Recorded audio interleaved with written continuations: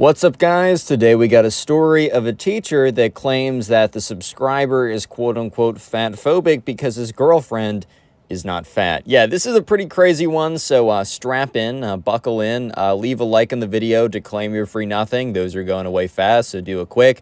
And let's just jump right into the story. So we're going to call the subscriber who submitted today's story Oliver. So anyways, Oliver was in class, and there's a girl in this class who he really liked, and we're going to call this girl Ava, right? So Oliver and Ava had kind of been like talking with each other for a while at this point. You know how there's like that one kind of unofficial couple in your class, like they're always flirting with each other, they're always like kind of like, you know, doing a lot of flirtatious activities, yet it isn't official. But like if you're gonna make a bet, like you would bet the whole farm that within a week they'd probably get together, or if not in a week, they're gonna get together at least eventually. So that was kind of like Oliver and Ava. It was kind of a cool I don't know, it was a cool situation for the subscriber because, you know, he was, you know, I don't know, it's a girl he liked and all the signs were looking pretty good. That doesn't necessarily mean it's gonna last, but anyways, maybe I'm just being salty. But sure enough, right, things were looking pretty good. And so the teacher, here's one thing I'll say, guys, is your teacher knows a lot more about you than you actually think. Probably a lot more than you want them to know. Like back in middle school for me, I once had a conversation with one of the teachers, and she just kind of like admitted that she literally knew all the drama, all the information, bro. Like she just went on and rattled down a list of information. Some of it I didn't even know, and I went ahead and verified it. Dude, the teachers know everything. They know the class crush, they know the bully, they know the quiet kid, they know the kid who's going through something, they know everything. So the teacher was well aware of all of this. However, as you can probably tell by the title of this video, this was no ordinary teacher. Yeah, so basically, you know, this guy, the subscriber Oliver and Ava, they were like, they were going to become official pretty soon. But throughout the next couple weeks, the teacher kind of went above and beyond to make sure that they wouldn't be together. Like they would basically like making sure that they wouldn't be in any groups together. The teacher, like very strangely about like, cause this is like, let's say pretty close to Valentine's Day. This is probably like late January. So just randomly, like all the way, like more than like about halfway through the school year, right? She just starts like randomly doing assigned seating. And she only started doing assigned seating when Oliver started sitting next to Ava. Like literally before that, she wouldn't care. She said, sit wherever, who cares? But then all of a sudden, when she noticed that like Oliver and Ava were like talking together or whatever, it's like, oh, now we got to start doing assigned seating. And Oliver in the back of his head and would like would joke with the boys like, oh my God, I don't know, the teacher's trying to like make it difficult for me. Little did Oliver know that he was actually spot on and the teacher was actually trying to make it difficult for him.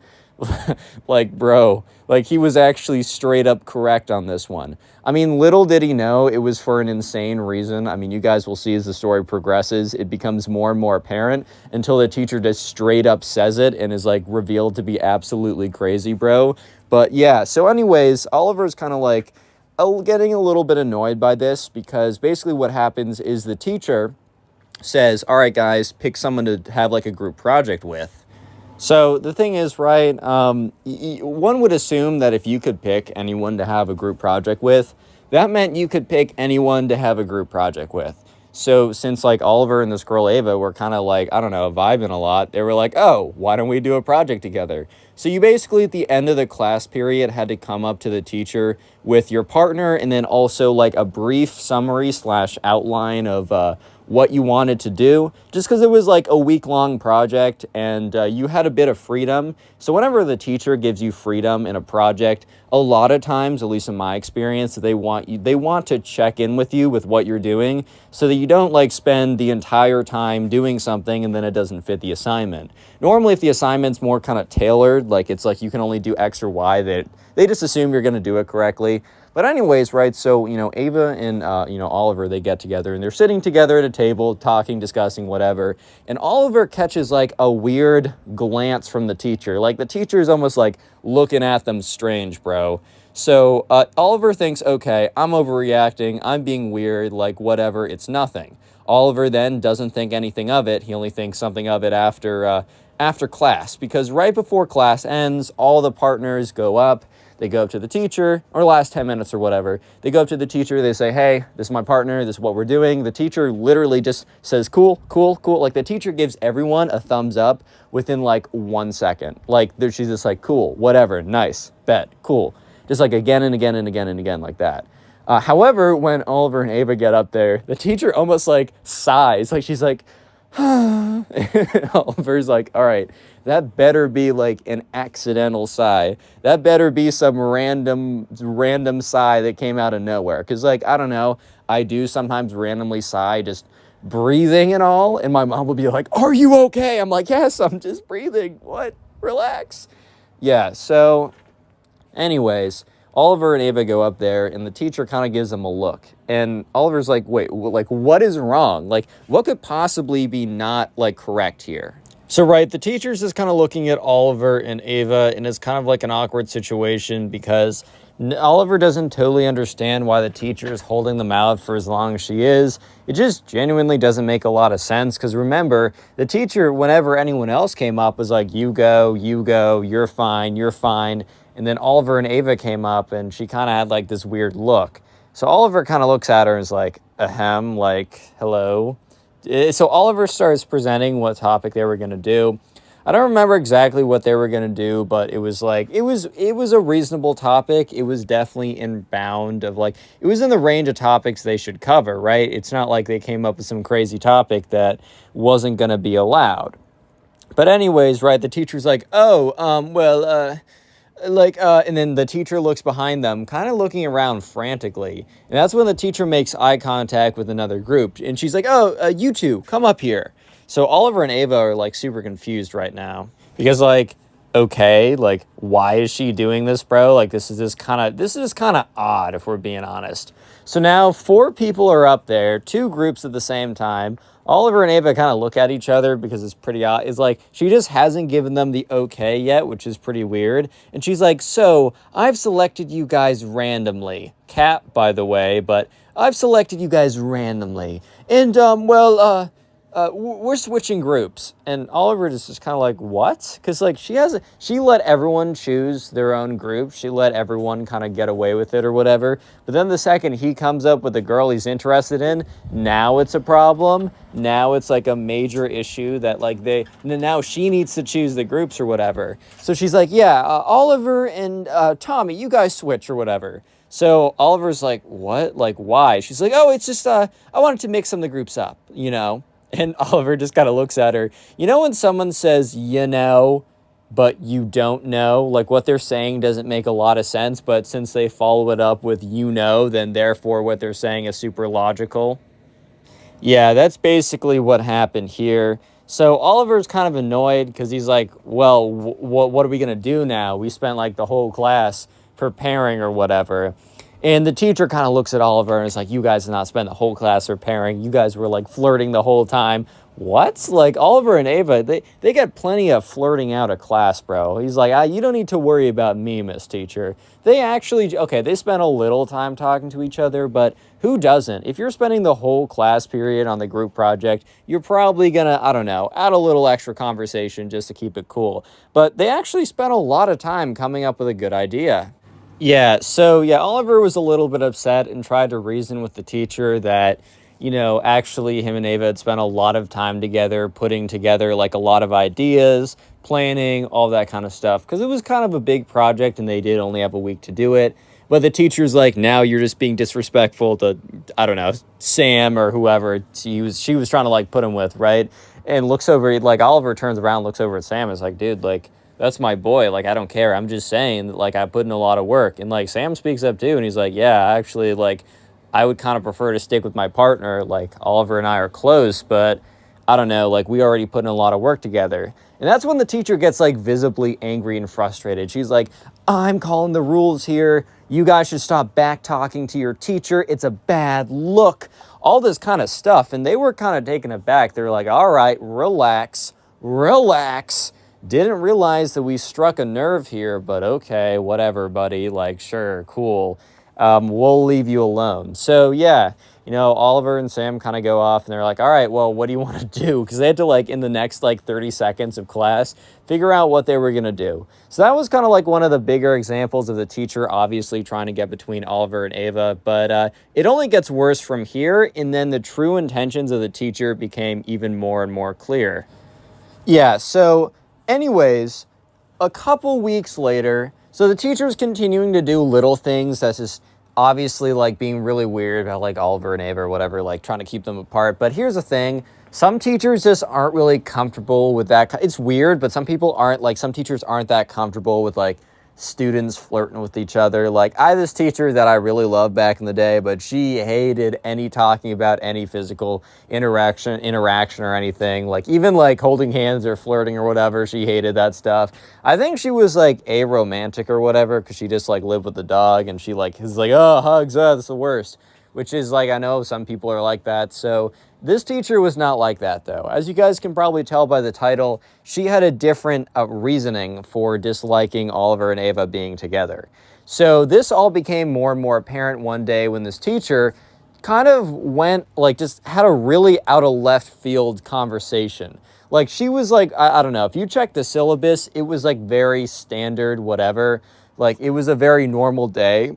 But the teacher decided to just completely go off the rails, ignore the syllabus, and give a very special presentation instead. So, okay, right, let me set the scene. Oliver and Ava walk into class together, immediately getting the side eye from the teacher. Everyone else walks in, they sit down. Remember, they're no longer allowed to sit where they want. They're in assigned seats for one reason and one reason only. But anyways, they're in their assigned seats, whatever.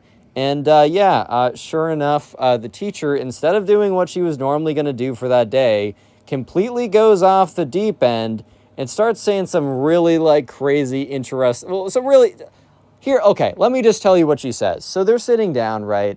And that's when the teacher says, hello, class, like, I know we have a whatever lecture planned today, but I thought it'd be more important that we speak about a much more pressing matter. So she's like, all right, guys, I wanted to tell you a little bit about, choosing people or making choices based off, like, things they can't control. Which at first it's like, oh, okay, well, yeah, if you, discriminate against anyone for any reason, like, that's a pretty bad thing. Well, when it's, like, things they can't control. If someone's a bad person, so you decide to not hang out with them, I don't mean like that. I mean because, like, I don't know, if someone's, like, sexual orientation, you're a bad person to them, or that's a bad thing to do. I think that's pretty obvious, though, and I hope we can all agree. Yeah, but anyways, the teacher doesn't go in that direction. She immediately goes super specific and super targeted. She's like, today we are going to talk about fat phobia, which, like, okay, I know I meme on the term a little bit in the, like, the titles and thumbnails and the More Pegasus videos or whatever. By the way, I have a channel with Pegasus, like, we do reaction stuff daily, if not double daily. So that's in the description. Make sure to check that out. But anyways, yeah, one thing I will say is there are definitely situations where people will be, discriminated against because of their size. And while I think it's worse to be discriminated against for something you can't control, it's also not good to do that in general. Like, you should really be accepting to basically all people. I mean, but here's the thing. The teacher went on not to give a really reasonable, like, you really shouldn't judge people by the way they look, which, dude, I totally, like, agree with that. The teacher immediately goes to, quote unquote, fat phobia in dating preferences, which, here's the thing. That's just so out of left field. When it comes to dating preferences or, like, who you're interested in, a lot of times you can't kind of control that. It's just kind of like a gut feeling. And I don't think you should be forced to fall in love with everyone. I feel like everyone watching this video, there's just certain people that they're just immediately attracted to, and some certain people they're just immediately not attracted to.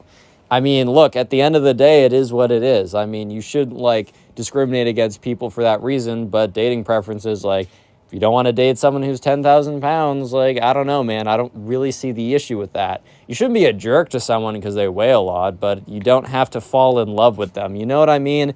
And maybe you're missing a really good person. I will say that. Looks are not everything. I mean, after like I heard like after the honeymoon phase, like after a while, you're just like biologically, it's hard to even be attracted to your spouse. So you're really looking for a lifelong friend at the end of the day. But I do think attraction's important in the beginning. I think there's some evolutionary smart people who talk about that. I'm getting off topic though. But here's the thing. The teacher literally says like, it is extremely fat phobic to date someone just because they're skinny and avoid people who are large.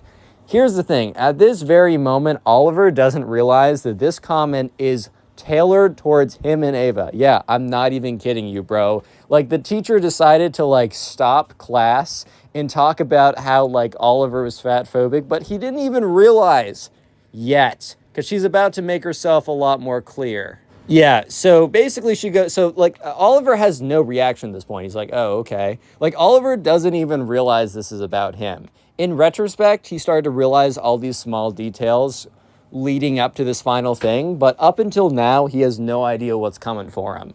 So basically, the teacher keeps going on about, like, oh, you can't date people just because they're size or whatever, or not dating a large person or whatever is fat phobic, which, like, here's the thing, like, just saying you're not dating someone skinny is fat phobic, like, bro, wait a minute. First of all, even if we're going with the logic of you should be forced to date everyone of every size, like, wait a minute, just because you're not dating someone of a super large size, does that mean you wouldn't?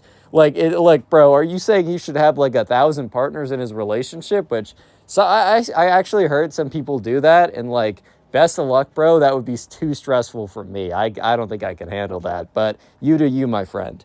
Anyways, though, so that's when she goes on to say, and guys, the reason why I'm bringing this topic up is because I've noticed that there's been more romance at the school. As you guys get older, you're more likely to have romantic partners and be interested in girls and boys and all that. And she's like, but let me just say that one thing I will not allow is any fat phobia in the classroom. And Oliver's like, this is becoming a little sus. Yeah, so that's when she goes on to be like, yeah, and I want to let you know, while I'm totally fine with relationships and dating, fat phobia will not be accepted.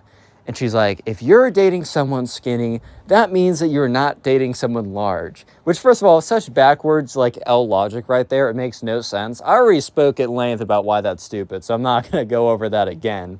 But she's like, from this point on, I will not encourage any fat phobic relationships. And at this point, like, Oliver's starting to realize, wait a minute.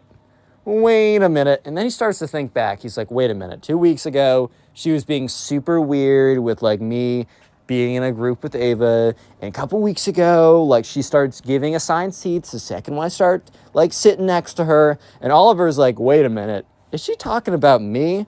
And that's when the teacher goes on to say, like, yes, I've needed to start assigned seats. I've needed to separate partners in their groups because of the fat phobic relationships that have been going on. And Oliver's like, wait a minute, it is about me. Wait a minute. And the thing is, too, this wasn't a super large class, and Oliver was fairly popular, at least in the sense that he was friends with, like, basically everyone in the class. So, dude, when she's saying this part, like, half the kids in the class, like, turn around in their seats to look at Oliver and Ava, and they're just kind of sitting there like, yo, dude, like, I know this is crazy. Like, I don't know what's going on either right now. So, yeah, Oliver is starting to realize that, oh, word, this is actually about me. Ew, okay. And, like, everyone in the class realizes this too, and it's just super awkward, weird, and uncomfortable. So after class, Oliver goes up to Ava and is like, yo, like, did you hear the teacher? And she's like, yeah, like, I heard the teacher. I was there in class, dude. And, Oliver's like, look, that, like, honestly, I'm going to be honest, like, that's weird. Like, I felt kind of uncomfortable, like, by the whole thing. So what they decide to do is they kind of talk it over, and they're like, look, like, I don't want the teacher to, like, keep interfering with, like, what we're doing, so maybe we should have a meeting with the teacher. So what they decide to do is they kind of, like, Oliver sends the teacher an email saying, hey, can we meet after class? And the teacher responded, yes, we totally can, ! Almost like she was expecting a meeting, and unfortunately, Oliver was about to enter into a trap. If you guys watch Star Wars, or at least the last, number 6, I don't really count the Disney ones in canon, but I'm not going to be a nerd for you guys, don't worry. But when Admiral Akbar screams, it's a trap, bro, he wasn't screaming about the Empire. He was screaming about this teacher about to have Oliver and Ava into her trap. Dun, dun, dun. Real quick, if you made it this far into the video, comment Star Wars down below, because I just made the Admiral Akbar reference. That'll be the secret word of the day. And while you're in the comment section down below, make sure to check out the pinned comment, as there's a link to the Spotify in which I upload these stories as podcasts, as well as a link to all 3 channels I upload daily on, and I actually uploaded more channels. But subscribe to all the ones linked down below, please. It helps me out because they're just kind of new, and every subscription helps out. Anyways, let's get back to it. I'm not going to waste any more of your time. So anyways, yeah, so eventually Oliver and Ava, they go to meet with the teacher after class. So they're just waiting, and most of the people file out, and she has this kind of smile, but it's almost like that kind of forced smile I think you know that the teachers sometimes have. So they kind of knew that something was up. So after all the kids leave, she kind of turns to them and is like, so, I think I know what this meeting is about. And Oliver's like, oh, you do? And she's like, yes. I think you realized that the comments I made last class were about you guys. And they were both pretty uncomfortable. They're like, we kind of felt like after you added the whole, I had to break up, some people that were sitting together and in a group together. And I think we were the only group that you had to break up. So it seemed pretty clear to us that you were talking about us. We don't totally understand how we fit under the thing you were talking about, though. Like, we just are kind of confused, and we want to make sure that there isn't any confusion and that we're on bad terms. And the teacher responds, oh, there's no confusion. You already know this is about to go down bad, bro. You already know this is about to be not a good situation for any of them. So Oliver kind of looks at her like, okay, what do you mean by that, dude? Like, and she's like, you guys, I just want to let you know that, I can't really accept any fat phobia in the classroom like this. And Oliver's just kind of like, well, I mean, I don't know what you're saying. She's like, yeah, Oliver, let's not kid ourselves. There are other people you could have chosen from, and you decided to choose the skinniest girl in class. Okay, here's the thing. Ava was definitely on the skinnier side, but some people, bro, are just born on the skinnier side. Like myself. I'm born like a freaking mind. I was spawned into existence like a freaking Minecraft skeleton. I need to intentionally eat like 4 times a day just to look normal, bro. Like, I swear. And there's people that are born in much skinnier than me. And some people are born in bigger, and some people eat, and that changes the way they look. Look, here's the thing. It's not good to discriminate against people for being bigger. But one thing that's sometimes really overlooked is people being made fun of for being super skinny. Like, I just don't really see the huge difference. I think I can understand how society, quote unquote, just said society ironically, society may or may not like discriminate against, larger people more than like really skinny people. But that doesn't mean that it's okay to be to discriminate against one and not the other. Like, bro, relax. Come on now. Yeah, so, Oliver's just so confused, and, Ava looks all embarrassed, and Oliver's like, I just don't understand. Like, I mean, I just like talking with Ava. We have a good connection. And the teacher's like, well, you might, but I'm sure you'd have a good connection with some of your other classmates, even the larger ones. But you would not want to be with them because they disgust you. And Oliver's like, yo, relax. Like, you're putting words in my mouth. Come on. Like, bro, what? I didn't say any of this. And the teacher's like, you know what? I don't think I'm going to get through to you. So this is not going to be a productive conversation. I said my part. Goodbye, guys. So yeah, Oliver and Ava get up and they walk out of there. And Oliver's like, turns to Ava as soon as they're out of the classroom, the door's shut. He's like, what was that? Like, seriously, what was that? And she's like, I don't know. Like, I'm so embarrassed. I'm so uncomfortable. So Oliver's like, no. This is not how this ends. We're not ending with the teacher being super unfair. We're going to the principal's office. Look, Oliver didn't want to bring this to the principal. Oliver didn't want it to go to this level. But this is clearly ridiculous. So yeah, Oliver and Ava, they go up to the principal's office. They go up to the front office and they say, hey, can we get an appointment with the principal? And the secretary's like, oh, actually, he's kind of got I think he's got a free period now. He was supposed to meet with someone, but they did that last minute. Let me call in. Secretary walks in, walks out a couple seconds later. Is like, all right, yeah, you guys are good to go in. So Oliver and Ava walk into the principal's office. They sit down, and the principal's like, so, what are we talking about today?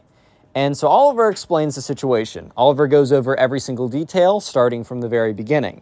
He basically tells you the story, but hopefully not in like 20 minutes, because the principal might have spaced out by then. But yeah, so Oliver's like done, and looks at the principal, and the principal looks at him like, are you sure that's how these events went down? Because it just seems so unrealistic. Like, are you sure a teacher here was like, I don't like you because you chose this girl who isn't in a mobility scooter? Like, I really don't think that's how it went down.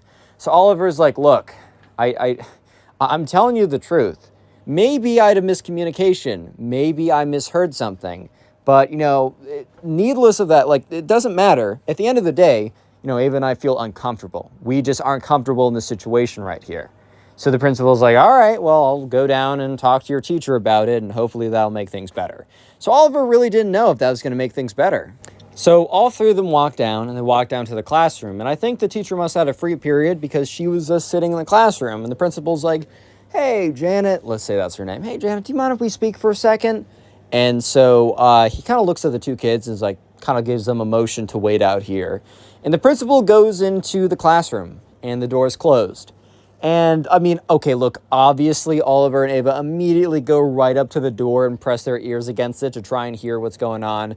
But the seal around the door must have been actually pretty good because they could kind of make out certain things, but it was very muffled. So, unfortunately, I can't tell you exactly how the conversation between the principal and the teacher went down, but I can make some assumptions, such as, one, the principal confronting the teacher on this to see if this is true, because it's so ridiculous. Two, the teacher basically confirming, based on what you guys are about to hear. And the principal, three, kind of startled, stumbling around for words, because he wasn't actually expecting the teacher to straight up admit that, yeah, I'm discriminating against this student because he didn't choose the largest kid in class. Like, what? So yeah, the principal steps out of the room and looks at the two kids and is like, hey, kids, can you, we'll talk later.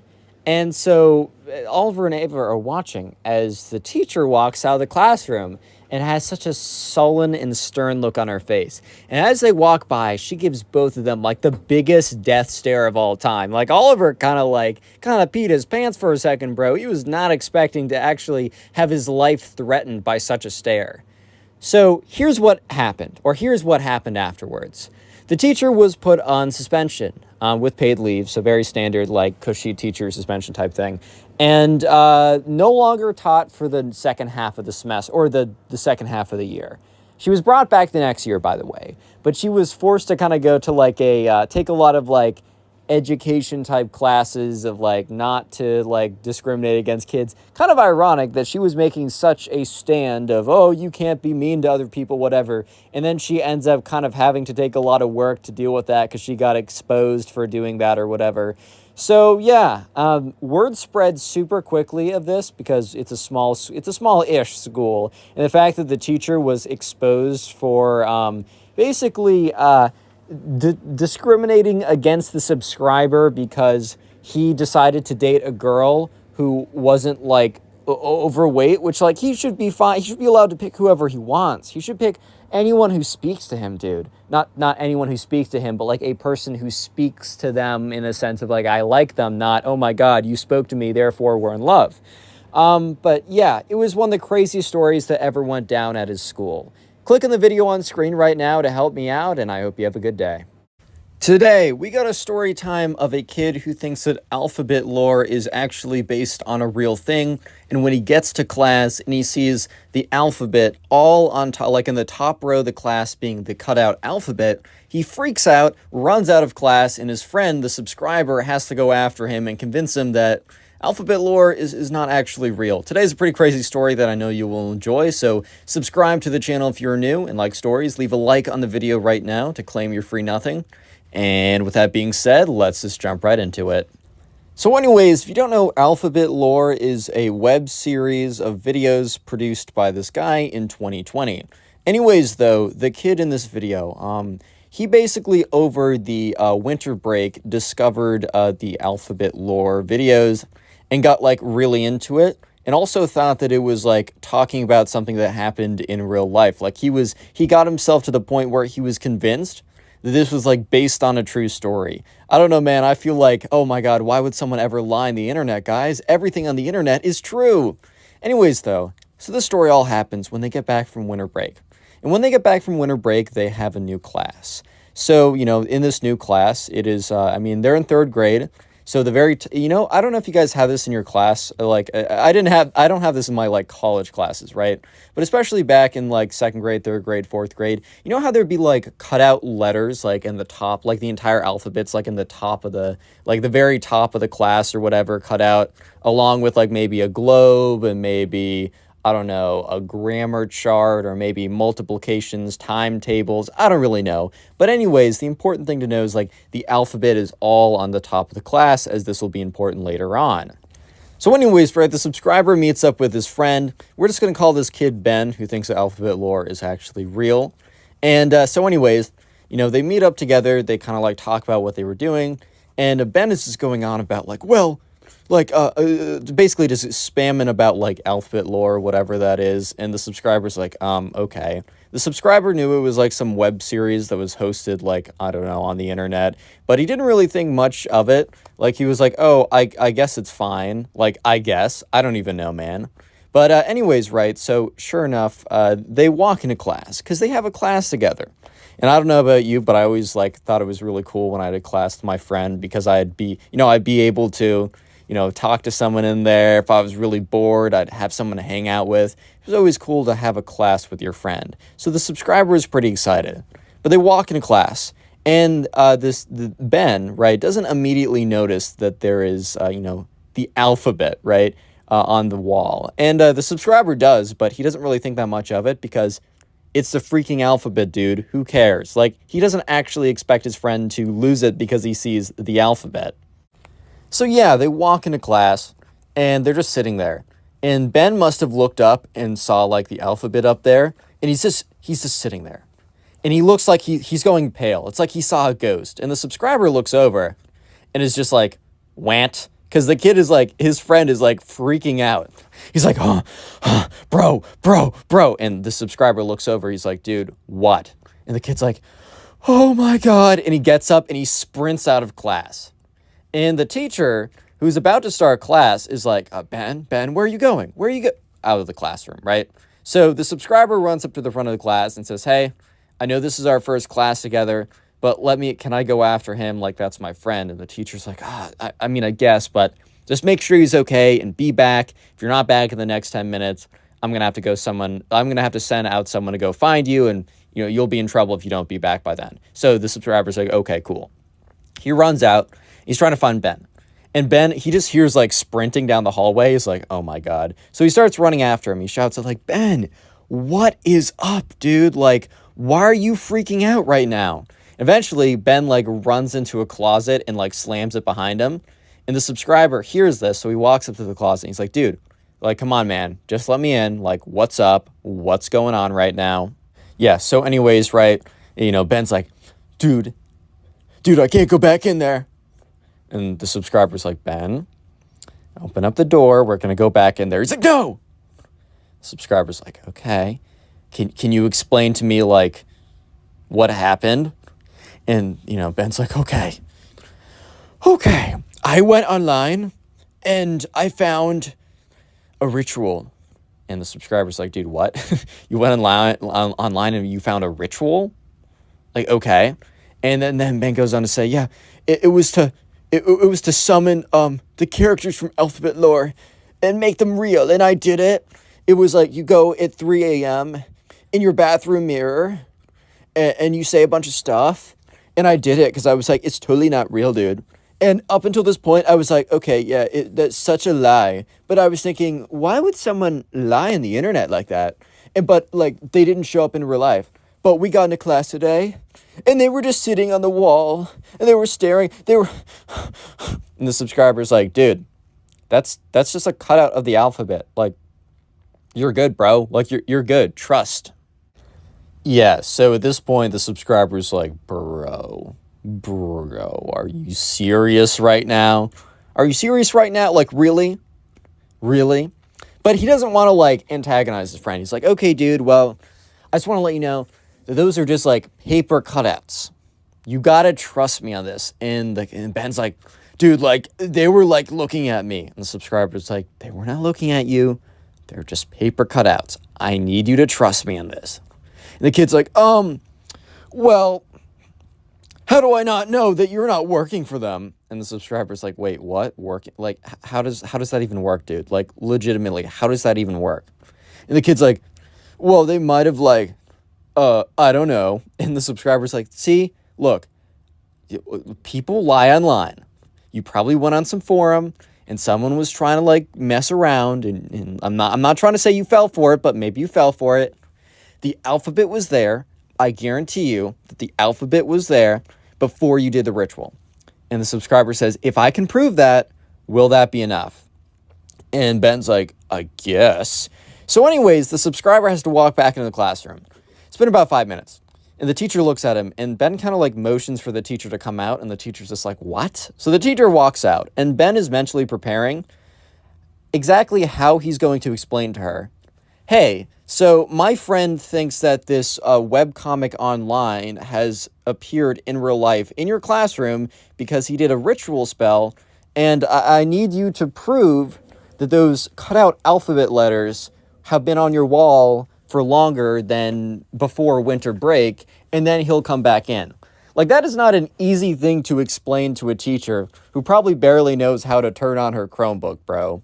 Yeah, but anyways, right, sure enough, the teacher is just kind of like standing there, just like listening to what the subscriber is trying to explain.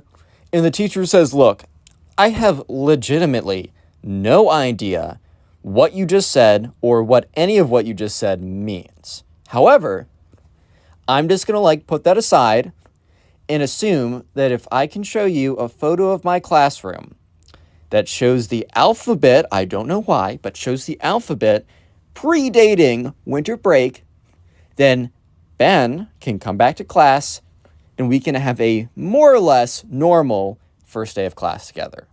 The subscriber says, yes. So the teacher's like, okay.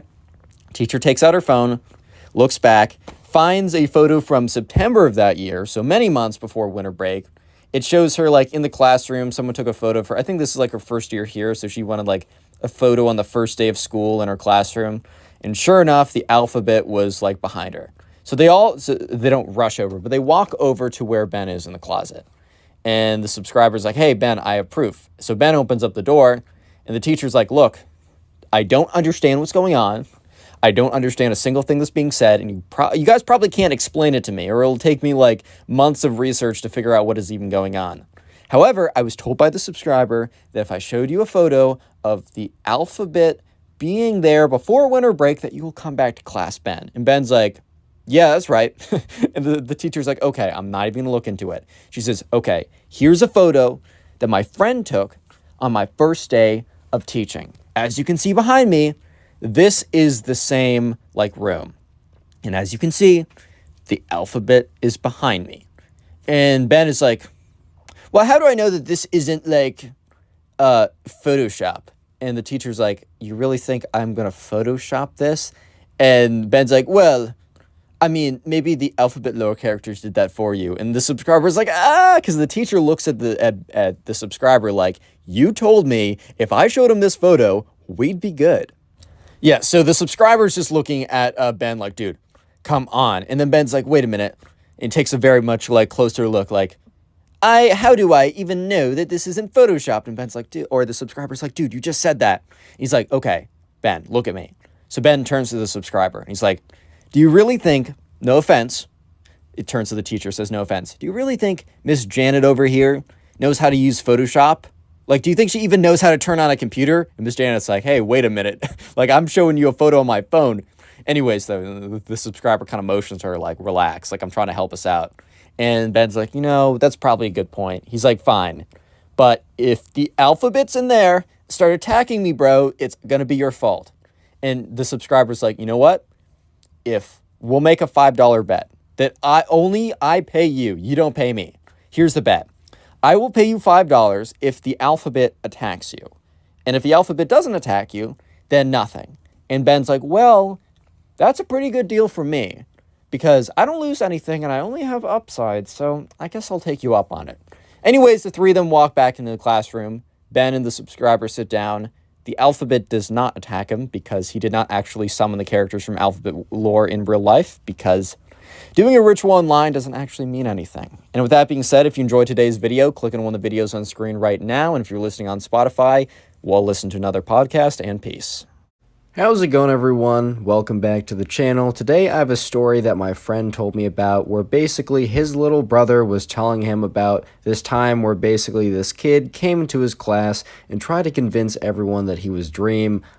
Believe it or not, he wasn't Dream, but it actually turned out to be pretty funny because, you know, the kid really did believe that he could pull it off, but at the end of the day, man, no one was buying it, and it was a pretty good story, so I thought I'd tell it on here. Real quick, make sure you are subscribed to the channel with notifications on. If you don't turn on the notifications, you won't see my Storytime videos. I try and upload every single day. And also, if you leave a like in the video right now for a limited time, I will give you literally nothing in return, just because I'm feeling extra generous. And with that being said, let's get right into the story. Alright, so this story was told to me by my friend, and so basically my friend has a little brother, and his little brother is in the 5th grade.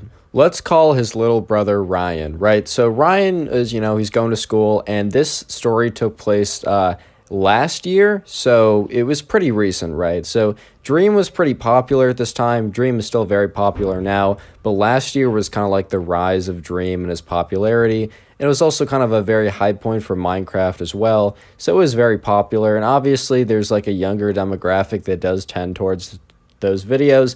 Obviously, a lot of people watch them of all ages, but, you know, a lot of people in Ryan's class were a big fan of, you know, Dream and Minecraft and all those kind of good things on YouTube, man. And, like, you know, I totally get it. When I was in 5th grade, I was a big fan of Minecraft and, you know, all the people that were doing it then. There was no, like, real centralized figure like Dream right now, or, like, when I was watching it. But still, I totally get it. And, like, that's cool and all. So Ryan is relatively into it as well, and a lot of his classmates are. And you'll normally notice, like, that every single day.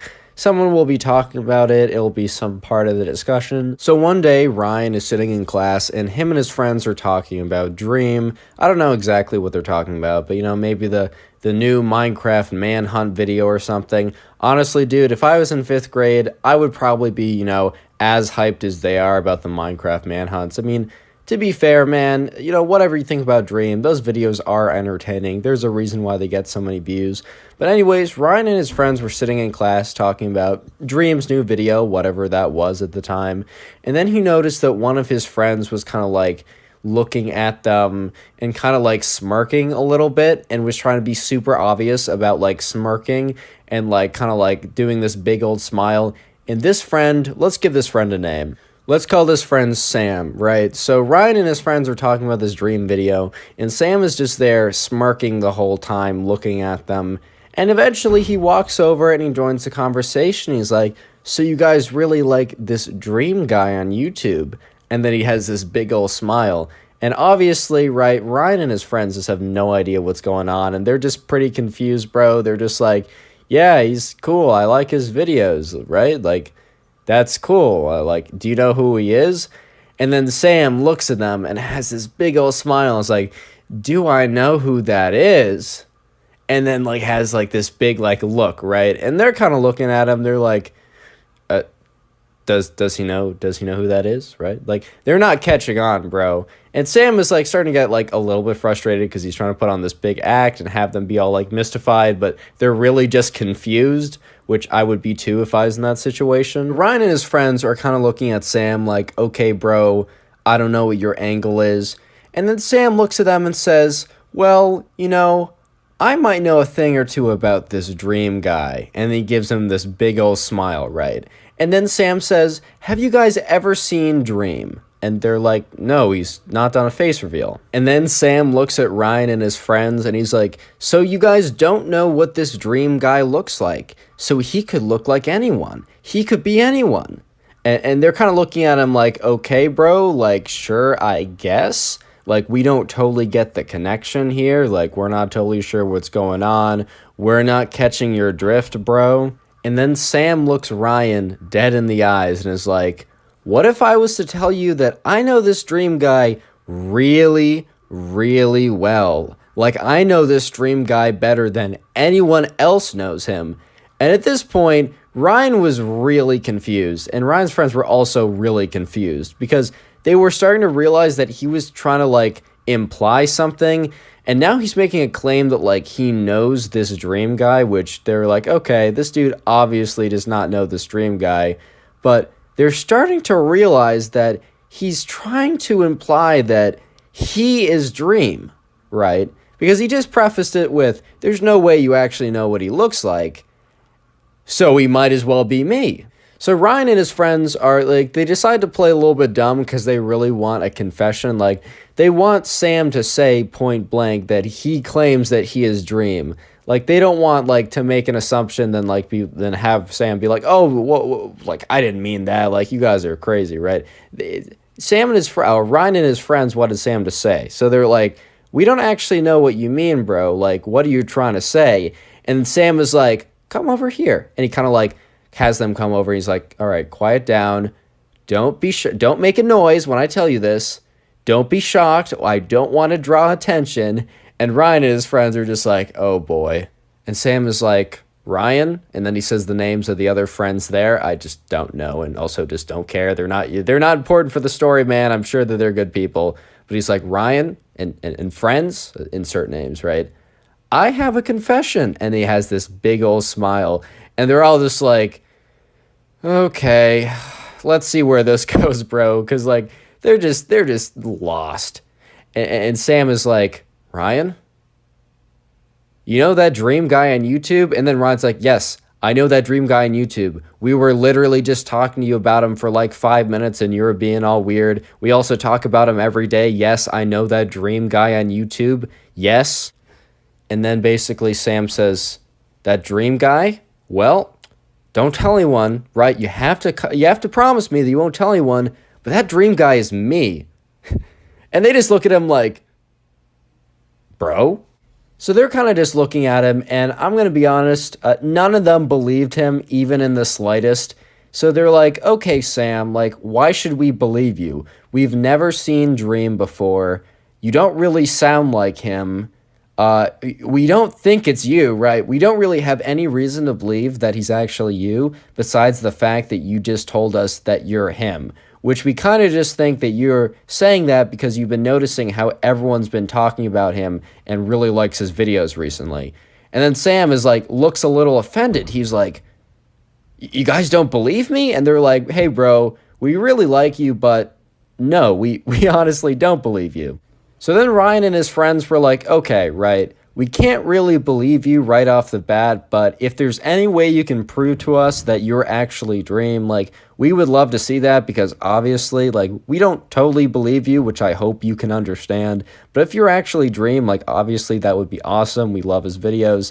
And look, Ryan's in 5th grade, bro. Like, Ryan didn't believe him, but he kind of wanted to. It would be really cool if one of his friends was actually like his YouTube hero, right? Like, that'd be pretty cool. So Ryan and his friends were like, okay, just come back with proof the next day. And then the next day rolls around, and Ryan and his friends are waiting, and they see Sam walk in with a big smile on his face. Sorry to interrupt the video real quick, but if you made it this far into the video, which you obviously did because you're listening to this right now, I would like you to go into the comment section of this video and comment door down below, like D-O-O-R, the thing you enter a room or a building with, right? Just comment door down below. It's kind of like a fun community thing we do just to see who actually watches the videos.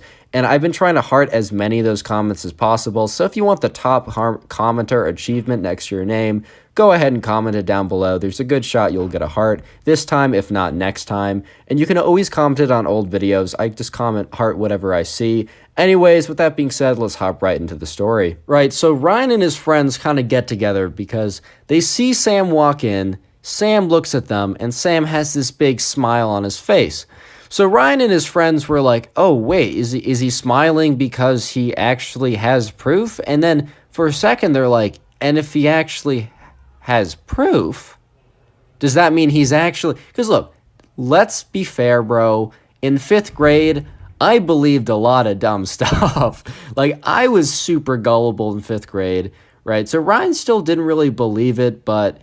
he really wanted to, bro. So he was kind of excited to see what, the proof was going to be, because while he didn't believe it, he really wanted to. So Ryan basically goes up to Sam and is like, hey man, like, how are you doing? Like, do you have any proof? And he's like, by the way, if you were just saying that yesterday, like, we really don't care. Like, it's all good, bro. Like, it's fine. If you don't have any proof, like, don't worry about it. And Sam's like, no, I got proof. And he has a little smile on his face and he walks away.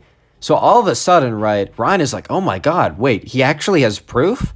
Like, he has to be, Ryan kind of jumped to conclusions. So what Ryan ended up doing is he told his friends this, and his friends were just super excited because, you know, they, in the back of their minds, they really thought it'd be super cool if they were to know Dream in real life or something. So they ended up telling like the entire class that Sam was Dream and he had proof, right? So when Sam eventually finds Ryan and his friends again, basically the entire class comes over and more or less crowds around them. And all of a sudden, Sam's face, which used to be kind of like smug and like, ha ha ha, like I got proof, he seems to be evidently a little bit nervous because all of a sudden, it's not just Ryan and his few couple friends. It's basically like 70% of the class is just waiting for this proof. So all of a sudden, like Ryan is like, okay, Sam, like, I got some other people here that are big fans of Dream. Like, it would be really cool if it's actually you. We're super excited to see the proof. And Ryan's like, Sam is like, yeah, no, of course. I mean, I'm planning on, I got you. Yeah. And then Ryan's kind of like, Sam, everything okay? Because Sam was like really wavering at this point. Sam's like, yeah, no, I got the proof. Let me just go get it. Let me get the proof. At this point, Ryan kind of realized that something was up because Sam was being very, very evasive and he obviously was not confident at all. And he kind of thought that he just kind of like ran away to like recollect his thoughts or whatever. And obviously, if you're actually Dream and you're just trying to show someone that you aren't going to be super nervous about it because you're you, right? But anyways, right, so he's kind of like, okay, this is probably nothing. But he still wants to see it through. He's still kind of interested to see what Sam had in the first place. So eventually, right, Sam comes back. And I would say, I was told that, like, I'd say like a third of the group was still there. So still more than Ryan and his initial friends, but a lot less of the classmates. So all of a sudden, right off the bat, Sam is a bit more confident to show his proof. So he goes up to them. He says, hey guys, sorry about that. I just lost the proof for a second. Here's the proof that I'm actually Dream. So he pulls out his phone and he shows a text message conversation. And the text message conversation is basically reads like, oh, when do you want to play Minecraft next? I want to record a Minecraft manhunt video. And if you look at the contact name says George Not Found, which if you don't know, that's the guy that Dream, the Minecraft guy, normally plays with. But right off the bat, everyone was like, whoa, whoa, whoa, whoa, whoa. If you're actually right, if this is actually George Not Found, Dream wouldn't have his contact labeled as his Minecraft username, right? So all of a sudden, they click into, like, they say, hey, can I see that for a second? And Sam's like, but he was too late. And one of the friends actually grabbed the phone, right? And when they grabbed the phone, they clicked into the contact to see what the number was. So they click into the number, and obviously it's a number that, you know, they didn't necessarily recognize off the bat. But then Ryan realized that the area code was the same area code of, like, people and his classmates. They all didn't live exactly in the same place, but it was a familiar area code. So all of a sudden, obviously, there's a ton of red flags at this point. First of all, his proof is a text conversation, like, come on, man. Second of all, the contact is George Not Found. That's like if my mom had my contact as Connor Pugs. Like, bro, that's just not how it's going to work, right? So then Ryan decides to just call the number. He's like, hey, I'm just going to call this number. And at this point, Sam was sweating. He's like, oh, no, George is asleep. He's in England or whatever, right? Which obviously is not the case because it wasn't even like a British area code. It was literally the area code of like 20 minutes away from the school, bro. But anyways, they call the number and then they hear a phone buzz in class. And then they look around and they see that one of the guys standing on the other side of the room, his phone is ringing. And the guy probably wasn't paying attention to what was happening because he picked it up. I guess he was like spacing out, or he's far enough away that he didn't totally realize what was going on. And he picks it up and he was like, "Hey, Sam, what's up?" And it was just over at that point, man. So after that, Sam basically explains that, yeah, no, he wasn't actually Dream. And Ryan was like, okay, I kind of knew that the whole time. Like, it would have been cool if you were, but I didn't really expect that. And Sam was basically just like, he saw how much, like, you guys liked the Dream, the Minecraft guy, and how he really just thought it would be fun to, like, if he could pretend it was him, and how you guys would, like, be so excited and whatever. And they all just kind of agreed that it wasn't a big deal. But I just thought that was kind of funny how the whole thing went down. And obviously it's not that big of a deal, but it was just a pretty funny story. And my friend's brother Ryan, right? He had a good story to bring back home, which was eventually brought to me and was brought to you on the channel. If you enjoyed today's video and want to support the channel, literally just go ahead and watch another one of my videos. I'm going to have some old Storytime videos up on screen right now, or if you don't see them on screen, just go ahead and click on my channel, or you can watch the Storytime playlist, which will be on screen, or it'll be linked in the description. And it was, guys, thank you so much for watching. Like, subscribe, and yeah, see you in the next one. How's it going, everyone? Welcome back to the channel. Today I have a story time for you that was told to me by one of my subscribers, where basically the subscriber went to a summer camp and he met this guy, and this guy claimed that Dream went to his school, right? So it turns out that this guy that claimed that did not live too far away from my subscriber. So my subscriber actually decided to fact check his claim and showed up at his school one day, and it was absolutely hilarious, and I had to tell the story. If you enjoy Storytime videos, make sure you are subscribed to the channel with notifications on. You need to turn on notifications to make sure you do see all the new videos, and also leave a like in the video as I'll give you nothing, which is pretty cool. Anyways, let's get right into the story. So this subscriber went to a summer camp, and the summer camp was towards the end of the summer, and he had to go back to school in about 2 weeks after the camp ended. And this camp was a sleepaway camp that was located about like 20-30 minutes away from his house, so not too far away. And anyways, he gets to the camp and, you know, he's a little nervous because he doesn't really know anyone there. And his mom drops him off. He's like, hey, and she's like, hey, you're going to be totally fine. Like, I'm sure you'll meet people, you know, all that good stuff. This subscriber was a pretty big fan of Dream. This was about like a year ago or a year and a half ago when Dream kind of like was really like popular for his Minecraft manhunts. And I'm not going to lie, like, I don't really watch Minecraft content anymore. But back when Dream's Minecraft manhunts were like super popular, like he just came out with them, they were pretty entertaining. I'm going to be honest. Like, feel free to hate on me, bro. Like, those things were entertaining back in the day. Anyways, he was a pretty big fan of Dream, so he gets to the camp, right? And that detail is more important later on. So he gets to the camp, and they basically say, okay, well, we're gonna have a little meet and greet thing before we head off into groups or your cabins, so you'll have an opportunity to meet people. And also, you'll have an opportunity to meet people at your cabin. And when they said that, the subscriber is feeling much better. He's like, okay, you know what? I'll definitely be able to meet people here, right? The subscriber goes to this area where all these other kids are, and he's kind of standing by himself, but he also notices that everyone else at this camp is more or less standing by themselves because no one really came here with friends except for a couple guys, right? But basically, what they do is when the camp counselors come out, and they're like, okay, guys, right? Let's break up into smaller groups. So they counted off like into 9 different groups. So they went around going like, you're a 1, you're a 2, you're a 3, if you guys have had that happen before. So this guy gets a 4, a pretty unnecessary detail. I just remember it from being told it, right? So this guy gets a 4, he's in group 4, he goes over and he starts talking to some of the other people. And they start off with like the hey, like, where are you from? What grade are you in? How old are you? What sports do you play? And then you kind of move on to what do you do in your spare time? And some people were like, oh, you know, I play whatever sport. Some people are like, yeah, I play some games, right? You know, kind of standard stuff. And then someone brought up how they watch a lot of YouTube. And then some people were kind of talking about like, oh, I also watch a lot of YouTube. And they're like, oh, what YouTubers do you like?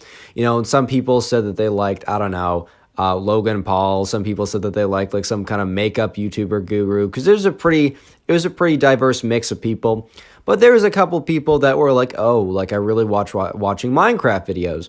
And then another guy says like, oh, which ones? And then like the subscriber actually pipes up and says, hey, I also like watching Minecraft videos. I like watching Dream's Minecraft Manhunt videos. I'm a pretty big fan. And then this kid kind of speaks up. And by the way, this kid lives near the subscriber because earlier they said where they're from, and the subscriber and this kid live basically in the same area. However, they're in like different area codes or districts, so they go to different schools, right? But they live in more or less the same area. So this kid kind of pipes up, and I don't think he totally realized how like close the subscriber lived, or he heard it and kind of just forgot. I'm not 100% sure how, but anyways, he says, oh, you like Dream? I know something very special about Dream. And then like the few people, including my subscriber who knew Dream, their ears kind of perked up because they're like, I like this guy. I watch him on YouTube. That's pretty cool. Like, I like this guy. What's the interesting thing? Like, I'm curious. And the guy said, Dream actually goes to my school. And they just kind of looked at him like, no, he doesn't. And he says, no, he really does. And he's being very firm about it. Like, he's being very matter of fact. And then they're just like, they're not 100% sure why he would lie. I mean, maybe because like he just heard that they like Dream and like he's trying to like impress them or something. But then he says, no, here's a photo. And he takes out a photo and he shows them some blonde guy. And you have to remember that at this time, and even at this time, Dream has never done a face reveal. I think he's maybe blonde or brown hair, but no one really knows what he looks like.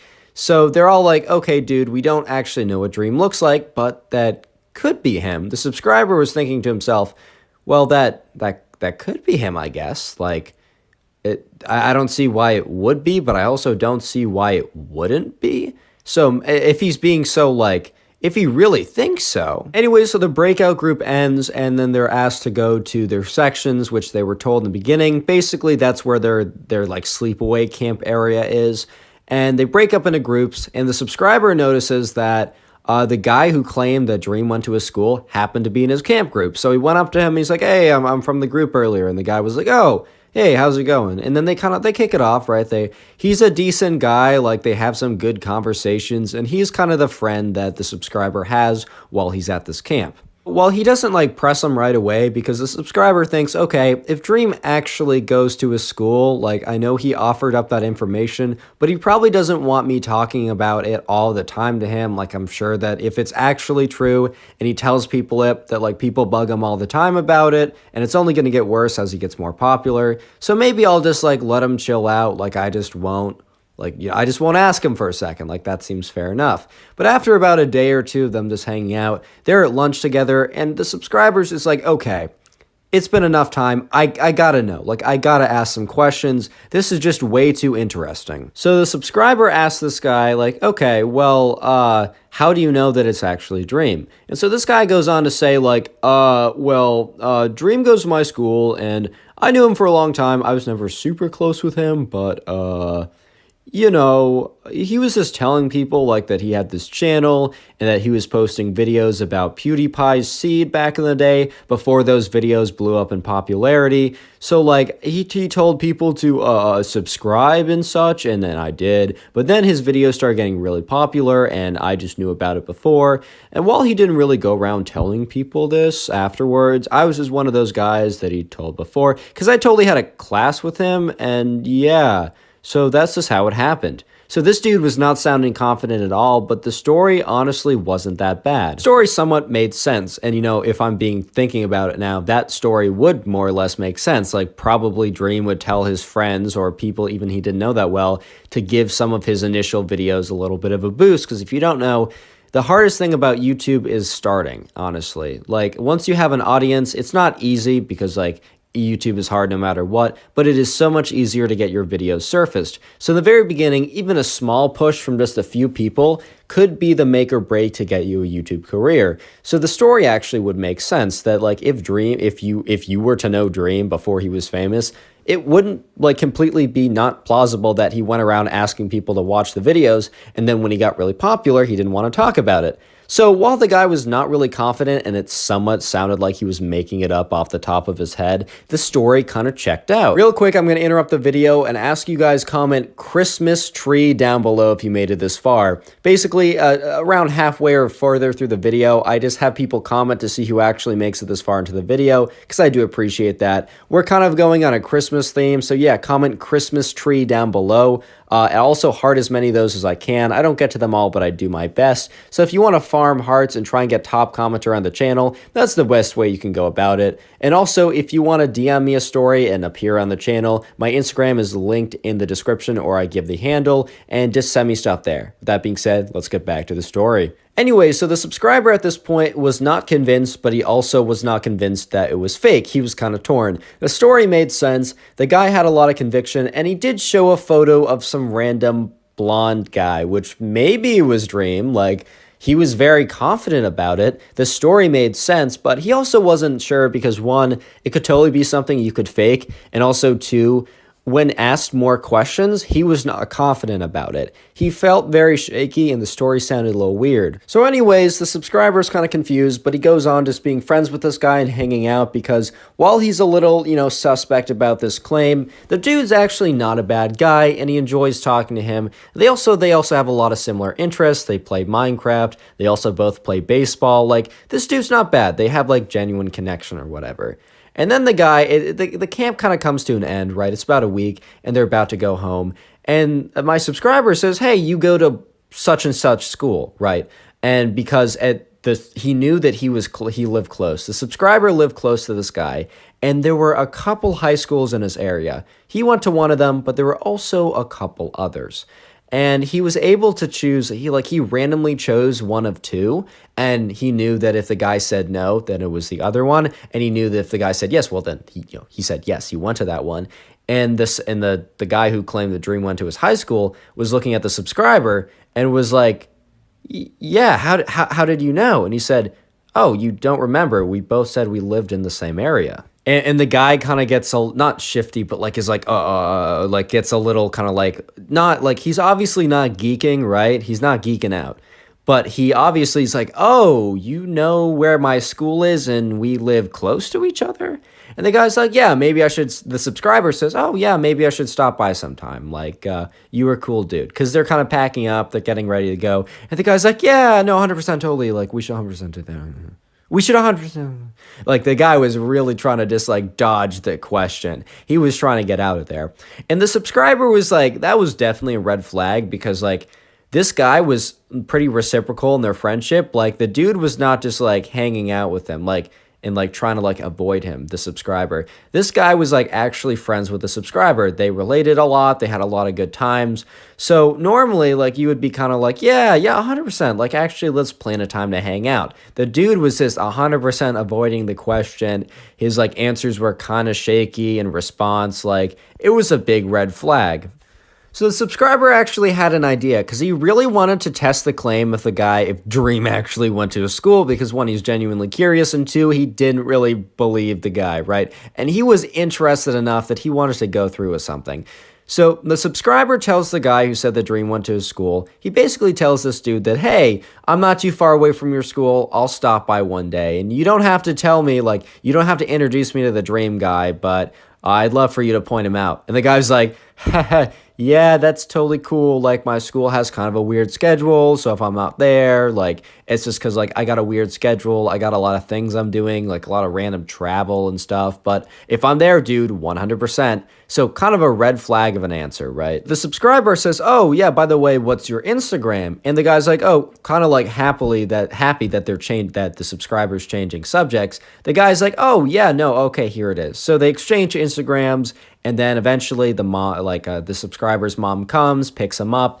They say goodbye, and the subscriber basically has 2 weeks before he goes back to school.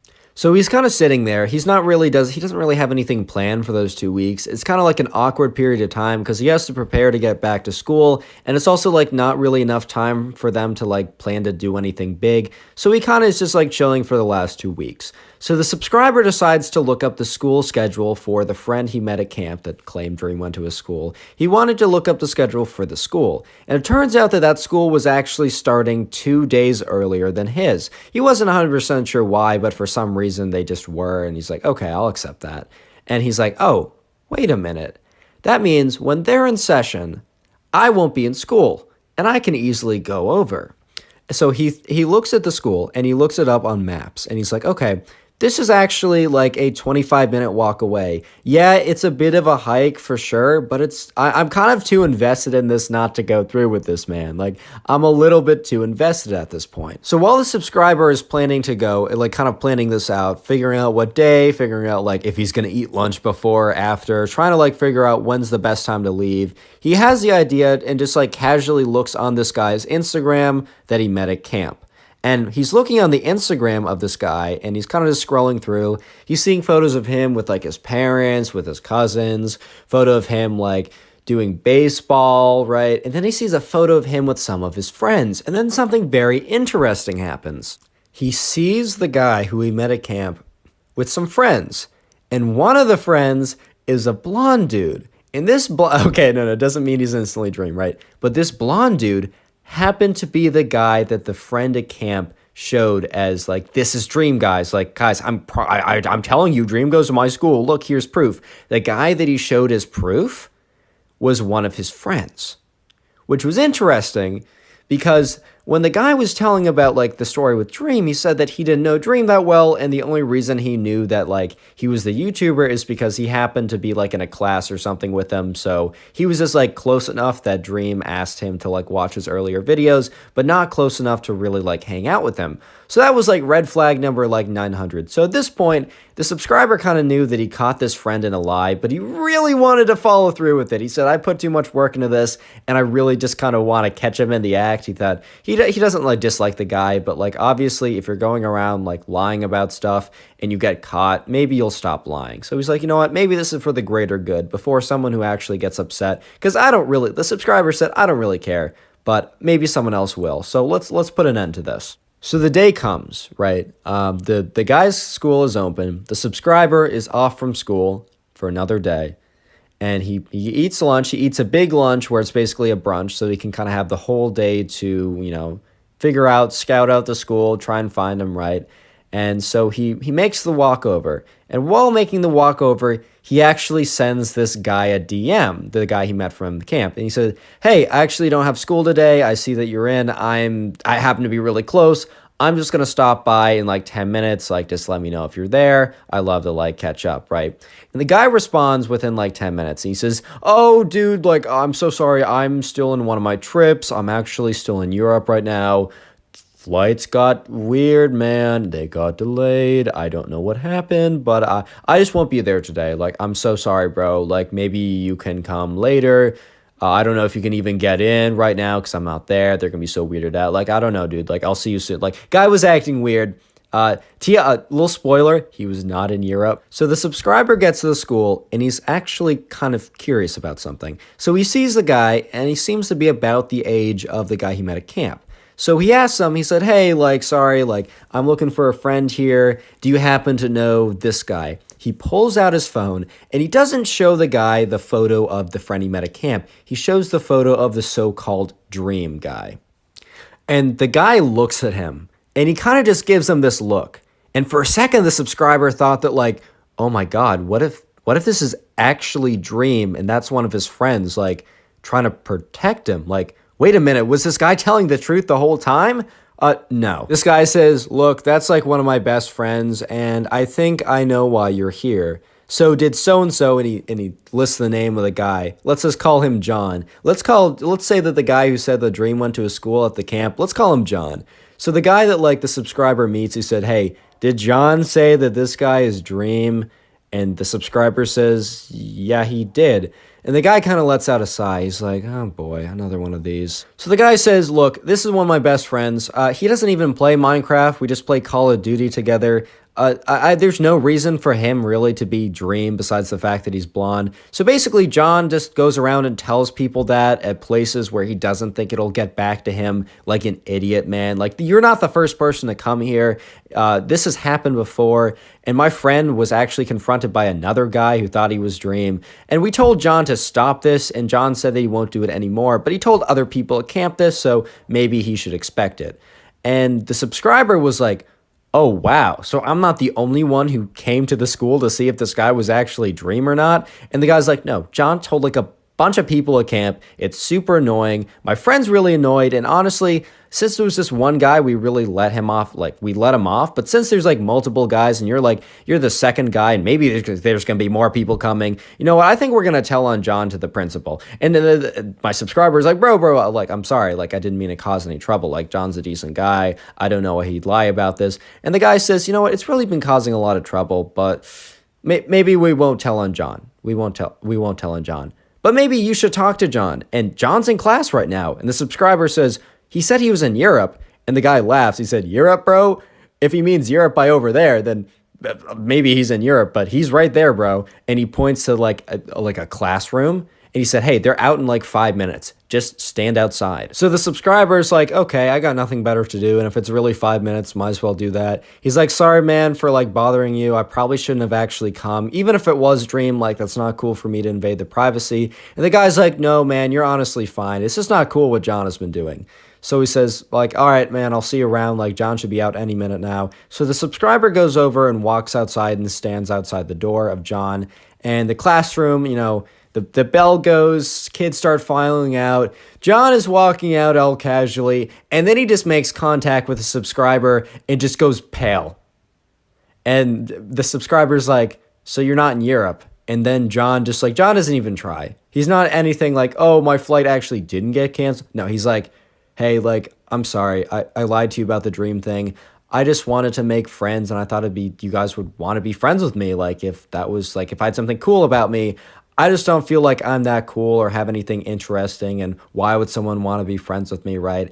So I thought it'd be a cool thing to say. And like, when I realized that you could actually come and see, like, I realized that, you know, my lie would not be able to stick, and I didn't want you to come for that reason, and I'm sorry. And the subscriber was taken aback by how honest John was all of a sudden, and he's like, dude, I'm kind of hurt that, you know, that you lied to me consistently and didn't eventually just tell me, like, right away. Like, but I do think you're cool, and you don't need to lie about these things, man. Like, I genuinely enjoy being friends with you. Yeah, I'm a little shaken because you lied to me, even though I kind of suspected that, but everything else was kind of cool. And he said, if you want to hang out, like, I'm down. Like, you know, maybe give me a sec to like get over this, but you're kind of cool, bro. Like, I would enjoy hanging out with you. And the guy John was like so taken aback by that he's like, yeah, man, I'm so sorry about that.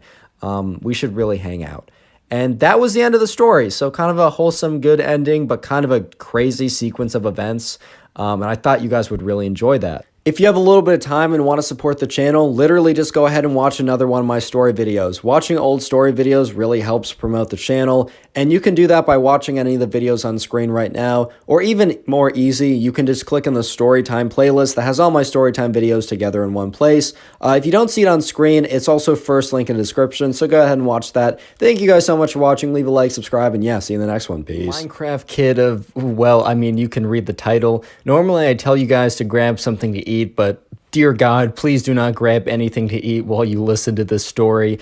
Anyways, let's call the subscriber Nico, and subscribe if you like stories anyways. The subscriber who sent in today's story, which you can send into my Instagram, we're going to call him Nico, right? So this all happened one day when, you know, Nico was in class, and he was kind of just chilling, thought it would be a normal day, but his teacher comes in and announces that today is going to be a really special day, and it's not even going to be a special day, it's going to be a special fun day. So not like, ooh, it's special because we have a massive final exam, but ooh, it's special because we're going to be doing only fun activities today. And it was kind of a surprise that the teachers of the 5th grade, by the way, Nico was in 5th grade when this happened, the 2 5th grade teachers decided that they wanted to collaborate and give their students a break and also make it kind of a surprise. So the teacher announces announces that the other class, the other fifth grade class, as there were two fifth grade classes for his fifth grade, the other fifth grade class was going to come into their room. They were going to randomly partner up, and then they were going to do a lot of fun activities today. The entire class was really stoked, and so was Nico, because like, dude, he didn't want to be doing any homework. He didn't want to be doing any math. You know how it is. And to be surprised with like a really fun day, it's just a good day, man. Things are going to be good. So anyways, right, almost on cue, within like, as like the teacher said, the other class will be coming in, they hear a knock on the door, and the other fifth grade teacher opens it up and says, "Hi guys, like, I hope you guys are ready for your surprise today." Everyone is like, "Yeah, it seems like it's going to be a good day." Well, it's not, at least not for Nicholas, or Nico as we're going to call him, because, I mean, everyone else is going to have a great day, but you already saw the title. You already know how bad this is about to get. Anyways, right, so they were assigned with random people from the other class. And there was this kid in the other class who every single day wore the same creeper hoodie, like every single day, without like a doubt. Like, he wore the same creeper hoodie. I think you guys know them. It's like, you know, the hoodie that you can buy that has like the creeper head on it and then the creeper design. I mean, look, if you wore that, that's totally fine. As long as you don't wear it every single day without washing it, you're fine in my book. But the thing is, right, this kid either had 7 identical creeper hoodies, or he just wore the same thing every day without washing it. And by the smell of it, not by the look of it, you could definitely tell that he was not washing it, and this was the 101 copy. Anyways, right, so being randomly assigned someone, Nico gets the gets the short straw, you know how it is, and he gets assigned with the Minecraft kid. We're just going to call him the Minecraft kid because he's always wearing that hoodie. And so the Minecraft kid walks over to Nico's desk, sit down, says, "Hey man, how's it going?" And Nico's like, "Hey, how's it going?" And immediately as the kid sat down, Nico had to like prepare, he had to make sure he didn't like gag, just like gag on reflex, because there was like an aura of stench. Like, the odor probably had a mass that was heavier than the air around it. In fact, it was probably heavier than water. It would be sinking, the water would be floating, like it was that crazy, right? So he sits down and Nico's like, "Oh, how's it going, man?" And the thing is, right, sometimes kids don't smell that good. I don't know, maybe you just didn't take a shower, maybe you forgot the deodorant. That's totally okay, but normally there's not an aura of stench, you know? Normally they're not so stinky that if you were like 5 feet away, you would smell them. Like, it's normally not that bad. And Nico wouldn't have really cared if the kid wasn't like the best smelling kid ever. He wouldn't really care if, like, I don't know, he lifted up his his underarms and oof, that kind of smelled kind of bad, right? But the fact was, the Minecraft kid literally had like an aura of stench around him. So Nico was like, "All right, I'm just gonna power through today, right? It's fine." And the teacher at the front of the class said, "Guys, like, we have some, like, you know, this is like, we have like a really fun activity. And the first activity planned for you guys, it's going to be an outdoor activity and it's going to be a fun game." And the whole class is like super excited. And the thing is, right, Nico's actually kind of excited too, because he's thinking, all right, outdoors, the stench will probably dissipate or at least be less strong if it's outdoors. So this is a massive win for me. It was a massive win until the teacher announced that this special outdoor activity would be hide and seek in teams. And Nico's just thinking to himself, "Oh no, oh no," because he realizes, right, hide and seek means that like him and the Minecraft kid with his stench aura, or they're going to have to hide together. Like, they're probably going to have to hide together in very compact, close places. And the stench aura, Nico assumes, is only going to get more and more intense and terrible the closer you get to the origin. Which, like, he was 5 feet away from the Minecraft kid and he was barely making it. So, like, imagine being, like, directly there. Nico was like, "Man, I gotta practice not breathing for, like, an hour at a time because that's the only way I'm surviving this." But anyways, they all head outside. And real quick, the secret word of the day, it's Minecraft. I know, it's nothing that creative, but it is what it is. So comment Minecraft down below. I'll try and heart your comment as a way to say thank you for making it this far into the video. When you guys watch my videos for a long time, it really does help out the channel. And also, if you want to binge watch these videos, make sure to let me know in the comments and I'll try and say thank you back, as it really, really does help the channel. But anyways, right, they head outside and they're preparing for their hide and seek adventure type thing. And so they go out there and the teacher's like, "All right, so we're going to choose who is going to be the, you know, the one who's going to seek, and we're going to figure out, like, everyone else is going to go hide." Nico was praying to God that he was going to be the one, or his team of him and the Minecraft kid were going to be the Seekers. Because if they were the Seekers, dude, they didn't have, like, Nico didn't have to worry about being in a tight, cramped space. He just had to, like, he could be literally, like, 20 feet away trying to, like, he'd be like, oh, let's split up so we can divide and conquer, which, aka, like, I mean, it is a more effective strategy, but the real goal, the real intention is to get away from the stench aura, because you already know what it is. But no, a different team was picked, and he was like, okay, great. And the Minecraft kid is like, dude, I am so good at hide and seek. I know the best hiding spots. And, you know, Nico's like, let's just hope that these hiding spots are not really kind of like cramped. And sure enough, the Minecraft kid is leading him. He's like, dude, let's go. So they got 60 seconds, or the hiding, or the Seekers had to count till 60, and they were counting pretty loud. And the Minecraft kid's like, come on, quickly, quickly.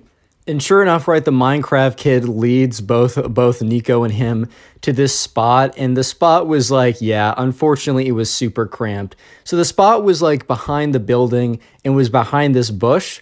And the thing was, right, the little spot behind the bush that like someone could hide in, it was really only a good hiding spot for one person, and it would have been incredibly cramped for two. The Minecraft kid's like, don't worry, man, like I can squeeze in. We totally got this. No one has ever found me in this hiding spot. And Zach is thinking to himself, wow, this is actually a really good hiding spot, because it was. However, the problem is, the better the hiding spot, right, the longer the duration that he's going to have to stay in that hiding spot. And also the longer the duration that, you know, he's going to be in that hiding spot with the Minecraft kid with his like literally like life-threatening stench aura. And he's like, okay, this is going to be the hardest challenge of my life. And the Minecraft kid hops in there. He's like, dude, come on. And Zach is like, I don't know. And the Minecraft kid grabs him by the hand and drags him in. He's like, don't worry, bro. I know this place is good. And Zach is like, whoa. And legitimately, Zach has to wait there for 15 minutes.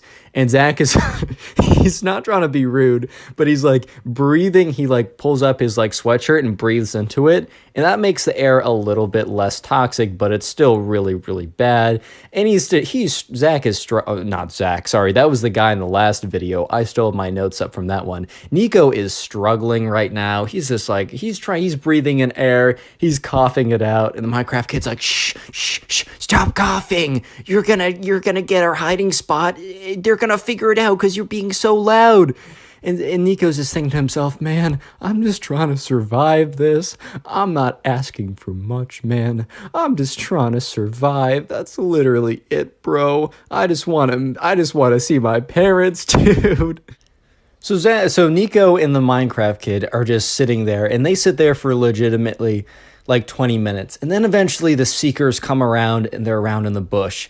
And Nico's just like, all right, I'm going to have to sabotage this because this hiding spot is just too good. So Nico like forces out a fake sneeze, and the Minecraft kid is like, no! And the Seekers eventually come over and find them. And the Minecraft kid's like, bro, couldn't you hold it in? And Nico's like, sorry, man, I had to sneeze. Like, I couldn't hold it in, right? So then Nico and the Minecraft kid also become Seekers, because it was kind of like the zombie tag, where if like one person got tagged by the zombie, they would also become like someone who is it as well. It was like a massive swarm of zombies like that. It was the same thing with this game, where if you got tagged, you also became a Seeker as well. And the Minecraft kid was just ruthlessly just going around just like finding people. It's like, got you, which I mean, that's how you play the game. I can't really complain like that.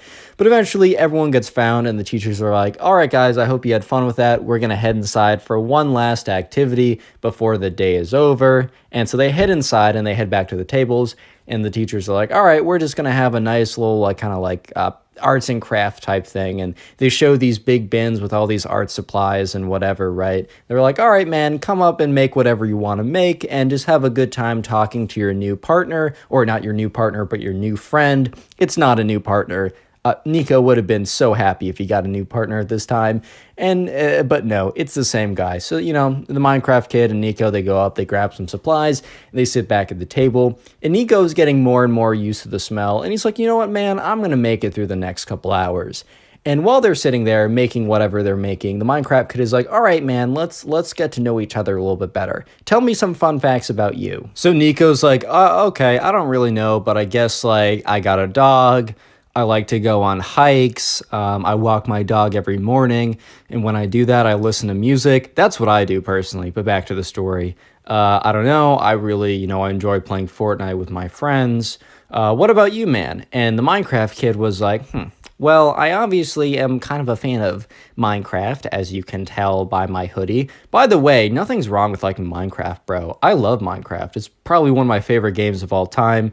It's the background gameplay I use for almost every video, and it has a lot of nostalgia. When I say Minecraft kid, I think you know what I mean. I don't mean someone who just plays Minecraft. But anyways, right, and he goes on to say, I also have these beliefs. And I don't know, people get really mad at me and they hate me for my beliefs, and it really makes me sad.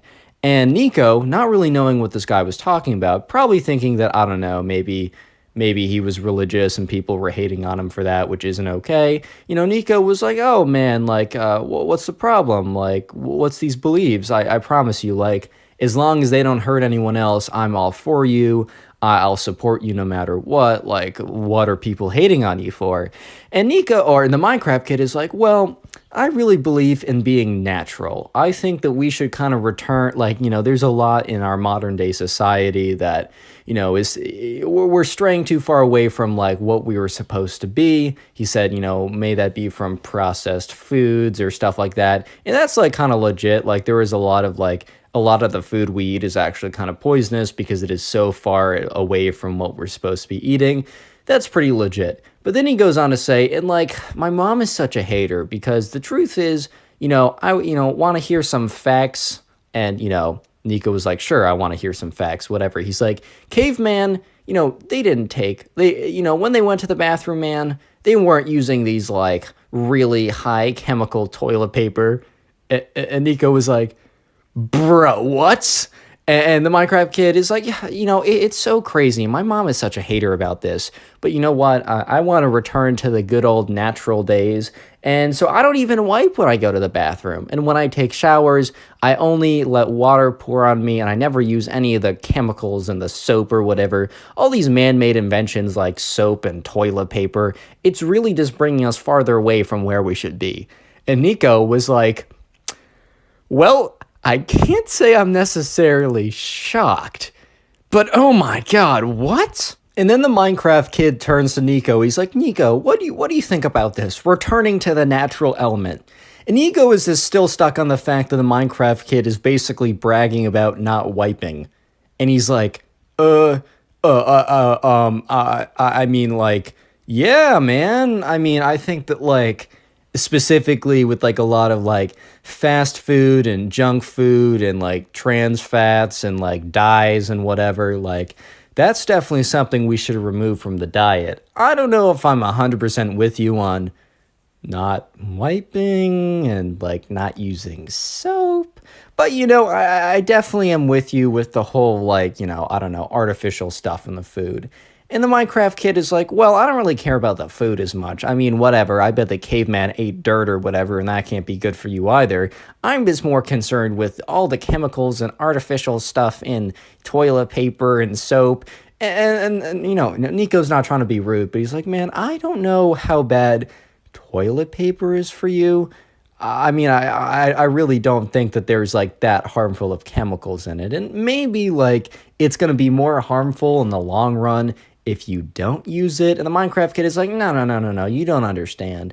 I wouldn't really expect you to understand, as I've done a lot of research myself. Bro, just a little note from me. Whenever someone says they've done their own research, no, just stop listening to them. Just stop listening to them. But he's like, I've done some research myself, and I really think what I'm doing is going to be the healthiest for me. And that ended the day, but Nico was just so startled by what he heard that he actually contacted one of his friends who was in the other 5th grade class. Nico really was wishing that he was going to be partnered with his other friend in the 5th grade class, but it didn't work for him like that. And he said, hey man, that kid with the creeper hoodie? And the dude's like, yes, I saw you got partnered with them. You smelt it too. And Nico's like, yeah, do you know why? And the kid's like, yeah, because he doesn't wipe, lol. And Nico's like, bro, what? He tells everyone that? And the other kid in, like, Nico's friend in the other class is like, yeah, bro, he's bragged to everyone about it. Like, legit, everyone here knows. I should have given you a heads up. I just wasn't able to. I'm sorry about that. And Nico's like, wow, like, I spent a day with him. You got to spend, like, the entire year with him. You're a trooper. And he's like, dude, I know. I once got partnered with him. I had to go to the bathroom to, the insides of his stomach came out on the outsides is what I'm trying to say from the smell. And anyways, Nico was like, you know what? I'm so excited to go back tomorrow because we're going to have a normal day of school. And Nico never thought he'd ever utter those words. Click on the his video life. on screen right now. I know you'll enjoy it. Just click it. Do it. We get a story of these anime kids that go completely insane and try and like fight the subscriber with these really weird things. I don't want to spoil the story. I know you'll enjoy it. Subscribe if you like stories, and let's call today's subscriber. Let's call him Clarence. And right off the bat, I just got to let you know that like if you like anime, literally nothing wrong with that. In fact, I enjoy a little bit of anime myself. I mean, you got yourself some Death Note, some Attack on Titan. No spoilers. I've not finished the last couple episodes. I will ban you from my comments forever. No, I'm just kidding. But anyways, this all happened one day when Clarence was just chilling in class. And there was a group of 3 kids who always sat in the back of the room, and they always wore like anime t-shirts or sweatshirts or whatever, and they were kind of known as like the anime kids. They were known for this not just because they would always wear like anime t-shirts and sweatshirts or whatever, but they would literally only communicate to each other with anime references. And one of them sat like L from Death Note, just little, which I don't know, that's just funny to me, man. I've tried sitting like that. It hurts, bro. I was like, oh, dude, I guess is this gonna give me 50% more brain power like L?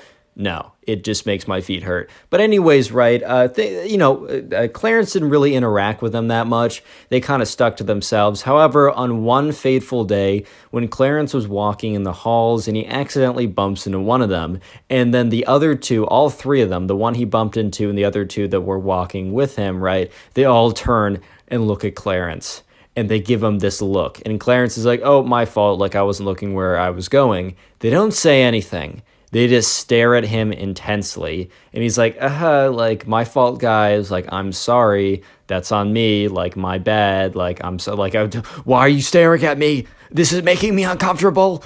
And the anime kids didn't say a word. They just kept walking. And Clarence legitimately thought nothing of it because dude just bumped into someone and then said, my fault, I wasn't looking where I was going. And yes, they were a little weird, not responding at all. It was a little creepy. It was a little uncomfortable. But Clarence legitimately, within 5 seconds, completely forgot about what just happened until the next day rolled around. So the next day, right, it's recess, and Clarence is just outside, and his friends, I don't know, they're doing something else right now, or Clarence does have friends, but for some reason, he's just alone at that very moment. And the 3 anime kids come up to Clarence, and remember, Clarence isn't like enemies with these people, or at least he didn't think he was, but he also never spoke to them, so it was kind of weird for them to kind of like just come up to him out of the blue and start talking to him. He was caught off a little bit off guard. And remember, he's completely forgotten about bumping into them until like they start talking to him, right? And they say, like, they come up to him and they're like, so you chose to fight us. You chose to start the battle, and we're gonna finish it. And Clarence is like, I think you have me mixed up for someone else, bro. I'm pretty sure I'm not the guy who started this battle that you're talking about. I legitimately have no idea what you're saying. And they're like, no, it was 100% you. You bumped into us, which is a understandable battle cry. And yes, you're a fool for this, though, because we will absolutely smite you in battle. And Clarence is like, oh, no, that was like a mistake. Like, I didn't mean to bump into you. That was an accident. Like, I'm sorry, my fault. And they're like, no, you can't take back your declaration of battle. This battle was started by you, but will be finished by us. And one of the kids, the one who sits like L from Death Note, like kind of like reaches out of his backpack, and Clarence is like, hey, yo. And what he reaches out of his backpack was a black notebook.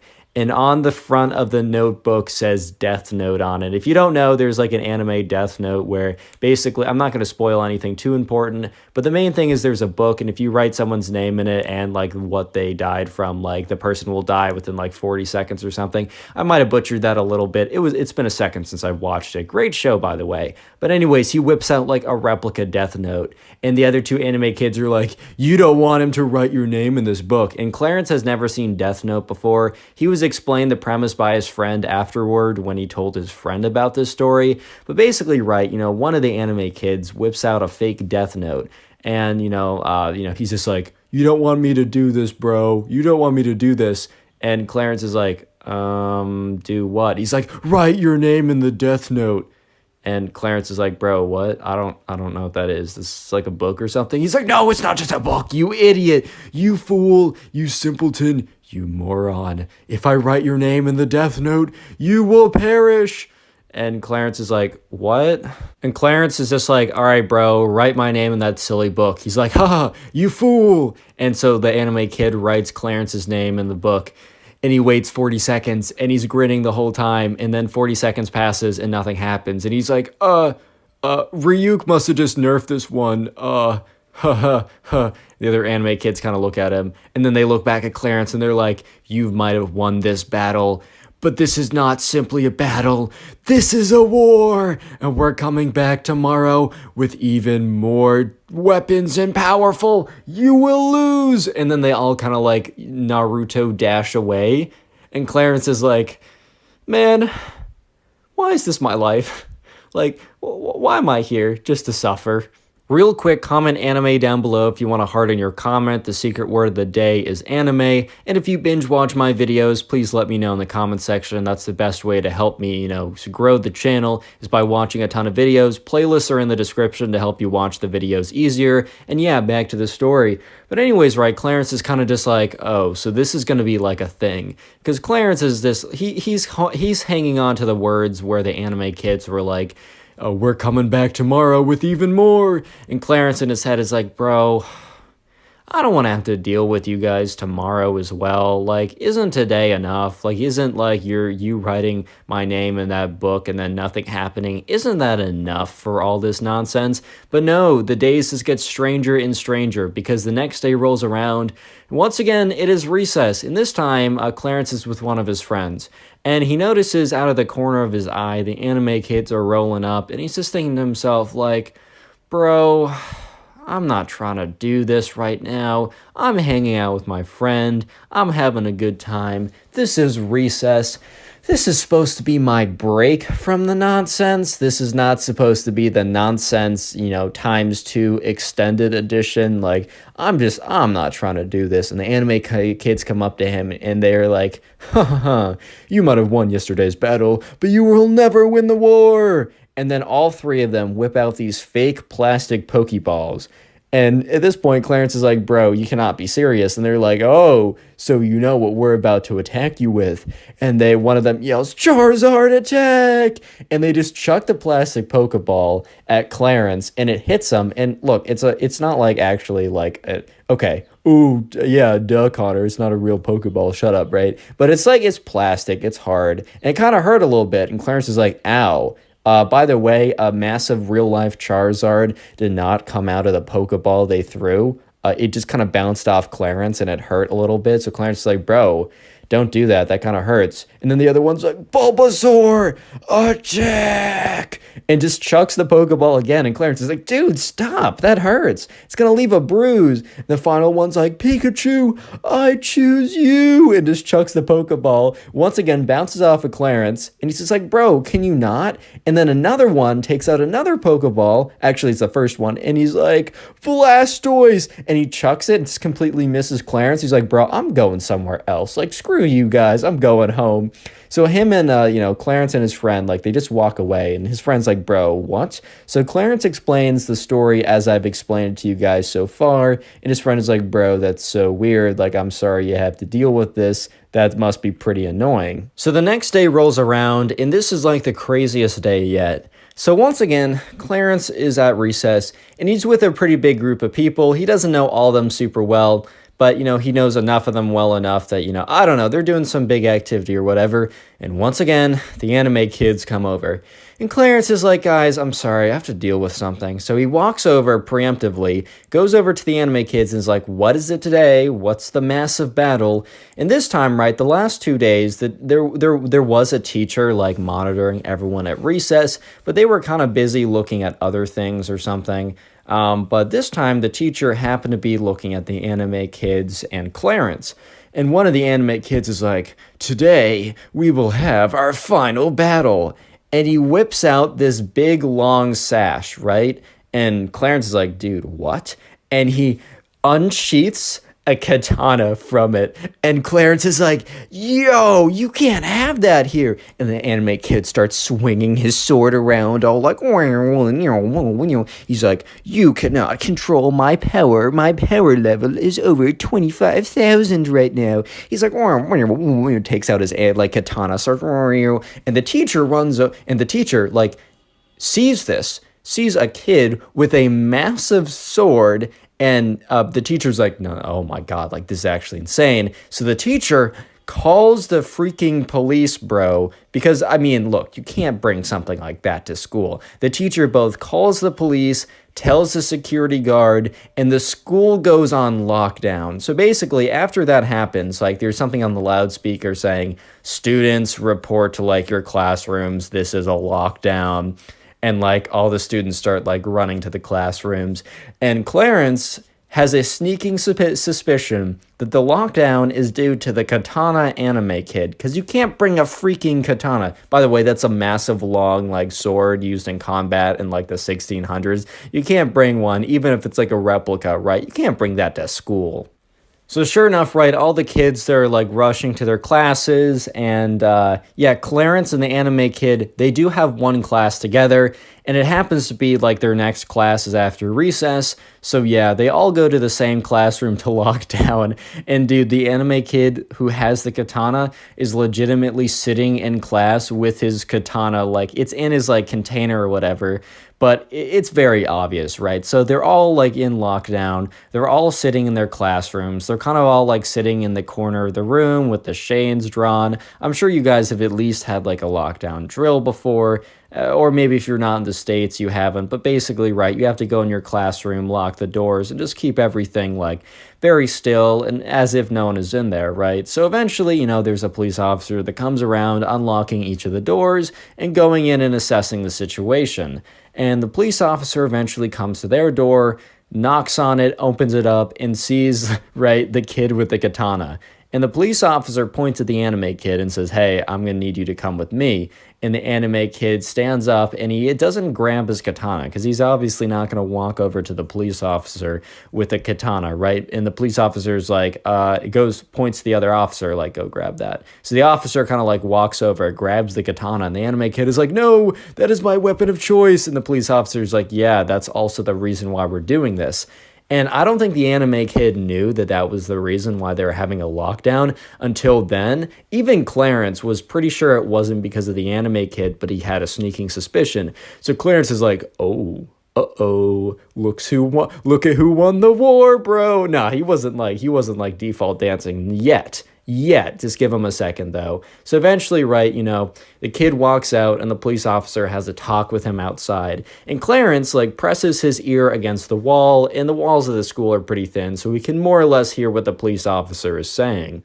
So the police officer is explaining to the katana anime kid that, dude, you cannot bring an actual weapon to school. That's insane. Like, look, it's like, yeah, I get it. It might be a replica, but it's still very sharp and it could really be used like super dangerously.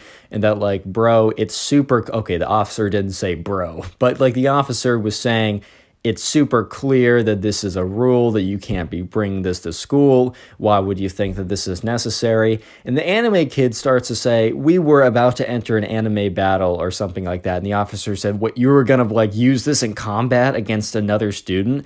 And the anime kid was like, well, now that you put it that way, I mean, the anime kid was slowly understanding that he messed up big time. The officer's like, I thought you were just bringing this in just to show it around. You were going to use it in combat against another student? student. Like, this thing might be a replica. It's still very sharp. You could definitely actually do some damage with this. Do you understand? Do you understand why everyone had to lock down? And the anime kid is like, well, I don't understand why everyone had to lock down. It's not like I was going to use it. And the officer's like, you just said you were going to use it. And the anime kid was like, yeah, but just on one student. And he's like, so you're going to use it on a student? And the anime kid's like, well, everyone doesn't need to lock down if I'm not going to like enter anime combat with them too. And the officer is just completely speechless. So the officer's like, all right, come with me, and kind of motions to the security guard to come with them. And they walk him over to the, the principal's office, or it's some kind of official place. At this point, Clarence was obviously not in earshot to hear what went down, but TLDR, because he did hear from other people and just kind of like figured it out. The anime kid got suspended for 2 weeks, and he was now, after this point, on extremely thin ice. If he even sneezed in the wrong direction, right, he was going to get in big trouble. For some reason, right, the anime kid never said that it was Clarence when he was being, like, interrogated. He refused to say the name of the student that he was fighting to keep the anonymity, oh my God, you know what I'm trying to say. He's trying to keep, like, he's like, oh, I don't want to reveal my fellow soldiers and also my opponent in battle. I have respect for him or whatever. So Clarence never was a part of this. He never was asked in, and he also was kind of lazy, so he didn't feel like getting involved, and the kid was going to get in trouble one way or another. But after the fact, the other two anime kids that didn't get in trouble came up to Clarence, and they're like, you think this is over? You think you can vanquish one of our allies and get away with it? And Clarence is like, bro, I literally did nothing. I just stood there, and he just self-reported. That's not on me. And they said, no, this is on you. You better watch your back, because we will strike again. Vengeance will be ours. And to this day, the subscriber was telling me over on Instagram, which is in the description, that's where you can send in some stories to be featured on the channel. He was telling me that to this day, the anime kids have not, given their revenge yet. So maybe one day they'll have their master plan unfold and Clarence will figure out what the revenge is. But until this day, they are yet to strike. So yeah, you might be seeing a part 2, maybe. I don't know. Click on the video on screen right now. I know you'll enjoy it. Just click it, do it. Today we got a story of probably the cringiest emo kid on planet Earth. This is probably one of the craziest stories I've received in a long time. So sit back, relax, subscribe if you like stories, and let's call today's subscriber who sent in this story, let's call him Logan. So Logan was in the 7th grade when this all went down, and in Logan's class there was an emo guy and an emo girl. Yes, I'm in love with an emo girl type emo girl. And I'm just gonna call them emo girl and emo guy, because you guys know if I have like a billion names for people, I swap them. And even if I have one name, I've even messed that up once before. My brain is very small. But this all happened one day when the emo girl and the emo guy were at recess together, and basically like Logan had recess for a very long time. I know a lot of people don't have recess past like 5th grade, but Logan had it all the way through 9th grade, which is pretty cool. So basically, right, the emo guy and the emo girl every single day at recess would sit at this bench, which kind of was like close enough to everyone else, but also far enough that they weren't going to like get, I don't know, hit by someone on the swing or have to like interact with people.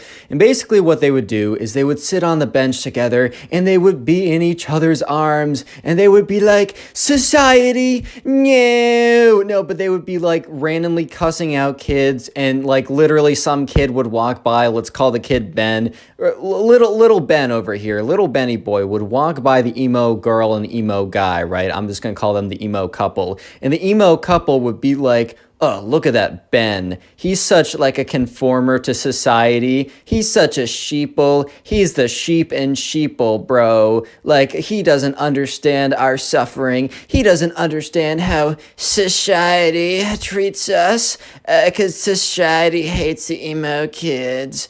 And Ben would walk by and like he'd be able to hear all this nonsense. He'd be like, bro, I can hear you. And they'd be like, oh, what is that, sheeple? And sometimes they would just like get really like aggro and cuss people out. They'd be like, hey, Ben. And he's like, yeah, you suck, bro. And Ben's like, all right, no one likes you guys. And they're like, society keeps hating on us. Bro, why do you think society hates you so much? If you're sending hate out, you're getting hate back at the end of the day. But this all happened one day when Logan made the mistake of getting too close to the emo guy and the emo girl. So the emo couple was sitting on their little bench, right? And they were just like, society, as always. And sure enough, Logan, he sees his friends at the tetherball. I don't know if you guys ever played tetherball back in middle school, but that was the most fun game ever. I would legit play it if I had it in my backyard right now. But his friends were over at the tetherball, and Logan was walking over. And Logan could either take the long route, having to go around the basketball court to the tetherball, or he could pass by on the short route. He'd have to pass by the emo bench, as I'm going to call it, because that's where the emo guy and the emo girl would always sit every single recess and complain about shashade or whatever. And so sure enough, right, Logan just, he doesn't know like the real deal with the emo kid and the emo girl, and he doesn't want to take the long route. So he decides that he's going to pass by the emo bench. And he passes by the emo bench, and the emo kid is like, because he gets kind of close to them, because I don't know, he isn't paying attention, he's just walking, and the emo kid, or the emo guy I should specify, is like, hey man, wait a second. And Logan turns around and is like, oh, it's that weird emo looking guy, like whatever. By the way, if you dress emo, I really don't care. Like, you can do whatever you want, man. You're good in my book. Just don't act like these kids, and we're chilling, bro. But anyways, Logan's like, oh, it's these kids. Like, I know they're kind of weird or whatever. And the emo guy's like, dude, I saw that you were looking at my girl. And Logan's like, bro, what are you talking about? And the emo kid's like, bruh, it's obvious. You're in love with my girlfriend. And Logan's like, dude, what? Seriously, what are you even talking about? He's like, don't try and deny it, bro. You're only going to get into more trouble from me. And like the emo kid looks over at his girlfriend, and the emo girl's like, oh, you're my big defender against this guy in society. Dude, I'm sorry. I can't do the story with a straight face. So Logan politely explains to the emo guy that he has no interest in his girlfriend. And he's not saying, oh, she's ugly, lol. He's just like, dude, I was literally just passing by. Why would you think that, like, I have any interest in her? Like, why would that give off the impression that I want to, like, get with your girl? Like, why on earth would that give off that impression? And so the emo guy is starting to realize that he was overreacting and that, Logan was literally just passing by. But the emo guy starts to come up with a different theory in his head. And he's like, man, wait a minute.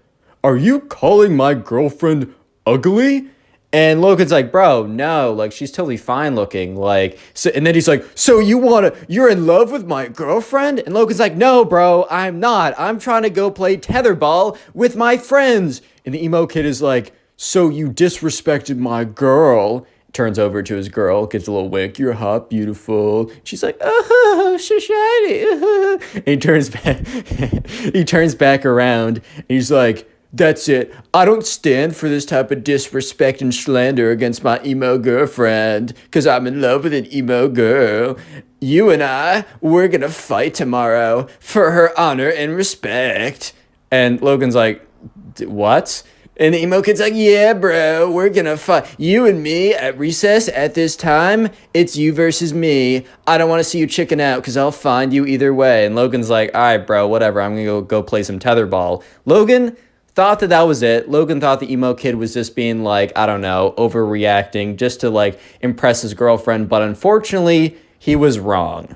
Real quick, comment emo down below if you want to heart on your comment. I'll try and heart as many comments that say emo as possible, as that is the secret word of the day. And by the way, if you really do want to support the channel, binge watch a bunch of my videos. I got playlists, or just watch videos in the recommended from me. It really helps the channel. And please leave a comment telling me that you're doing it so I can personally thank you. Recently, I've also been getting a lot of comments of people saying that they put on my videos to go to sleep, which I don't know if that's an insult or a good thing, but either way, like, here's the thing, man, watch time is watch time and it supports the channel. So look, I'm not saying to put on a playlist of my videos, turn the volume down to 1% while you're sleeping to boost the channel, but I'm also not saying to not do that. Wink. Anyways, back to the story. So anyways, right, the next day rolls around and Logan doesn't think anything of it. Yes, in the back of his mind, he's thinking about the crazy experience of when he passed the emo kid bench, but he doesn't really think anything of it, and he really doesn't think that the emo guy is going to, I don't know, oh my god, I got hiccups. But he doesn't think the emo kid is actually gonna do anything, man. Like, he's just like, okay, whatever. He's just trying to impress his emo girl. So, like, whatever, bro. Like, it really doesn't matter. And anyways, the next day rolls around, and it's recess.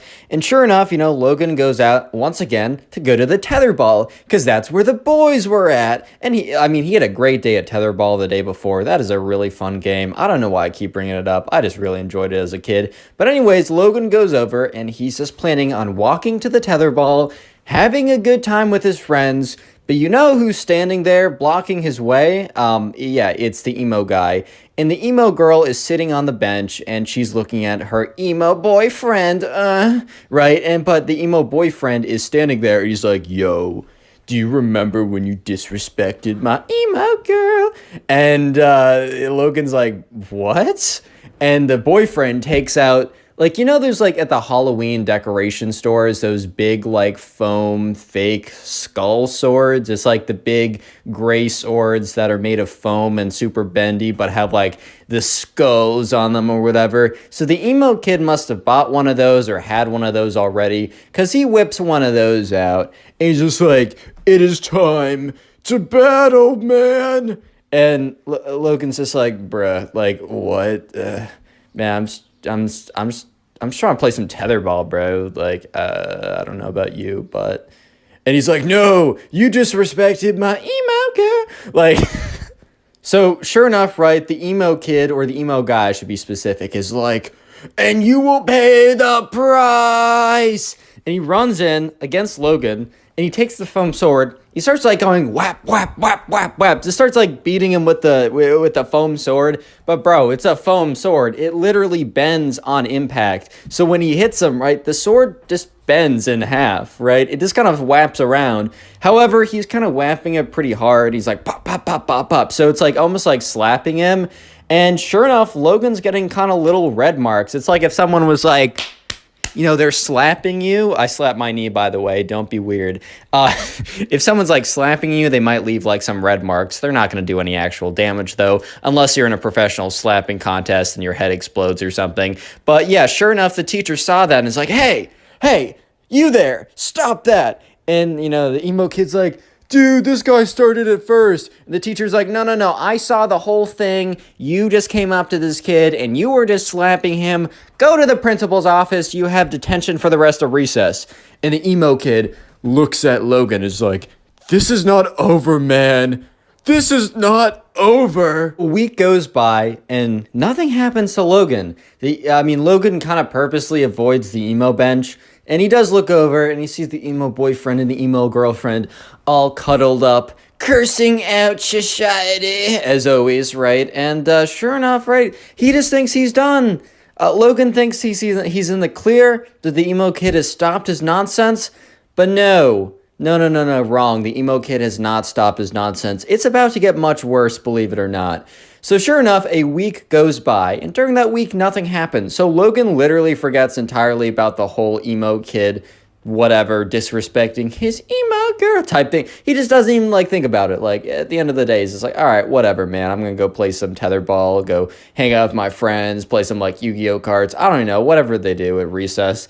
But one day, a week later, Logan walks into school, and Logan has a couple classes before recess. And Logan is just in the hallway, and this big, like, emo-looking kid who he has never seen before walks up to him. Is like, hey, I'm the emo kid's cousin, and I'm gonna beat you up. And Logan's like, oh my god. Because this kid was massive. The emo kid was kind of built like me, like a spooky, scary skeleton. But this emo kid, bro, he was like, I don't know, he was like a linebacker for, like, I don't know, the Patriots, dude. He was a big guy. He was big guy for sure. And Logan, Logan was pretty medium-sized, but he was about to get obliterated by this guy if he actually did do anything. So Logan's like, what? And the emo kid's cousin, who is also emo, he's like the emo, I'm just gonna call him the emo cousin, right? The emo cousin, who is super big, comes up to him and is like, you, me, boxing. Logan's like, bro, am I supposed to be Logan Paul? Like, boxing? Huh? But sure enough, the emo kid's cousin is like, yeah, you, me, recess, boxing. This is for disrespecting my cousin's girlfriend. And he gives him a little shove. And Logan, like, feels the vibrations through his body as he kind of stumbles back a little bit. Kind of sizes it up and realizes, oh my God, this is not gonna end well. So Logan is kind of struggling to pay attention in class because he's kind of thinking about, what's going to happen at recess. This big guy, the big emo cousin guy, said he wanted to box him, whatever that even meant, but he was a little scared. I mean, he didn't think he was going to do that well if he actually did end up boxing this guy. Just because this guy was big and he was kind of medium big, or he was kind of medium small, to be honest. So he was like, all right, man, I'm not going to do so hot. And Logan really knew that he was in trouble when he walked out, because he walks out of the building to go to recess, as he's trying to avoid the whole thing and maybe hang out with his friends instead. And normally people are kind of dispersed around. Some are at the swing, some are playing basketball, some are at the tetherball, some are at the emo bench, whatever, right? But at this point, they were all huddled around. And when Logan walked out, they all turned to look at him. And Logan just knew at that point on that things were about to be pretty bad, if he's being honest.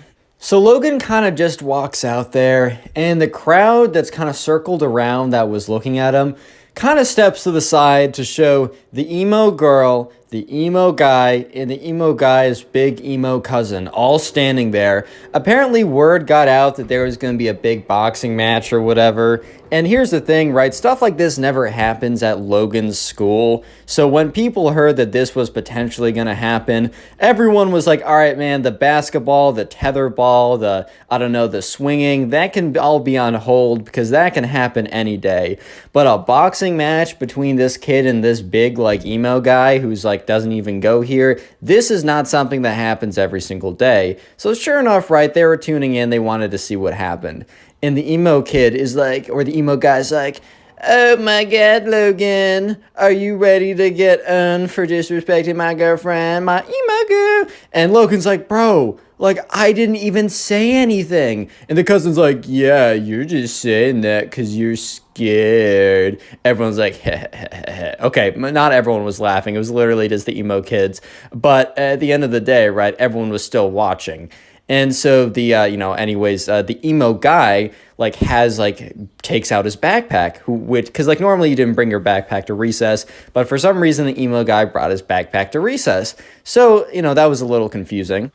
And yeah, so sure enough, he opens up his backpack and he takes out 2 pairs of boxing gloves. And Logan's just like, "Oh, so we're actually doing this. Oh, okay. So this is actually something that's okay. Huh."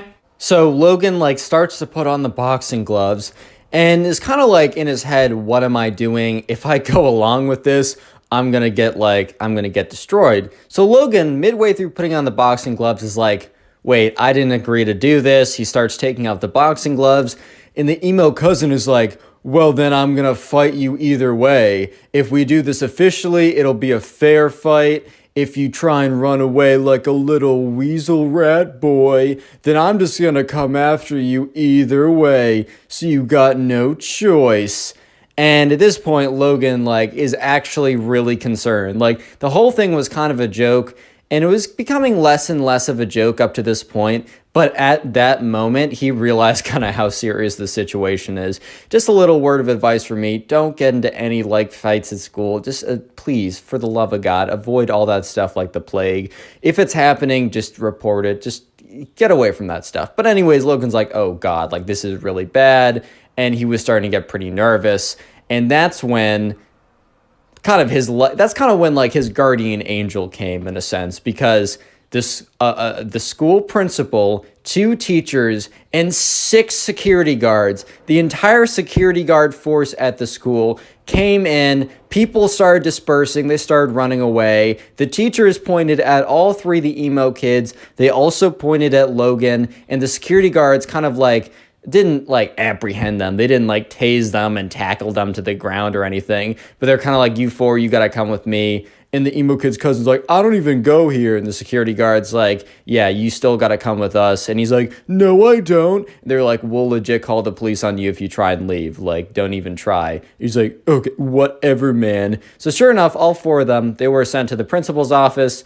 And the principal and all the security guards were sitting around, kind of sat them down, and kind of just wanted an explanation of what happened. So the emo kids explained from their perspective, and then Logan explained from his perspective. And obviously his perspective is the perspective I just told. And apparently the emo kids' perspective was the same thing, but a little bit more dramatic, of like Logan disrespecting the girlfriend or whatever. But honestly, the stories were practically the same, which is a little weird. Like, why would the emo kids say exactly what was happening when obviously they were in the wrong? Apparently they didn't realize how dumb they were being. But yeah, sure enough, the principal's like, wow, that's insane. So you might be thinking to yourself, how on earth did they get an entire like security task force and all the teachers and the principals together when they were only out there for like 5 minutes? Well, apparently, since word spread of this quote unquote boxing match, that word spread, like it spread to the principal, and they took it very seriously. So they had an entire team ready, and they were monitoring the situation very closely to see if anything was going to happen. And obviously, if some kid comes from out of school to like try and attack another student, of course they're going to have an issue with that. So what happened was, Logan, since he was totally like in the right, you know, he was set free. He was totally fine. But and so was the emo girl, because she was kind of just a bystander, even if she did cheer it on. You could say the same for Logan for not standing up earlier. So those two were totally fine. But the emo guy, he was suspended for an entire week since he kind of orchestrated the whole thing. And the emo cousin, couldn't be suspended or expelled because he didn't go to the school. But basically what happens is they ended up actually calling the legitimate police about this whole thing, explaining what happened, and the police ordered kind of like a semi-restraining order. I don't know if it was super official, but basically it said if this big emo cousin ever stepped foot on the school again, he would be like trespassing, and the police would have their rights to come and arrest him or whatever. So yeah. What even happened? That's what I'm asking myself. Click on the video right on now. screen right now. I know you'll enjoy it. Just click it. Do it. Today we get a story of a Minecraft kid that gets angry at his teacher, so decides that, you know, his revenge will be farting in the teacher's face and then going completely insane. This is probably one of the weirdest stories I have ever received, so sit back, relax, subscribe if you like stories, and let's call today's subscriber Noah. So this all happens one day when Noah is just chilling in his class, and there's another guy in his class, and we're going to call this guy the Minecraft kid because he's obsessed with Minecraft. He's always wearing the creeper hoodie. You already know how it goes. And obviously, right, if you like Minecraft, this video is not against you because, bro, I love Minecraft. Look at the background gameplay. But anyways, right, so Noah was just chilling in class.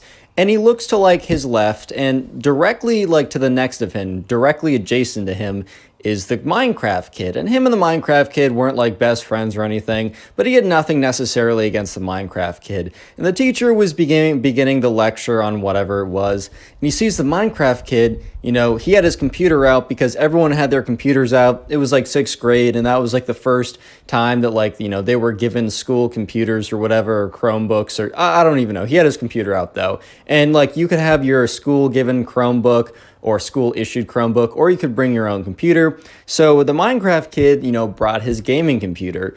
And the difference with today and any other day is Noah looked over and saw the Minecraft kid reach into his backpack, pull out a mouse pad and a gaming mouse. You know, one of those like gaming mice that like all light up and glow and all that stuff? Yeah, he whipped out one of those. And at first Noah's like, oh, he just wants to use a mouse instead of the trackpad. Like, that's totally understandable. Trackpad sucks. I 100% agree. And anyways, right, you know, Noah doesn't even really pay that much attention.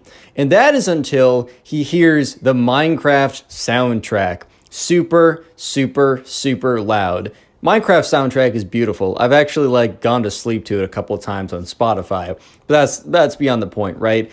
Anyways, right? So Noah is like, he realizes that the Minecraft kid next to him is not only like not really caring that, he has his entire gaming setup out, he also just doesn't care that Minecraft music is blasting away. And sure enough, right, you hear the Minecraft soundtrack, you hear the walking footsteps in Minecraft, you hear him beating up some chicken and the chicken making like squeaking noises or whatever.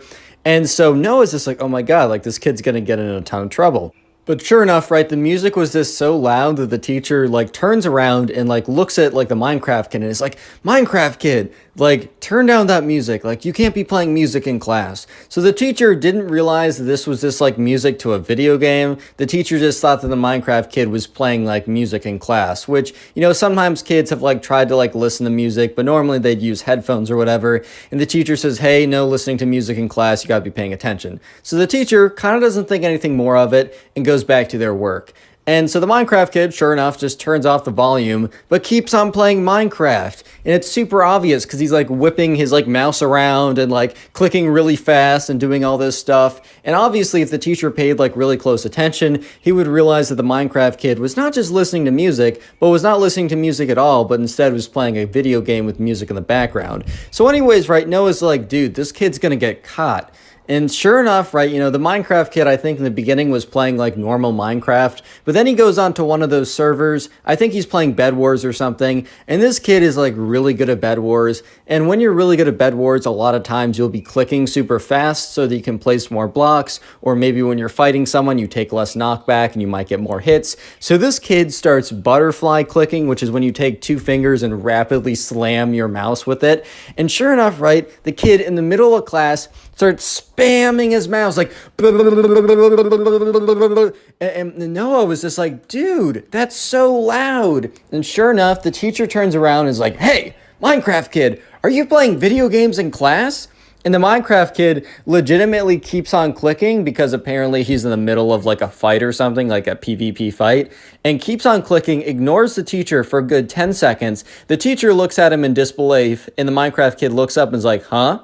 And the teacher's like, shut off your computer. You're not allowed to be playing video games in class. First you're listening to music, now you're playing video games. Like that's super disrespectful and distracting. You're not just distracting yourself, you're distracting everyone else in the class, and that is totally not fair for them. And he said, and then the teacher followed up by saying, Minecraft kid, you're on super thin ice. Turn off like your video game. So the Minecraft kid is like, whatever, man. And like, closes the computer, closes the computer screen, whatever, and kind of like slumps back in his chair with his arms crossed because, man, he just, he wanted to play Minecraft. He didn't want to pay attention to whatever was going on in class, right? So at this point, Noah thinks that the Minecraft kid is done being stupid in class, but Noah was very, very wrong to say the least. Because anyways, right, Noah kind of goes back to paying attention to the class, trying to like take some notes. He's trying to do well in this class. And then Noah, to his surprise, hears clicking noises. And he's like, all right, there's no chance that like the Minecraft kid is back to playing his video games. But sure enough, the Minecraft kid had taken out his computer again and went back to playing Bed Wars. And once again, he's on his mouse going, like clicking it literally as fast as he possibly could. And that he's not being slick. He's not being like anything like, he's not being clever or anything like that. Because the teacher immediately turns around and is like, Minecraft kid, I told you, like, you can't be playing video games in class. I already told you you were on super thin ice. Like, that's it. If you can't like pay attention and you're going to be distracting everyone else, then you can't be in this class. Go to the principal's office and she'll deal with you. And the Minecraft kid just looks at him and says, what did you say to me? And the teacher's like, no back talk. Go to the principal's office now. And from here on, things were about to get much, much worse. But real quick, comment Minecraft down below if you want to harden your comment, as Minecraft is the secret word of the day. And by the way, if you've been binge watching my videos, please leave a comment like this down below so I can heart it, maybe reply, just so I can know that you're doing it and say thank you. Because when you watch a bunch of my videos in a row, it really does help out the channel more than you can even imagine.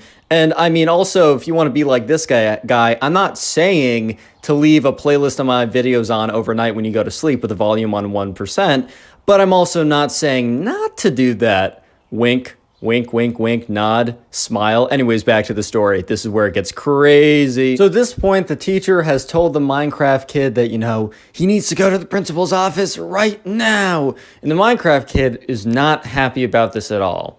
And so sure enough, the teacher, let me just paint the picture for you guys. The teacher is sitting down at their desk, at their chair, whatever, right? And the Minecraft kid walks up to go to like the door to leave the class, presumably, right? Because he has to go to the principal's and whatever, right? So he walks up to the front of the class. At this point, everyone has kind of been paying attention. Noah's like, wow, like this kid, whatever. I mean, if the punishment fits the crime, if you're being an idiot, like play stupid games, expect stupid consequences, like it is, or expect stupid prizes. That's the actual phrase. My fault. But anyways, right, the Minecraft kid does something absolutely crazy because he walks up to the front of the class and he slows down as soon as he gets to his teacher. And the teacher's like, keep moving. Principal's office is that way. And as soon as the teacher says, keep moving, the principal office is that way, the Minecraft kid runs over to the teacher. And the teacher, remember, is sitting down at a pretty low desk / chair. And the Minecraft kid whips out a chair, puts it down from the teacher. And the teacher is in the middle saying, hey. And the Minecraft kid steps on the chair, turns around, and rips the biggest fart you've ever heard in the teacher's face. Like, this is the most ridiculous thing Noah has ever seen in his life. And in Noah's head, he was like, huh? What? Huh? And the teacher was just as shocked. The teacher's just like in a state of disbelief, also a state of like stink, because like, man, the Minecraft kid was eating like mega like I don't know, he was eating like premium beans for the last 7 months before doing this fart, bro. I swear to God. Like Noah said he could like legit like smell it from being like 20 feet away. And the teacher's like, oh God. And then the Minecraft kid's like, yeah, and then runs away. So the teacher is now steaming mad because he's got this big old fart that was just like landed in his face. This kid is destroying his entire class. So now the Minecraft kid is like, catch me if you can, and starts running around the class. And the teacher is so mad right now. Like the teacher is so angry. So the teacher starts sprinting after the kid. And the Minecraft kid is like, it just starts like running around the class, pushing over chairs to make it harder for the teacher to get. And the teacher's like, that's it. You're gonna be suspended for so long. You'll be lucky if you don't get expelled. I'm calling up your parents and I'm writing a full report. And Noah and everyone else in that class was just sitting there with their mouths dropped their mouths dropped open to the floor. They were just like, what is going on? Like, oh my God. Like, I knew this kid was a little weird, but seriously, what is going on right now? And so the Minecraft kid is sprinting around the class, kind of doing like, so, like in football where you kind of like psych them out and then you go the other way. And the teacher is kind of lumbering around like, every second that you're running, everything that you're pushing over, every like millisecond that you're not like obeying me and going to the principal's office, your punishment is increasing by 100%, which really doesn't make a lot of sense because there's a cap. Like you can't really punish someone beyond expelling them. So what's like 300,000% beyond expelled? I don't really know. You tell me. So anyways, right, the Minecraft kid's like, and then eventually, right, the Minecraft kid accidentally like trips on something. The Minecraft kid falls, and at this point, the teacher has made up enough ground to grab the Minecraft kid by the the scruff of his creeper hoodie, and it's like, you are coming with me. And the entire class is so silent as this is the most ridiculous thing they have ever seen in their life. And Noah is just like, oh my God, do I have a story to tell my mom? So anyways, the Minecraft kid is being dragged out by his creeper hoodie and all 4 legs are flailing. He's like, no. And then like the teacher goes out the door, slams it shut. The entire class is silent. No one's mumbling. You would have thought that people would have been like, wow, that was crazy, guys. I wonder what's... No. Nope. It was dead silent. Nobody uttered a word. And because of the silence, they were able to hear very clearly the teacher yell, hey, get back here. And within about 20 seconds of them hearing the teacher yell that, they once again see the class door slam open, and the Minecraft kid, with his hair all messed up and his clothes all kind of like ripped up a little bit, runs into the classroom, slams the door shut, and then locks it, because for some reason this door locks from the inside, which actually I guess that does make sense, but he locks it from the inside. You didn't need a key, you just need to press something. And the Minecraft kid goes over to the teacher's desk after locking the door, literally takes his foot and kicks off everything, including like a $500 Chromebook, right? That kind of breaks on the floor. All the books fall over. The teacher's coffee mug flies off the desk and like smashes on the floor. And the Minecraft kid steps on the teacher's chair and then steps on the desk and is like, "Attention!" I mean, dude, he didn't really need to say attention to get their attention, because literally everyone was paying attention to this guy at this point. The Minecraft kid goes on to declare himself as the ruler of the class, and that he is now the dictator and they must do what he says. And everyone in the class is just like completely silent, because they're just so shocked by the chain of events that just happened. And the Minecraft kid says, "Now, as ruler of the class, you must refer to me as Lord. You will not call me by my name." Let's call him Joseph. "You will not call me by my name, Joseph. You will only call me by Lord." And everyone in the class is just like, huh? This has been like, they're just like, what happened in the last 7 minutes of this class? How did we get from learning about the quadratic equation to this, to having a kid like fart in the teacher's face, run away from them, close the door, slam all their stuff off the desk, and declare himself ruler of the class?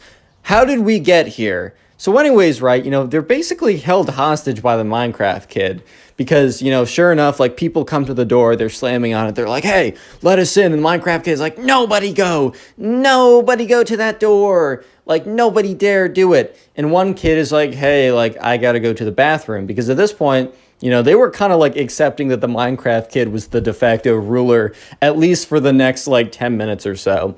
And, the Minecraft kid's like, "No, that's treacherous. You just want to let them in." And the kid's like, "Dude, no, like, I really gotta pee." And the Minecraft kid's like, "That's too bad. You should have thought of that before I took over."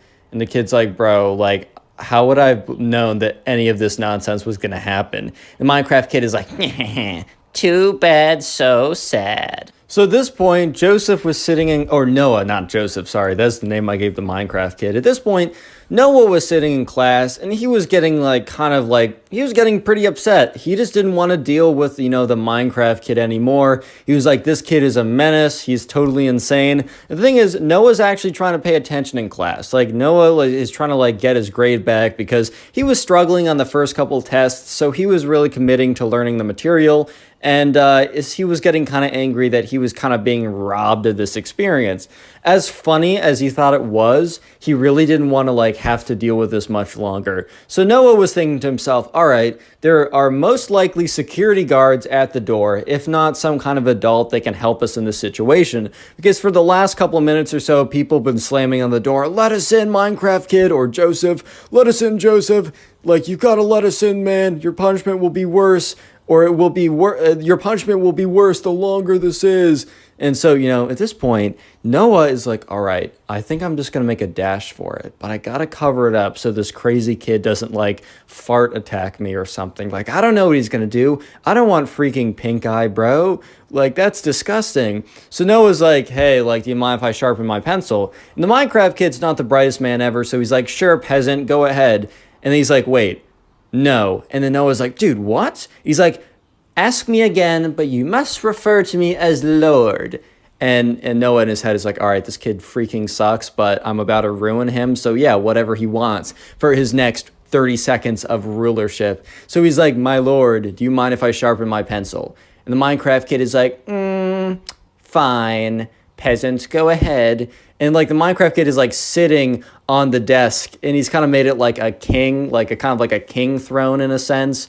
And everyone is kind of whispering to each other, going on their phones, trying to contact people. But sure enough, right, Noah kind of walks up and is very calmly walking towards the pencil sharpener, which was on the other side of the room as the door. It was towards the front of the room, which means he didn't have to do a massive sprint, but it was kind of on the other side. So he's walking very slowly to the pencil sharpener, and that's when he's able to look out the door, and sure enough, there are, like, he sees the outlines of two pretty big guys, and he's like, all right, these are the security officers. And, as the Minecraft kid is, like, disciplining someone, being like, no, you must refer to me as Lord, because they asked a question or something, that no one realized that was his moment, that was his opportunity. So he changes direction incredibly quickly, sprints towards the door, and the Minecraft kid is like, peasant, what are you doing? And at that point, Noah goes to the door, quickly unlocks it, opens it up, steps aside, and two big security guards run into the room, and they just grab the Minecraft kid. And the Minecraft kid's like, no, my peasants, fight for me. I have been a great ruler. I've been a great king. No. And he's dragged out. And at this point, right, the teacher returns to the classroom, completely out of breath. Her hair is all frizzed up. And she's just like, class, I don't think I have it in me to finish the class today. I will, allow you guys to have recess or a break period. I will have to monitor you guys, but please don't ask me to do anything. I don't have the energy or willpower right now.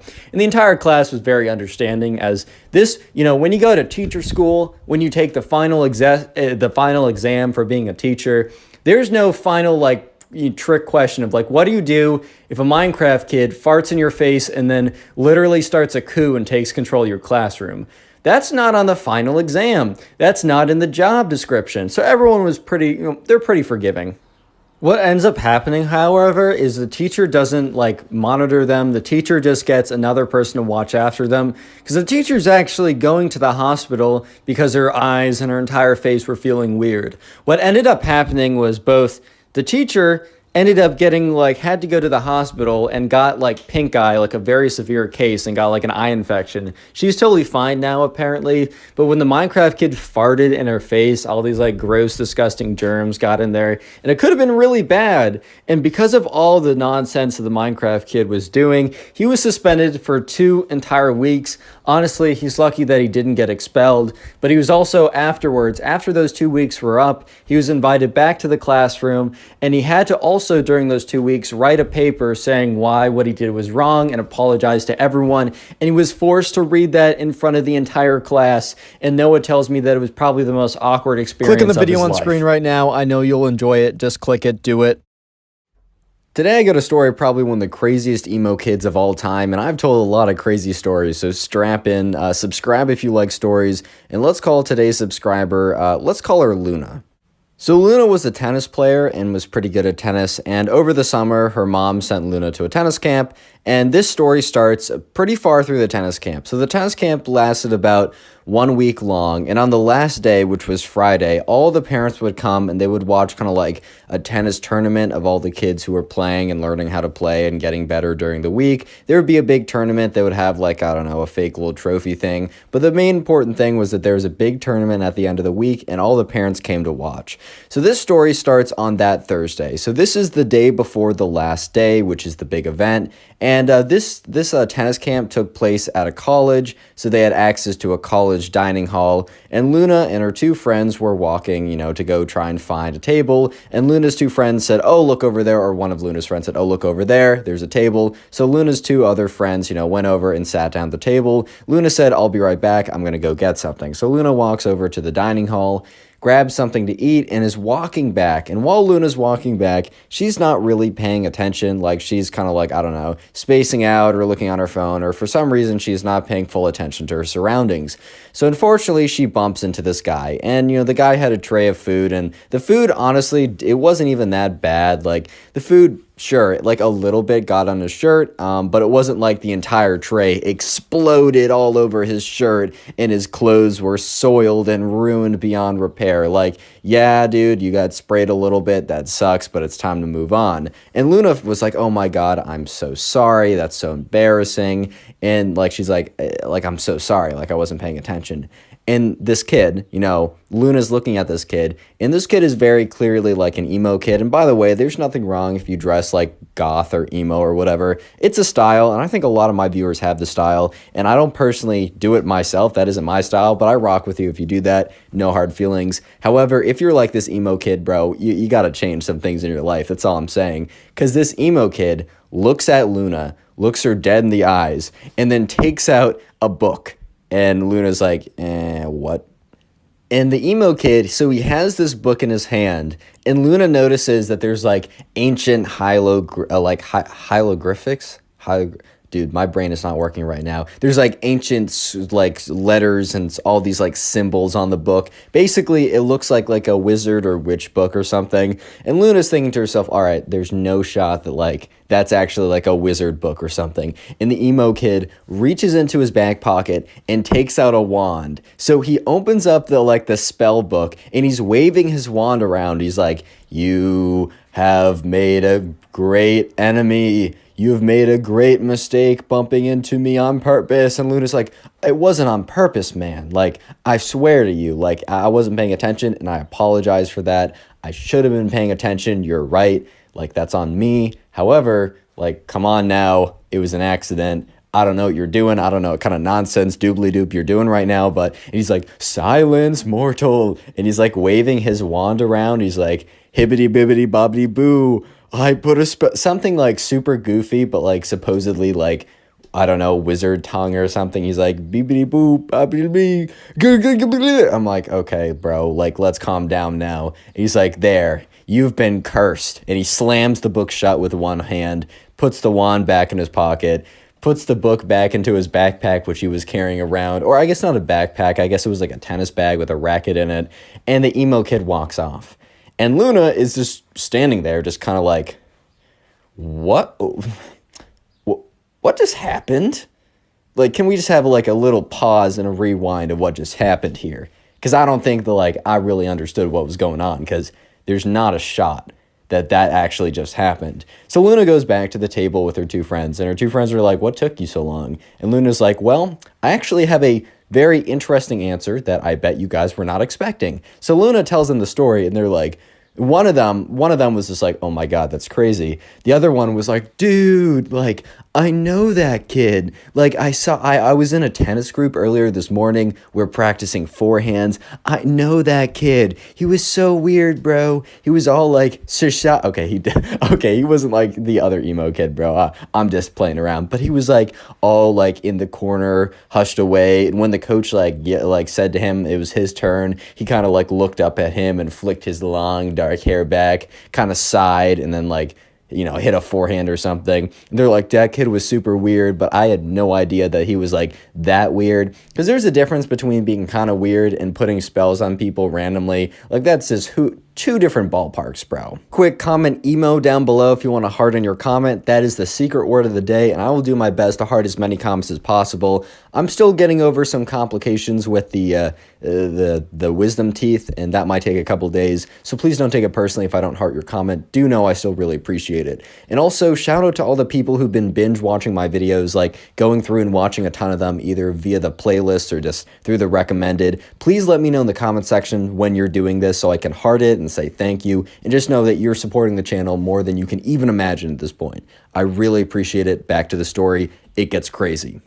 Anyways, right, so the next day rolls around, and remember that, you know, Luna was at a tennis camp, and on the last day, which was the next day, because this whole spell incident happened on a Thursday, and the last day was on a Friday. So it was Friday, it was the last day, and it was only like a half day because the parents would come and pick you up by the end of it. But anyways, right, there was a big tennis tournament, and all the parents came to watch. So it was a pretty big deal. And so everyone was sitting around on the tennis court, and like the coach was standing at the very front. Everyone was sitting on the tennis court, and he was reading off his list of like, "All right, guys, like, thank you for all your hard work this week, and finally, it pays off. Just know that, you know, win or lose, like, you know, we just want to make sure you have a fun time, and that, you know, I mean, there can only be one winner, so you can't take it that personally if you don't win.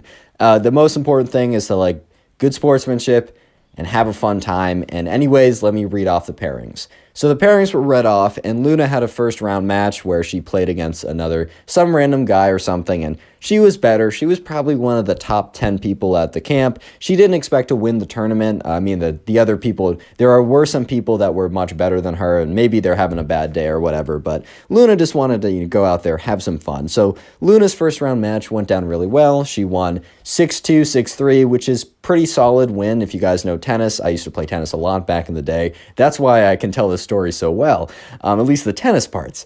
But anyways, things get really interesting when Luna goes into her second round match. The second round match is against a familiar character that you guys may or may not remember from earlier in the story. Yes, Luna is playing the emo kid, and let me just say that Luna did not forget the emo kid, but very well the converse is true too, because the emo kid had not forgotten about Luna either. Which means, yes, Luna versus the emo kid are about to play after the emo kid put a spell on her.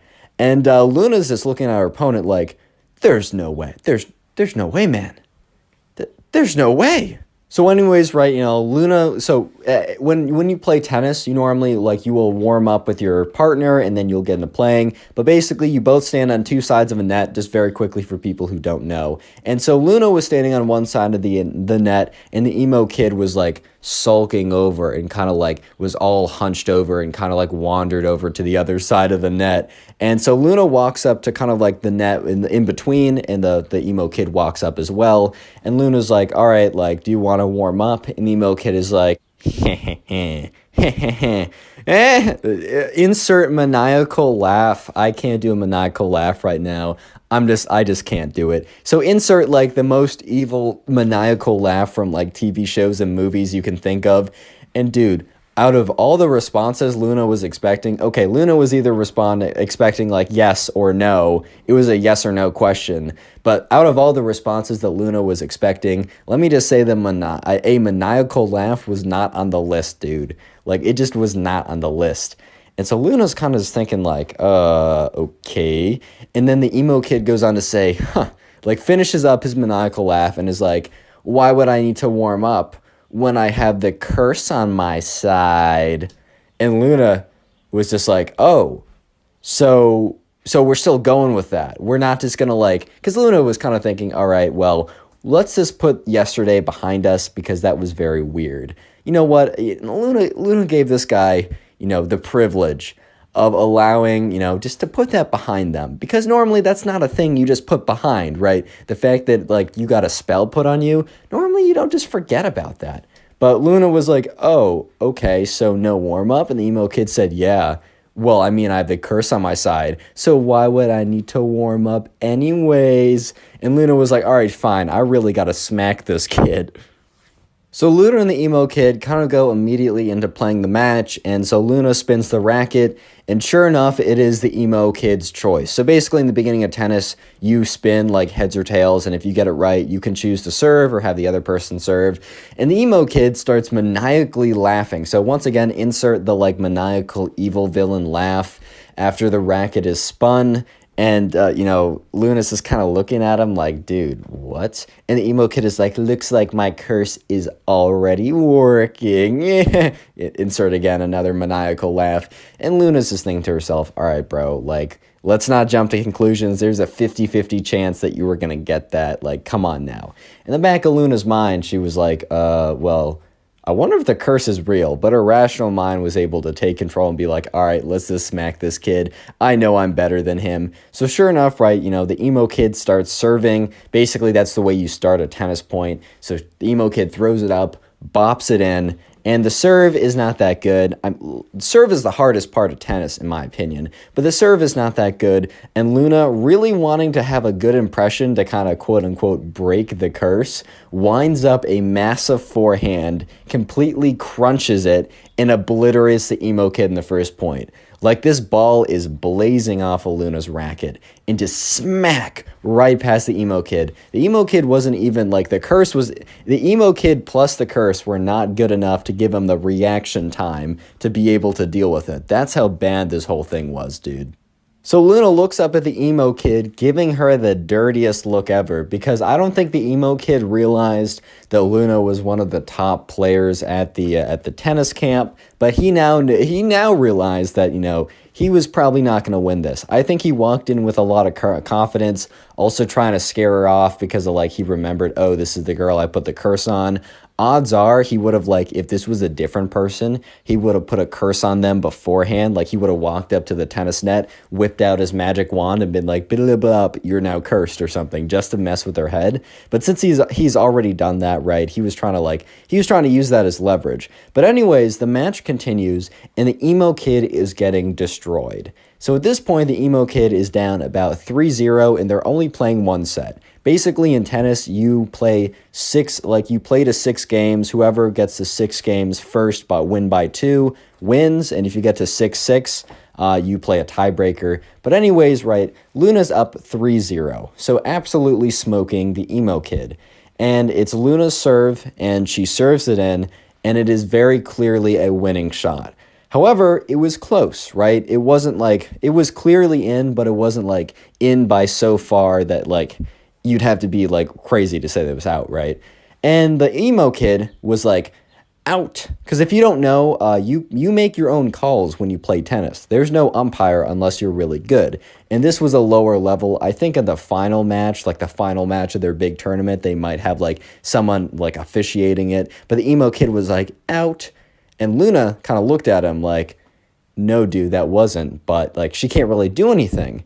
So they keep playing, right? And Luna continues to crush this kid. Continues to crush this fool, bro. And the emo kid continues to cheat. However, the emo kid is really only cheating when it's I don't know, kind of close. So if Luna hits a really good shot, but it's kind of close, the emo kid will just call it out. And this is super frustrating to Luna because she's losing a lot more points than she needs to, but she's still winning. It's currently 5-1. So if Luna wins one more game, then it's over, right? She wins the match and it's done with the emo kid. And at this point, right, I think other matches were kind of getting on with, and there were more people were finishing, so parents were kind of coming over and they were watching, and more of the staff officials decided to watch this game just because less matches were being played because more people were winning and losing and kind of less matches were going on. So at this point, right, it was 5-1 Luna, and there were a bunch of people watching at this point. And so Luna hits a shot that is very clearly a forehand winner. She hits it, smacks it. It's not even like the other ones that is kind of close. This one was so clearly in. It was in by 2 or 3 feet. And the emo kid is that was out, by the way. And Luna's dude, I've been letting you have some really close calls recently, but that was so clearly in, I don't know how else to say it. I give you the benefit of the doubt of all the other stuff, but that one was so clearly in, I can't let it stand. Luna basically slips, and she's nah, I'm done, bro. And the emo kid starts getting mad, and he's hey, you must respect my authority for point calling. And I guess technically you do, but then again, one of the camp people was watching the whole thing go down, and he started to pay more attention. So he's watching the emo kid, and the emo kid is getting so angry. So once again, they start another point. The emo kid takes that point, even though he's obviously losing, right? And Luna hits another shot, and the emo kid, it's not even that Luna's shot was good. The emo kid just shanks it into the net, he completely misses it. And the emo kid was oh, by the way, your shot was so out, and it was so clearly in. And Luna's dude, you can't just call everything out when you lose. And at this point, the emo kid said, I'm going to do what I want because it's my authority and you have to deal with it.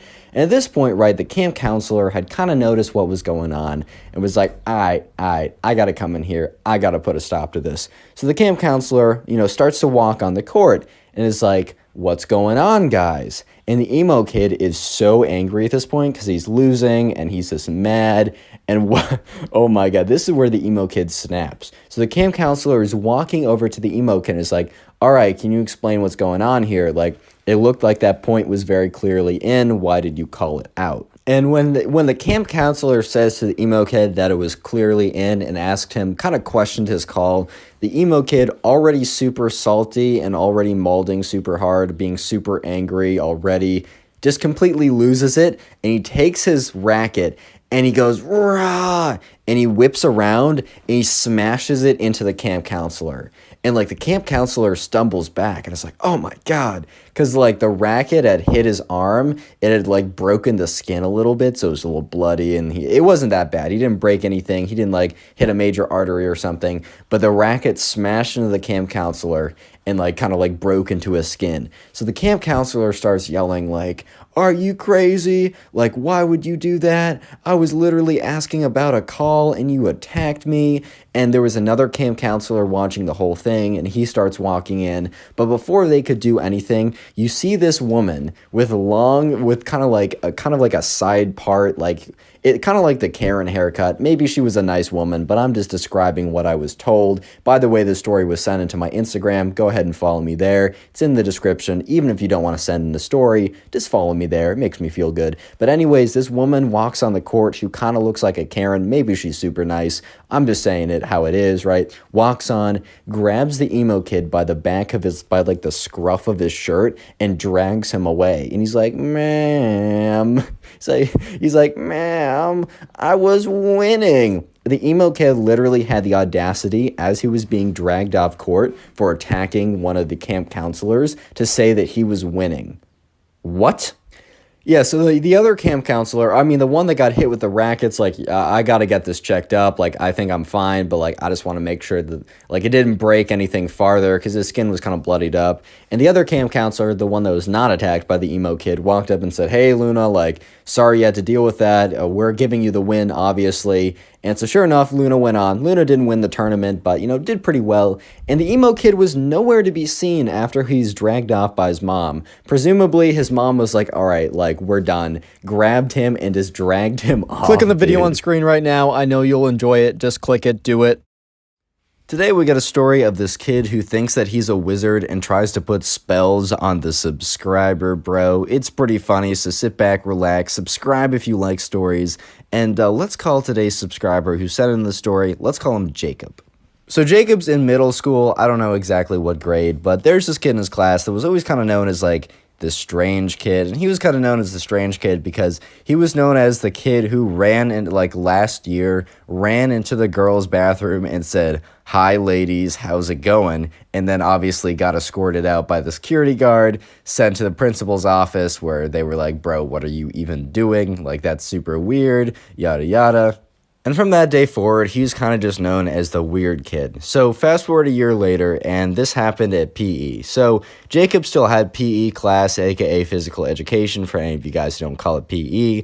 And today, what they kind of did was they mix it up every single day. They play a different sport or some different activity that was kind of like physical exercise or whatever, right? And today was dodgeball. And so basically, the class was split in two, and half the kids went on one side, one of the teams, and the other half of the kids went on the other team. And Jacob just happened to be on the weird kid's team. And we're no longer going to call him the weird kid. We're going to call him the wizard kid, as you will see quite soon why he's called the wizard kid. So anyways, right, they're playing dodgeball, and Jacob and the wizard kid are on the same team, and it's pretty close. Like, it was divided up randomly. However, it just happened to be like a super even, like, division. So anyways, right, Jacob's team, which is also the wizard kid's team, was starting to, like, fall behind a little bit. It was like, I don't know, 5-4, and there was a lot of pressure being put on the team. And if you don't know, in dodgeball, at least the rules that they played by, you were allowed to deflect dodgeballs with your own dodgeball and you wouldn't get in trouble. But if a stray dodgeball hit you in any part of your body before rolling on the ground, you were basically it, or you were tagged out. So anyways, this all went down when Jacob and, the wizard kid and the other two people on his team were kind of like prepping and preparing for the other team to start throwing dodgeballs at them. And one of the team members on the other side threw a dodgeball really hard at Jacob. But Jacob was pretty good at deflecting the dodgeballs with his ball, so he kind of like outstretches his hand and he deflects the dodgeball. And you would be probably thinking, oh, this is a good thing, right? But no, because the dodgeball, yes, the one coming at Jacob, deflects off of Jacob's dodgeball. So Jacob is not it. However, the dodgeball deflects off of Jacob's dodgeball and hits the wizard kid. And unfortunately, by the rules that they played by, that was considered a point for the other team. So the wizard kid basically got tapped out. And Jacob felt really bad because, one, I mean, that's harming his own chances for his own team. But also, he's like, dang, I just got my own teammate out. So he looks at the wizard kid. He's like, bro, that was an accident, my fault. The wizard kid doesn't really respond, but Jacob just assumes that he was busy walking to the, where all the other team members were that were tagged out. But anyways, right, Jacob and the three remaining teammates actually end up winning. It's super close, and it's like Jacob has a 1v2 at the very end. But Jacob's probably one of the most skilled dodgeball players there. Will those skills transfer to other places in his life? Who knows, man. But at the end of the day, he was pretty good at that dodgeball. So, his whole team rejoices except the wizard kid, who is apparently still pretty mad. Jacob doesn't blame him, like the wizard kid wanted his glory too. The wizard kid was pretty good at dodgeball too, so maybe he would have been the one to do the miraculous 1v2. Who knows, man? But anyways, right, so PE is over and they're walking back to class.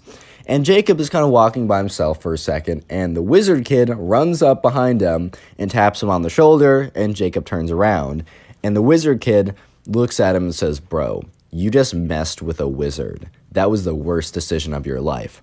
Jacob at first is like, bro, what? Because he knew that this kid was weird, but he didn't know that this kid was pretended to be a wizard and put spells on people, right? So he was like, bro, I'm sorry, it was a mistake. Why would I want to get my own teammate out? And the wizard kid's like, because you wanted all the glory, right? You wanted all the glory for yourself, and you got it. And you will pay the price.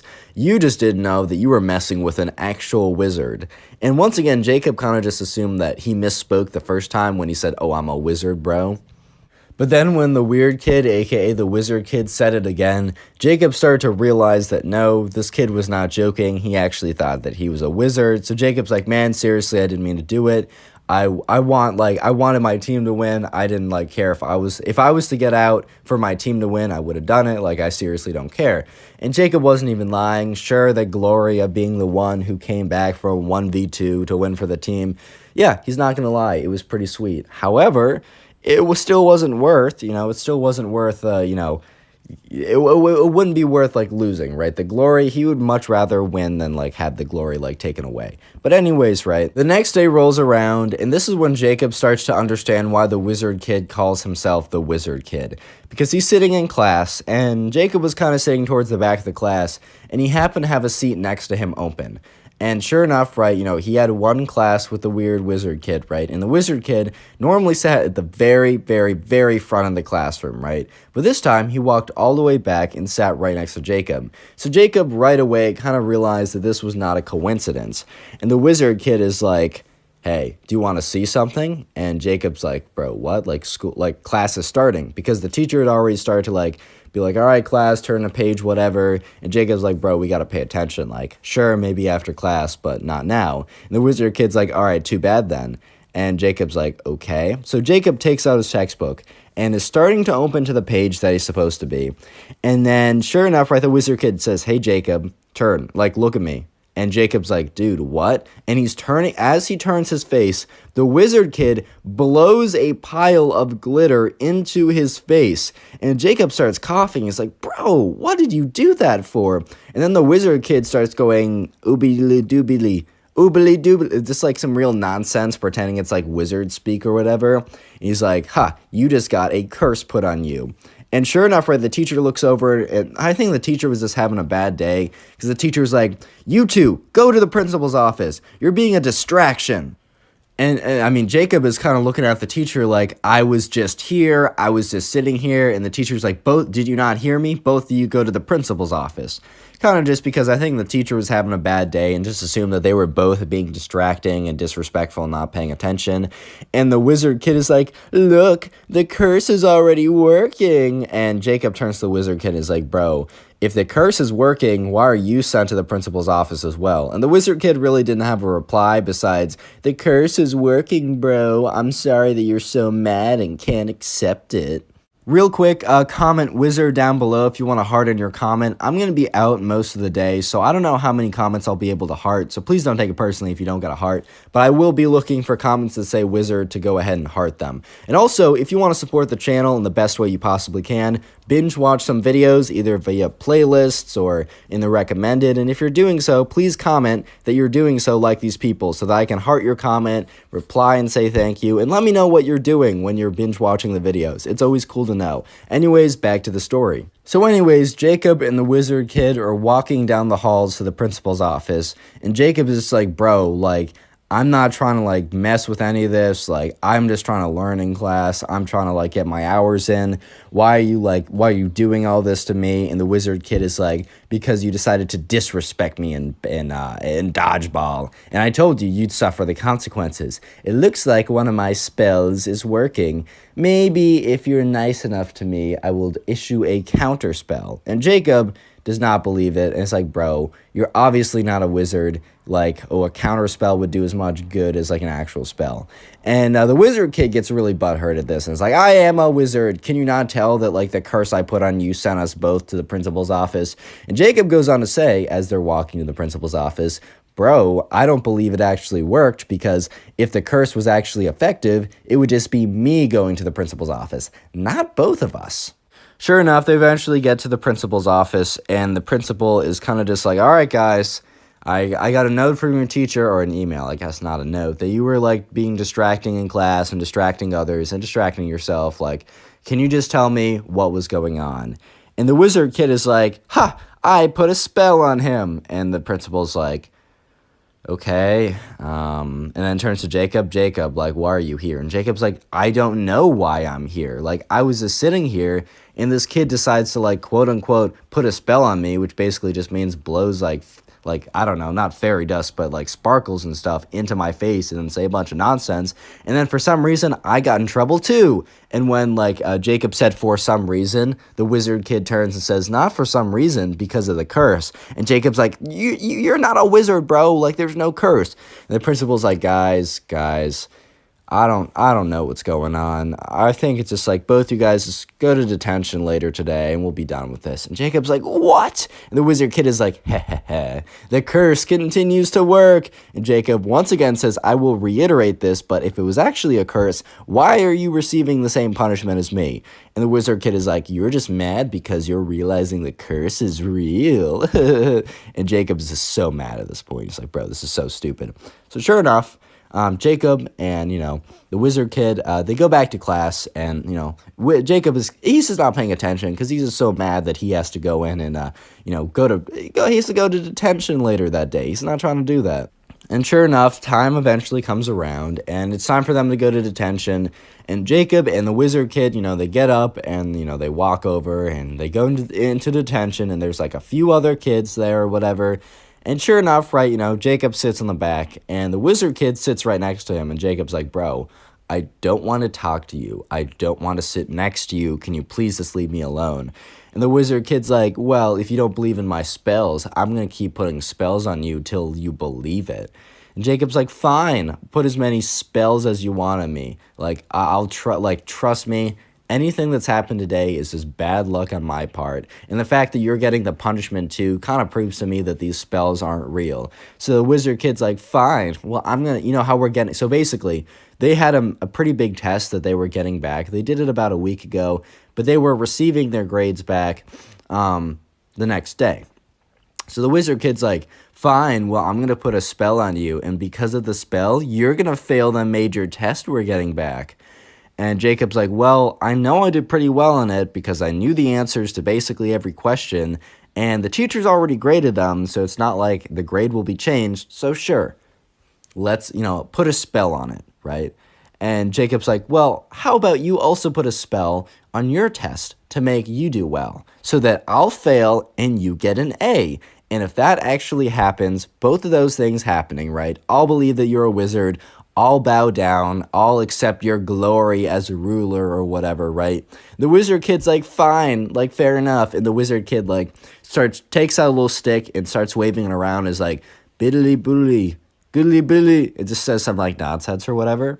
And so at this point, Jacob was like, all right, well, this is going to prove to this kid that like his wizard powers are fake because I know for certain that, I did well. However, Jacob is starting to feel like, wait, because remember, dude's in middle school, don't make fun of him, but he's like, wait, what if this kid actually does have wizard powers? What if this kid can actually put a spell on me, right?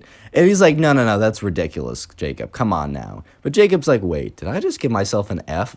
But then he realizes, wait, no, like, come on now, like, okay, obviously, I did well on this test. And the kid's gonna realize tomorrow that he's a fraud. Sure enough, eventually, detention or, I don't know, whatever they were in, it ends, and the next day rolls around, and they go back to the class where they both had a major assessment being passed back. And this time, right, Jacob makes sure that the wizard kid sits right next to him. He's like, all right, well, we're gonna see if your spell actually works. And the wizard kid is like super, I don't know, he's like, super full of himself. He's like, I don't know why you'd want to fail an assignment you worked so hard on. Like, just because, like, you wanted to test if I was actually a wizard. Like, that's so ridiculous. You just played yourself, bro. Stuff like that. But sure enough, right, the teacher eventually goes around and starts handing back the tests. And the first test that was handed out was Jacob's. And, Jacob got an A on the assessment. So he takes the paper, flips it around, and shows it to the wizard kid. He's like, oh, looks like your spell didn't work. And he's like, well, so, and Jacob's like, all right, just admit it, checkmate, I got you. And he's like, well, the problem is actually that, I just didn't do the spell properly. And Jacob's like, all right, well, did you do the spell properly for your test? And the wizard kid's like, oh, yes, 100%, I'm getting an A on this. And to be fair, Jacob was definitely kind of like, he was kind of being a little risky here because the wizard kid maybe was also like really smart or cheated or something, but for some reason, maybe the wizard kid actually did get an A. But Jacob was kind of like assuming that the kid was going to be too busy doing spells to actually study. So sure enough, the teacher hands back the wizard kid's paper, and you could already tell that the kid did not do well because the teacher handed back every single test face up except for the wizard kid's test, handed that one face down. And yeah, sure enough, the wizard kid flips over the paper and Jacob is watching and there's a big F in a red circle. And the wizard kid, after seeing the F, quickly flips over his paper again and is like, look at that. I actually got an A. Looks like my spells are right. And Jacob's like, bro, I saw the F. Like, I know you failed this. You're probably too busy doing the spells to actually study. The wizard kid's like, no, bro, I got an A. And, like, I think Jacob did this quick enough that the wizard kid was just not able to react. Because sure enough, right, Jacob reaches over and quickly flips over the wizard kid's paper. And there's a big, massive F and a circle on it, being like, oh, so you got an A now? The wizard kid's like, that's just a typo. You can ask the teacher. And the wizard kid kind of just said that because, like, obviously Jacob's not allowed to say, hey, what did this random classmate get on this major assignment? Like, the teacher's going to be like, mind your own beeswax, bro. Like, obviously. So Jacob's like, all right, wizard kid, you proved to me that you are not a wizard. He's like, no, I'm going to keep putting spells on you till, like, you realize. And, so for the rest of the week, the wizard kid would come in and blow, like, bubbles on him or, like, I don't know, fairy dust or all this kind of stuff and like say a bunch of random stuff. But yeah, Jacob did not have any other negative side effects that happened that week. And the wizard kid eventually realized that, yeah, he was not a wizard and that he was not able to convince Jacob that he was a wizard. So eventually the dude stopped and Jacob was able to get back to his normal life and would not be sent to the principal's office because someone put a spell on him. Click on the video on screen right now. I know you'll enjoy it. Just click it. Do it. Okay, how do I introduce a story like this, man? I mean, you guys can read. You've read the title. All I can say is strap in, buckle up, because this is going to be quite the ride. Subscribe if you're new and you enjoy stories. And let's call today's subscriber who submitted this, let's call this guy Mason. So this all happened one day when Mason was in class, and Mason was in 4th grade when this whole thing went down. And there's a kid who, once again, kind of like wore the same creeper shirt every single day. And it was like the creeper hoodie, and really that's not a big deal. They're like, if you want to wear the creeper hoodie, I don't really care. However, we're just going to call him the Minecraft kid, right? Because of the creeper hoodie. He wore it every single day, and maybe, right? Maybe he has a closet full of like 18 different varieties of the creeper hoodie. Or maybe his mom does a load of laundry every single day. Or maybe he's just wearing the same creeper hoodie every single day. I mean, you guys can believe whatever you want, but I think one of those three are a little bit more likely than the other. But anyways, right, so there's this kid called the Minecraft kid because he wore the creeper hoodie every single day.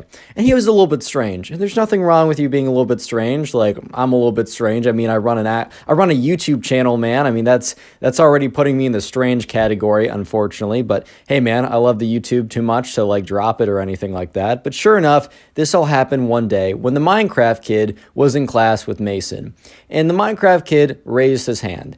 And another thing you need to know about the Minecraft kid is he would take bathroom breaks like 6 times per class. And I don't know about you, but back in the day, I definitely used to go to the bathroom to like go on my phone or just take a break from the class. However, I would be very like strategic with it. I wouldn't do it every single day. I'd do it like every other day. I would make sure that I wasn't away for too long, like maybe 5 minutes max. But this kid, bro, would just abuse the bathroom break button. He was like spamming it, just try to like, I don't know, man. But every single day, go to the bathroom, minimum 2 times, maximum like 6 times. That's what I'm told at least. And sure enough, once again, one day, the Minecraft kid raises his hand for the 3rd time in class. And this has been going on for months. And I just think at this point, the teacher kind of just snapped. And he looks at the Minecraft kid. He's like, yes. And the Minecraft kid says, hey, can I go to the bathroom? And here's the thing, right? The teacher should not have reacted in the way that he reacted because maybe this kid has like IBS or something. Maybe he has to go to the bathroom like a ton per day. However, if he did, it was not registered with the nurse, or even if it was, the nurse did not communicate that properly to the teacher, which she probably should have, or he probably should have, just because, I don't know, if a kid's going to the bathroom 7 times per day, that might be a little suspicious to the teacher. However, the teacher was kind of just assuming that the kid was just going in to like go on his phone or whatever.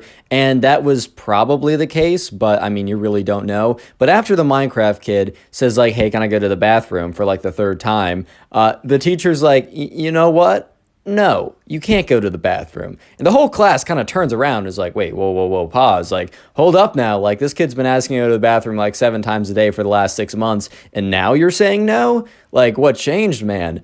And the teacher's like, you're going to have to wait till the end of class. You've been going way too much, way too often. I think you're missing too much of classwork, right? And the Minecraft kid was not happy to hear this. For all we know, maybe he actually did have to go to the bathroom. But Mason, to be fair, right? Mason has gone to the bathroom. He's the subscriber who submitted this story. He's gone to the bathroom at times when the Minecraft kid has been in there. And Mason can hear the volume from his iPhone up all the way. The Minecraft kid is in there playing like Flappy Bird or watching TikToks or whatever, man. He's just going on his phone. Maybe he also has to go to the bathroom, but the Minecraft kid obviously definitely was kind of like, most likely was abusing it just to go to the bathroom. But sure enough, the Minecraft kid raises his hand again. He's like, I gotta go. And the teacher says, like, Minecraft kid, you've gone like 6 times during class every single day for the last 6 months. You're missing out on class time. Please try and like conserve your like bathroom breaks. I will let you go, but just give it a second. I just can't let you go and disrupt the class like 1,000 times every single day. And the Minecraft kid was getting kind of angry. And he didn't say anything. He wasn't like, no, I really got to go. And the Minecraft kid also didn't just stand up. Unfortunately, I think the Minecraft kid watched a little bit too much South Park. If you guys know what I'm talking about, there's an episode of South Park, which is a TV show kind of aimed for adults, so I wouldn't go search this up if you're too young. But there's this kid named Cartman. And one time, Cartman needed to basically go to the principal's office, so he decided to do number 2 on the desk of a teacher. And I think the Minecraft kid got a little bit too inspired by Cartman, because the Minecraft kid is like, you're going to want, like, I need to go to the bathroom, and you're going to regret it if you don't let me. And the teacher kind of turns around kind of sharply and looks at him and says, like, you shouldn't be threatening people. Like, that's a very bad thing to do. Like, you shouldn't be doing that. He said, you know what? Just because you're threatening me and said in such a threatening voice, "You're not allowed to go to the bathroom for the rest of the class." And this only made the Minecraft kid even more upset. And Mason is just sitting here watching this back and forth. And Mason kind of feels a little bit for the Minecraft kid because maybe he really needs to go. Maybe the first 2 times, yeah, I mean, it is kind of karma if you were just going to the bathroom 6 times per day just to go on your phone. However, right, I mean, maybe he really has to go, man. It's kind of cruel to like not let someone go to the bathroom when they really need to. But he did just go like 5 minutes ago and 10 minutes before that. So, I don't know. Anyways, right, Mason was sitting there, and the Minecraft kid raises his hand for a final time and says, "You're going to let me go or you're going to regret this." And once again, the teacher's like, "If you threaten me again, you're not going to be allowed to go to the bathroom ever again when you're in my class." And at this point, the whole class is like, oh, I don't know if they're actually like hyping up like that, but things were getting legit and they could feel it for sure. They're like, "Oh, dang, dude, like stuff's getting real," right? And sure enough, the Minecraft kid says, "Very well, have it your way." The teacher kind of like has a little bit of a smile, but quickly brushes it off, probably because he felt like he won that discussion. Like, all right, well, this kid who's been abusing the bathroom system has lost, and I won as a teacher and I asserted my dominance. However, right, dominance was not asserted. In fact, I don't even know how to explain what's about to happen, so I'm going to do my best. Bear with me. Because the Minecraft kid, he kind of like stands up. And the teacher is currently facing the board, so the teacher doesn't notice the Minecraft kid stand up. However, Mason, the subscriber who submitted this story, as well as a bunch of other people, by the way, Mason submitted this to my Instagram. It's in the description. You should go follow it, even if you're not going to go submit stories. Give me a big number and make me feel good. Anyways, Mason is watching this whole thing go down, and he sees that the Minecraft kid stands up from his desk. And then the Minecraft kid stands on his chair. And then the Minecraft kid stands on his desk. And at this point, almost half the class is turned around watching the Minecraft kid because he's making enough of a commotion. In the next, YouTube, please be nice. YouTube, man, I'm going to describe the next thing without making you mad. So the Minecraft kid, well, he drops his pants. He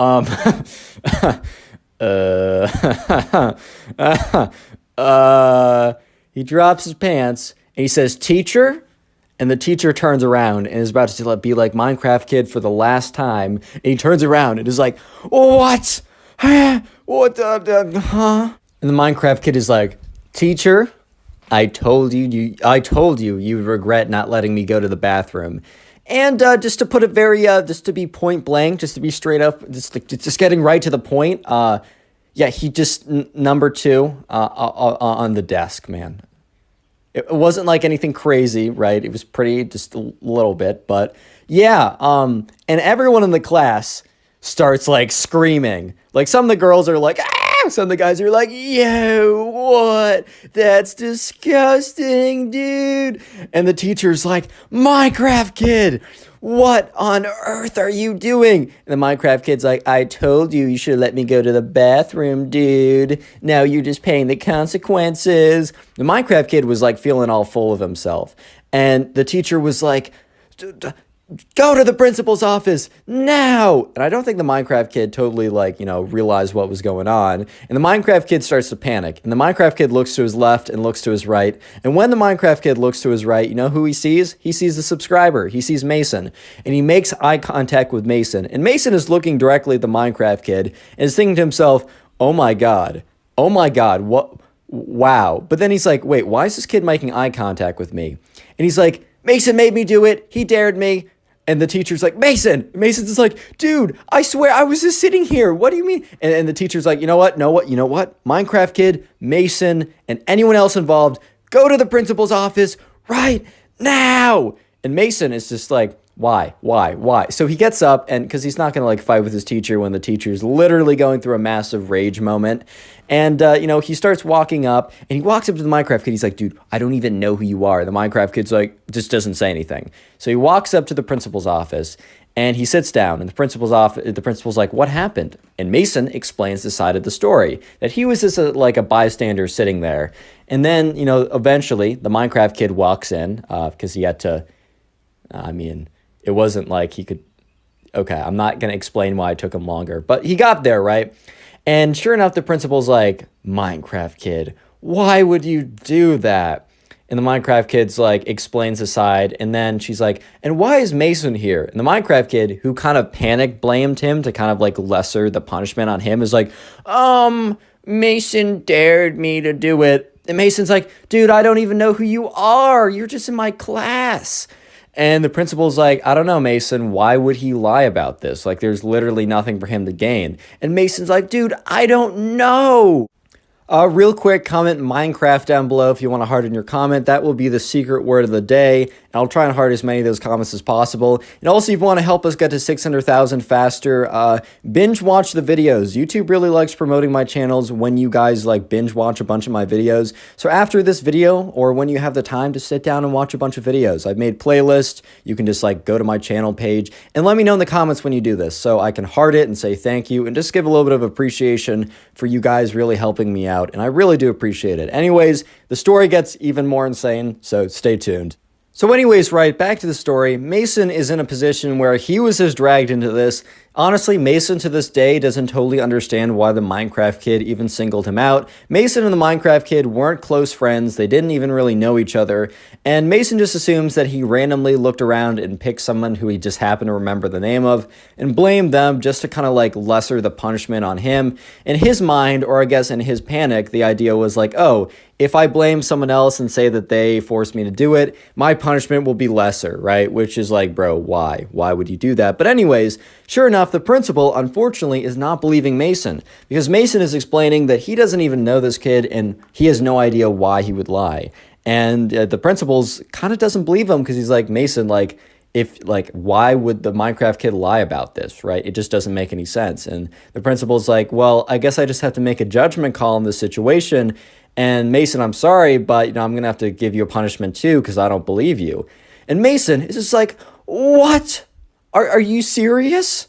And then Mason said, even if I did like dare him to do something ridiculous, it's still up to him. Like, I didn't, for the record, and I stand by that because I don't even know this kid. But if someone was to, why would that even matter? And the principal's like, so you're admitting it? And Mason's like, no, I'm just saying it'd be stupid even if I did. But it's double stupid because I didn't even do it. And the principal's like, don't say stupid to me. Mason's like, I'm in 4th grade. And also, this is double stupid. What can I say?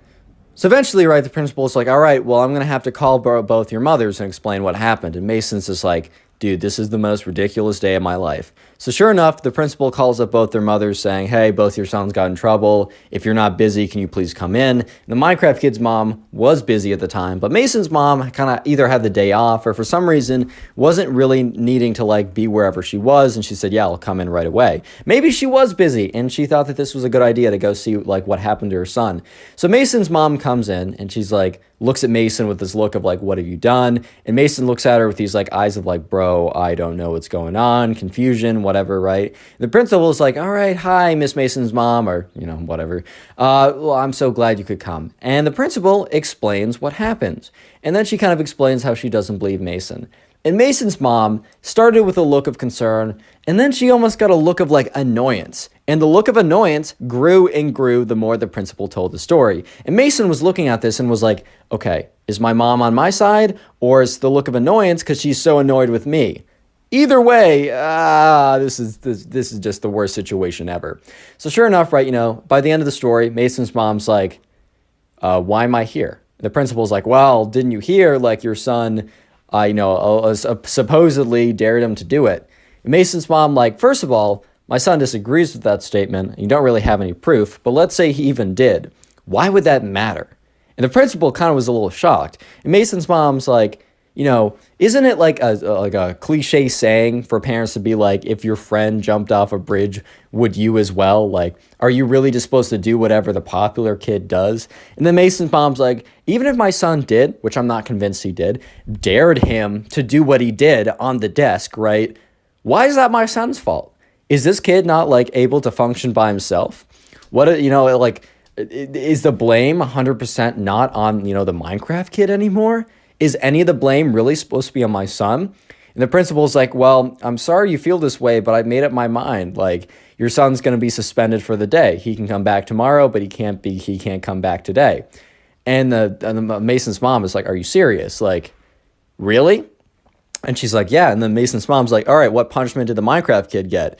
And the principal said, well, we're doing equal punishment. And Mason's mom's like, you can't be serious, man. You can't be serious. And the principal's like, I'm sorry you disagree, but this is the punishment. So Mason's mom's like, Mason, come with me. And Mason's like, oh, I can't tell if my mom's mad or not. So Mason gets up, kind of all scared or whatever, and he sits in the car. And Mason's mom's like, well, this was unexpected, but Mason, today you got a day off. It is your vacation day because that punishment is ridiculous. And then and Mason's like, okay, she's on my side. And Mason's mom is like, Mason, please be honest. Did you dare him to do it? And Mason's like, Mom, I promise. Since look, it looks like you're not angry at me either way. Why would I lie about this? Because I didn't do it. I don't even know who this kid is. Why would I dare him to do something so ridiculous? Mason's mom's like, yeah, that's what I thought. But even if you did, like, who cares? And this punishment's ridiculous. So you and I, we're going to get ice cream because today you learned a very good lesson. Sometimes there are rules that are ridiculous and you'll be punished. But stay true to your convictions, man. Stay true to your convictions. So Mason and his mom went and got ice cream. And I don't think the Minecraft kid's mom was as excited or as pleased with her son. But click on the video on screen right now. I know you'll enjoy it. Just click it. Do it. Today I get a story time of another one of these Minecraft kids deciding to fight back against his babysitter in a quite unconventional way, you might say. I mean, I bet you can read the title right now. So yeah, with that being said, sit back, relax, subscribe if you haven't already, and let's call today's subscriber who submitted this story to me, let's call him Ryan. So Ryan was friends with this kid who really liked Minecraft. So we're calling him the Minecraft Kid because that always works in the title, and you guys like the Minecraft Kid stories, and I like telling them. But anyways, right, Ryan was invited over to this kid who he didn't know that well, and we're just going to call him the Minecraft Kid. So anyways, right, Ryan was invited over to the Minecraft Kid's house to, well, you know, play Minecraft with him. The idea was he was going to go over on a Friday night and play some bedwars with this kid. Honestly, sounds like a pretty sick Friday night, if you know what I mean. However, he didn't really know much about this kid, and he only kind of just started to know him because Ryan's mom and the Minecraft Kid's mom became friends like a couple months ago when they were both volunteering for something, or maybe they just met. I don't know why, but Ryan's mom and the Minecraft Kid's mom became friends, and for that reason, you know, Ryan's mom's like, oh, I have a son about your son's age, they should totally hang out. And since Ryan knew nothing about the Minecraft Kid, at their first like interaction, which wasn't like a sleepover playdate type thing, he was like, so what do you like to do? And he's like, I like to play Minecraft. He's like, cool, do you like to play Bed Wars? And he's like, yeah, it's my favorite game. So they bonded over it. So anyways, Ryan was heading over to the Minecraft Kid's house. And Ryan's mom told him, hey, just so you know, the Minecraft Kid's mom is not going to be there. She's going to be out for something. However, they hired a babysitter, and the Minecraft Kid's mom should be back by like 10 or 11. And Ryan was like, all right, that's totally fine. I don't really care. It's not like we would have been hanging out with the Minecraft Kid's mom and having her play in our Bed Wars trios or something, man. So it's fine. So Ryan gets over to the Minecraft Kid's house, and when he gets there, no one greets him at the door. He kind of stands there for a second, and he knocks on it, and he stands there for like a little more time, and he hears noises coming from upstairs. And it's a two-story house, and there's a window right above him, and the window is open, and he can hear noises. And you know what noises he hears? He hears block placing noises. He hears golden apple eating noises. He hears bed break noises. He's like, wait a minute. Bro, the Minecraft Kid is playing Bed Wars right now. And, you know, Ryan was thinking that he would have yelled up to the Minecraft Kid, but the door eventually opened, and presumably the babysitter, or who we thought the babysitter was, which, no, was the babysitter. That isn't, like, the big secret of the story, but the babysitter comes and, you know, opens the door and says, hey, so sorry, Minecraft Kid's upstairs. I'm, you know, making dinner right now for you guys. It'll be ready in, like, 30 minutes, so make sure you're not in the middle of the game in, like, half an hour. And Ryan's like, all right, that sounds pretty cool. So he goes up the stairs, he opens the door, and the Minecraft Kid's like, what's good, bro? I'm in the middle of a game. Get your, like, laptop out and set your stuff up, and we'll go into, like, doubles in just a second. And so sure enough, and by the way, guys, Bed Wars it's a Minecraft game where you can, like, it's fun. You should go look it up and play it maybe. But just for context, it's a video game on Minecraft. But anyways, right, so he sets up his gaming setup or whatever. He gets that all ready. And yeah, sure enough, the Minecraft kid eventually wins his game. Great work, Minecraft kid. Not so great work at later the night, as you can tell by the title. But yeah, anyways, Ryan and the Minecraft kid, they started playing some bedwars duos. Life's pretty good. And that's until they're in the middle of a game and it's really, really intense, right? It's getting really down to the wire. If you know a thing or two about Bed Wars, all the beds have been broken, and they're really just both of them. Ryan and the Minecraft kid are super stacked. They have their golden apples. They have their diamond armor. Yes, they sweated to diamond armor. And the two people that were remaining were about as good as they were. And they were playing for all the marbles at this point, man. This was pretty intense. And that's when the babysitter yells, "All right, guys, time for dinner."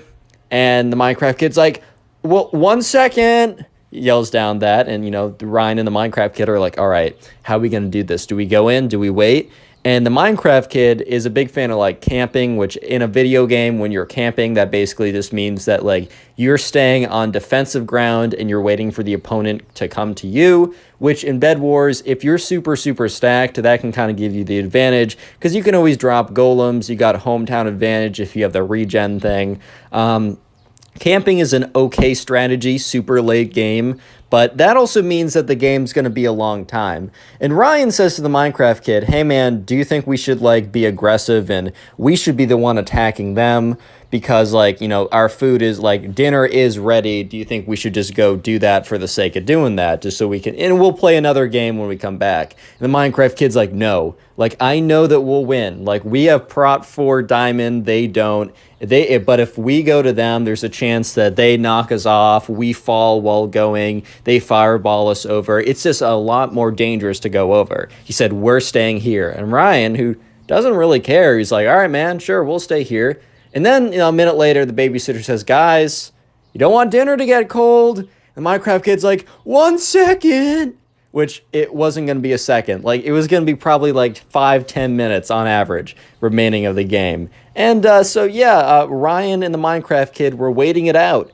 And the thing was, the other team was camping too, which basically means that they were both just collecting gear and such, and they weren't attacking each other. So then the babysitter was, yelled up again, like, "Guys, like, come on, like, I made you something. Like, I told you not to be in the middle of a game." And he's like, once again, the Minecraft kid, instead of saying, "Hey, I'm so sorry, can we be down there in 5 to 10 minutes? Like, I apologize." He's like, "1 second!" He just keeps yelling down 1 second. And the babysitter kind of did something that she probably shouldn't have. Like, it just wasn't that deep, but I think the babysitter was kind of getting mad that, they just were refusing to come down when, she was sweating out some good food or whatever. So the babysitter, what she does is she goes to the Wi-Fi router, and yes, you can probably already guess, unplugs it and replugs it, which basically, if your Wi-Fi, at least in my case, whenever my Wi-Fi is super slow or just kind of sucks, I go to the Wi-Fi router or whatever. I go what am I saying? I go to the Wi-Fi router, and I think I combined router and modem. My fault. I go to my Wi-Fi router or box, unplug it, replug it. Wi-Fi's down for like 5 minutes, but then it comes back nice and fresh and clean. However, the Wi-Fi goes down. So basically, right, Ryan and the Minecraft kid are in the middle of a match, and like they start to go to like buy something from the store, and Ryan's clicking on it, but it's not registering it. And Ryan's like, dude, I think I'm disconnecting. And at this point, right, if you disconnect, you lose. And the Minecraft kid's like, no, it's not working. Why can't I place blocks? Why are things not registering? And then both at the same time, they get a message, like, not kicked, but like, it disconnects from Hypixel, like no connection. And the Minecraft kid's like, no! Started slamming his fist. And Ryan, who doesn't really care, and it looks at the Minecraft kid, and the Minecraft kid was like, "I was on a 99 win streak. I won 99 games in a row. I was going to go to 100. I've been recording the whole thing. I was going to clip it and post it on YouTube, man. I was about to get 100. Basically, he was pretty upset. So Ryan and the Minecraft kid, Ryan just looks at the Minecraft kid and be like, "All right, man, I'm so sorry. Like, we'll grind it out tonight. We'll get you back to at least halfway," which was a lie. They were not going to play, nevertheless, win 50 games in a row. But, Ryan's just trying to calm the air. And he's like, "Yeah, man, don't worry. We'll get back to it." So they walk down, and the babysitter is waiting there. And she's like, "Guys, like, I asked you to come down. If you weren't going to come down, you should have at least told me. I would have put it back in the stove. Now the food is cold. It really took me, you know, turning off the Wi-Fi to get you guys to come down. Teenagers these days. Or not teen, I guess. She's a teenager. She's the babysitter. I guess preteens these days. And that's when Ryan is like, oh my God, she turned off the Wi-Fi. That's why we frozen the game.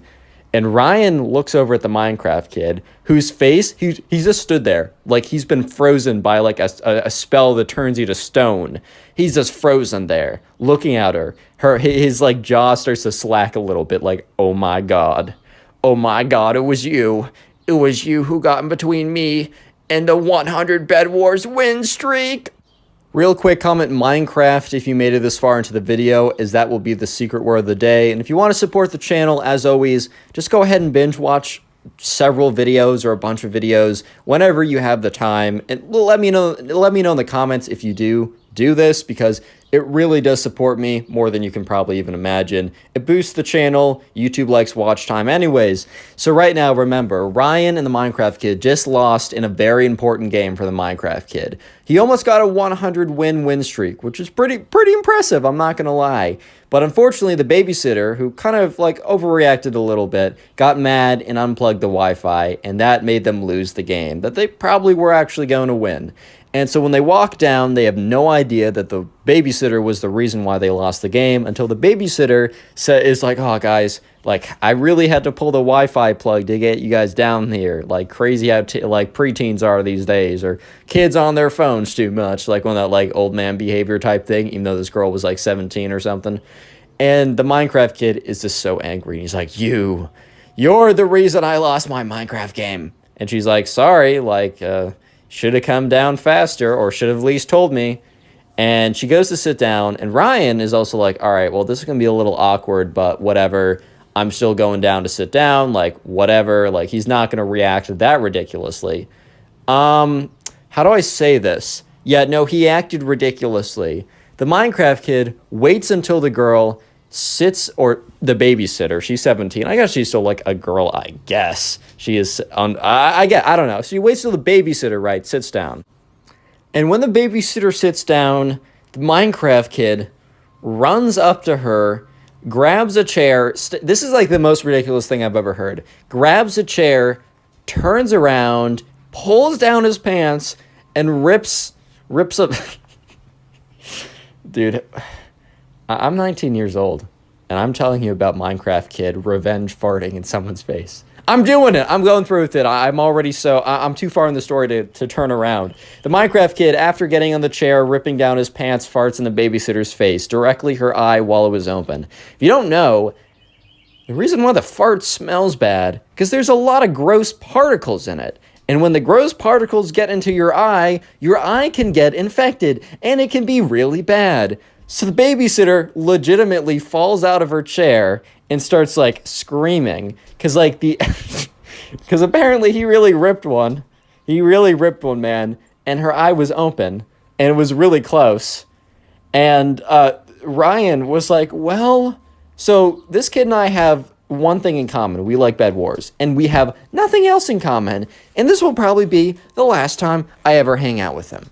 And, yeah, so the babysitter's like, what did you do? Why would you do that? Like, that's so ridiculous and disgusting. Like, my eye, it burns. Oh, my God. Oh, my eye, it burns. Like, why would you do that? Like, And Ryan looks at the Minecraft kid, and the Minecraft kid is literally laughing. He's like, and Ryan's like, oh my God, this kid's, because the thing was, Ryan's thinking to himself, dude, this kid must do this all the time, because, like, you're not just going to think to yourself, wow, I'm so angry at this person. Let me wait until they sit down, grab a chair, stand on it, turn around, pull down my pants, and fart directly point blank into their face. That's just not something that comes to you in the heat of the moment. That I mean, maybe I'm just built different from all you guys. I really don't know, but that definitely doesn't come to me. But sure enough, right, the babysitter eventually gets up, and Ryan and the Minecraft kid look at her face, and her left eye is red and swollen. And Ryan's like, oh my God, that is definitely not a coincidence.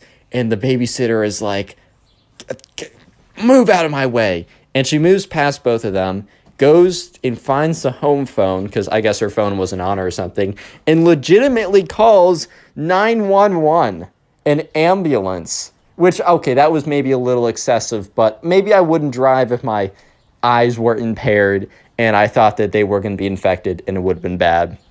And she walks back into the room and she's like angry, but also very clearly in pain, right?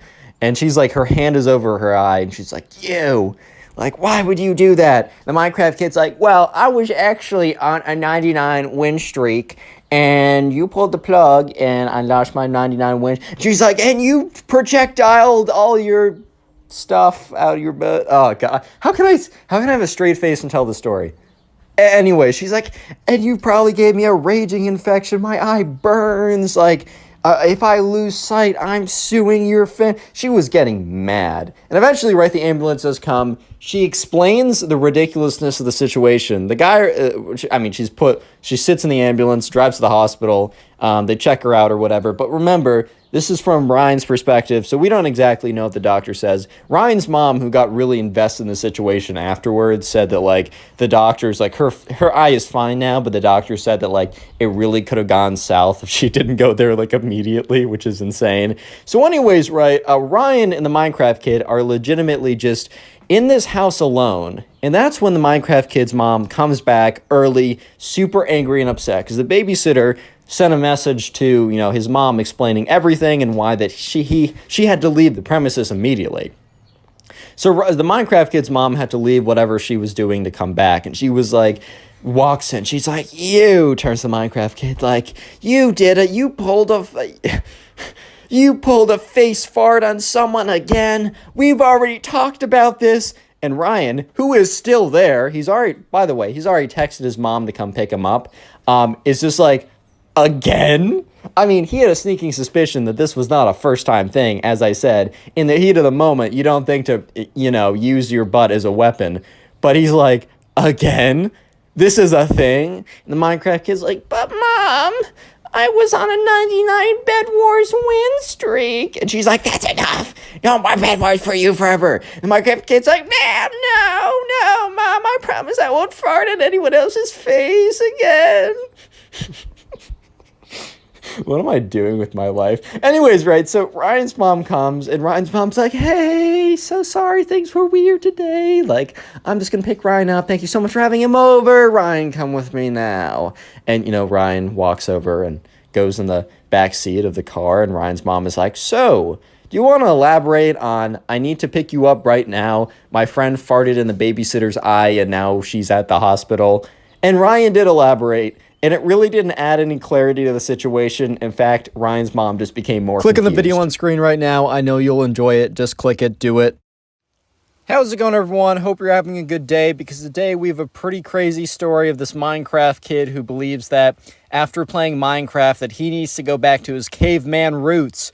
And going back to his caveman roots literally just meant not showering, I guess. And he thinks that this will get him all the ladies. And let me just say that that may or may not be the case, but you'll have to wait and see. So anyways, sit back, relax, subscribe to the channel if you are new, and let's just jump right into this. So we're going to call the subscriber who submitted this story Alex. And by the way, my Instagram is in the description. It's also Pugs. Go follow me there, and you can submit stories like this to me on there. I'll get to them when I get to them. And anyways, so Alex was in 8th grade, and he had this kid in his class who we're going to call Ben. Yes, we're bringing back the name Ben for random secondary characters. And anyways, right, Ben was like, he wasn't like super into Minecraft. Actually, he knew nothing of Minecraft until like a couple weeks before the story. And that's when he was introduced to the game by one of Alex's friends. We don't need a name, right? And anyways, right, Ben got super, super into it. Alex doesn't really know how Ben didn't know what Minecraft was. Like, it wasn't like Alex wasn't, or it wasn't like Ben wasn't on the internet. Like, I think Ben might have heard of it, but he didn't know what it was. So when one of Alex's friends introduced Minecraft to him, Ben basically disappeared for like 2 weeks.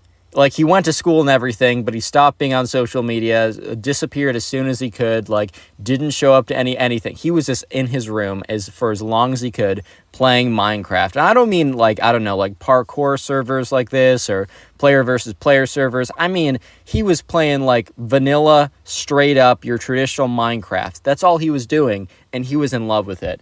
And 3 weeks later, he came into school one day, and he's like, Alex, buddy, I need to tell you something, a revelation I've come to. And Alex is like, yeah, what's good, dude?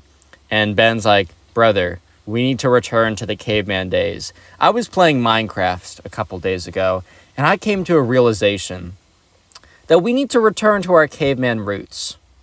And I have started that already.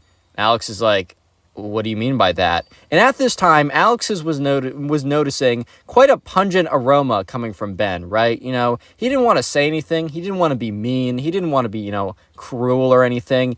But let's just say that, you know, Benny, old boy, was not smelling the greatest. He was kind of, he had this essence, this odor, this aroma, some might call it, that wasn't the greatest, to put it lightly, right?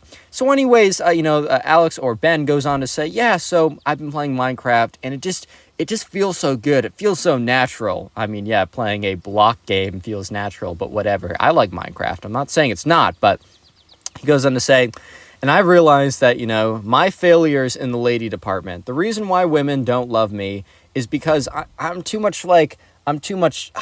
not like the natural man. And when they see me as the natural caveman, they will instinctively fall in love with me. And Alex just looks at Ben. It's like, Ben, I don't know where you're going with this, but I really don't have a good feeling about this. And Ben's like, Alex, I'm here to convert you to my ways. And Alex is like, what? And he's like, are you trying to like sell me an MLM or something? Like, where are we going with this? And Ben is like, no, Alex, return to the caveman. Return to the caveman, Alex. This is what Steve has taught me. And Alex is like, Ben, are you okay? Like, if you need help, like, I can help you get. He's like, no, you need help, man. You don't understand. He said, look, I've returned to my caveman roots, but by not doing any of the showering that is in our modern day societies. You really think putting chemicals in our hair and rinsing it with fake water? Alex is like, fake water? What are you? He's like, these are details. These are details, Alex. Don't question it. It's whatever. You don't understand.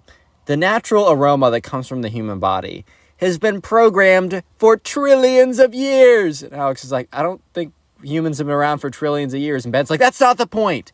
The point is the aroma, the natural musk. Sure, you can buy cheap garbage from, like, I don't know, Armani or Gucci. Their fragrance is terrible. They'll destroy the brain cells.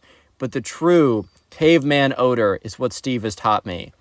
And Alex is like, so are you going to, like, I don't know, spend more time outside, get more sunlight, exercise, eat, like, not processed stuff like the caveman too? And Alex is like, whoa, or Ben is like, whoa, Alex, chill out. Let's not go crazy. Let's not go cuckoo banana mode on me, okay, man? Okay, man? Is that good? Like, let's not go crazy. I'm not dropping everything for this caveman thing, but I am embracing the natural musk. And Alex just looks at him and says, so Ben, you're not really changing anything about what you do besides not showering. That's the only difference. And Ben's like, well, no. It's not just not showering. It's embracing my natural musk, my natural odor. It will instinctively make women love me. And Alex is like, Ben, as your friend, I guess, I strongly suggest you don't do this. And Ben is like, you know what, Alex? I understand that you're a hater, and that's okay. Alex is like, I don't think I'm a hater, and Ben's like, silence. Look, you know that girl over there, Ava? You know how, the prettiest girl in our class? I've always had a crush on her, and I never had a chance. Alex is like, well, that's also something that has not changed. And Ben's like, look, I'm going to go up to her, and you're going to see. I'm going to go up to her. I'm going to lift up my arms so my armpits are bare. Let her embrace my natural aroma, my natural odor, and you will see that she will just fall in love with me. I'm going to ask her out, and she's going to say yes. It's not even going to be her saying yes. It's going to be her subconscious breaking through to the surface and convincing her that I am the true man for her. Alex is just looking at Ben. It's like, dude, did playing Minecraft make you think this or something? And Ben's like, no, it encouraged me to remember my true caveman days. And, Alex is like, okay, that's cool, man. Like, I'm cool with that. Like, you're cool. That's good. Okay, actually, Ben, yes. Let's see it. I will, too, embrace the caveman if Ava goes out with you because you smell bad. And Ben's like, I don't smell bad. I smell natural. If that is bad to your nose, then you have a bad nose. And Ben's like, or Alex is like, all right, I got bad nose. That's not great. Ben's like, you'll see. Anyways, next day comes around, and Alex is sitting with his friends, and he explains, like, yeah, so you know Ben, right? And they're like, yeah, we know Ben. Alex is like, yeah, so he's doing something crazy. And they're like, well, I don't know what he's been doing, but he's been smelling like garbage recently. And Alex is like, it's related. You're not going to believe this. He played Minecraft, and then he believed he had to go back to the caveman era, like he had to be a man again. And that doesn't mean working out or, reading. It just means not showering for some reason. It's kind of ridiculous. And they're like, yeah, I mean, Ben has been smelling a little bit more musty, and it kind of smells like spoiled milk at this point. But I guess I guess that makes sense now. And Alex goes on to say, yeah, and Ava? And they're like, yeah, of course we know Ava. Hottest girl in our class, beauty, right? 10 out of 10. They're like, Alex is like, yeah, so Ben is going to ask her out later today. They're like, he's going to do what? He's going to do, and Alex is like, yeah, so Ben thinks that because he smells like he does, she's going to instinctively say yes. They're like, dude, why did you say yes? Why did you allow him to go on with this? At this point, Alex's friends are like, bro, you're kind of being a bad friend of Ben. And Alex is like, dude, he was so confident. He was being so cocky. And they're like, dude, he's going to get rejected. And there's a chance he gets rejected really hard and really embarrassingly in front of everyone. Do you want that for him? And look, Alex was not happy with the way that Ben went about explaining or teaching him, quote unquote, the ways of the caveman, aka no shower, no more, right? But at the end of the day, they were still friends, and Alex knew that Ava was not just going to say no, but, she had developed a bit of an ego because she did know that she was, the most beautiful girl in the class, and she could have any guy she wanted. She was not going to be nice about letting him down. She was going to be cruel, she was going to be mean, and she was going to crush him, dude. She was going to freaking crush him. And Alex is like, all right, I got to find Ben. I need to find him before he asks Ava out. And as Alex was saying that, he hears, or he looks up, and he looks at the table across, because they're sitting at lunch. He looks at the table farthest away, and that's where Ava and her friends were sitting, and Ben was walking up to her table.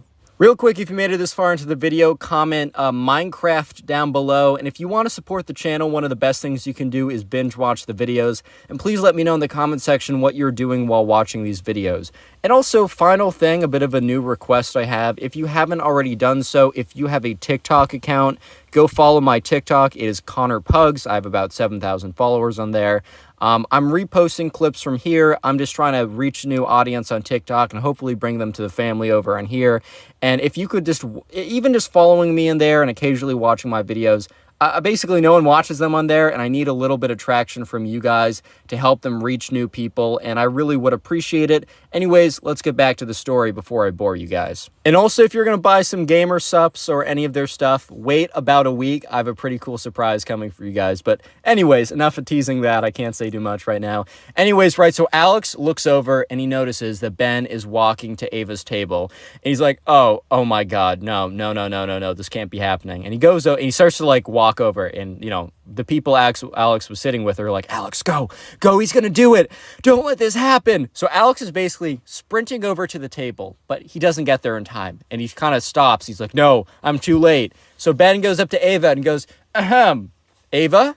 And Ava looks up and is like, yes? Oh my, the next part's the most ridiculous thing I've ever heard. Ben goes up to her and literally lifts up both of his arms. You know how, after you run and you're, really exhausted, you'll put your arms above your heads to, make it easier to breathe, right? Or you're told to do that or whatever, right? That's basically what he did. And you could see Ava's face. Like, first you saw her nose kind of twitch as she was smelling what was going on. And then you saw her eyes water, her face crunch up. And you could almost hear, like, like, it was a bad smell. It was not good. And Alex is like, oh, no. Oh, no. Oh, my God. Oh, my God. I'm partially responsible. Oh, my God. I'm partially responsible, man. This is on me. Anyways, Ben goes on to say, so, Ava, now that, I've let your senses, acclimate themselves, and if you have any primal urges, wink, wink, that are coming up from, the surface that are breaking through, would you like to go on a date? You know what? Let's just skip that. Would you like to be my girlfriend? And Alex is like, in his head, he's like, no, Ben, no, no. And so sure enough, Ava's just looking at him, blinking. Not even responding, not laughing or anything. She's just blinking. Because she's just so dumbfounded by did this kid just straight up ask me out? Because remember, Ava and Ben, they're not friends. They're not dating each other. They're not close like that. What? And he also smells terrible.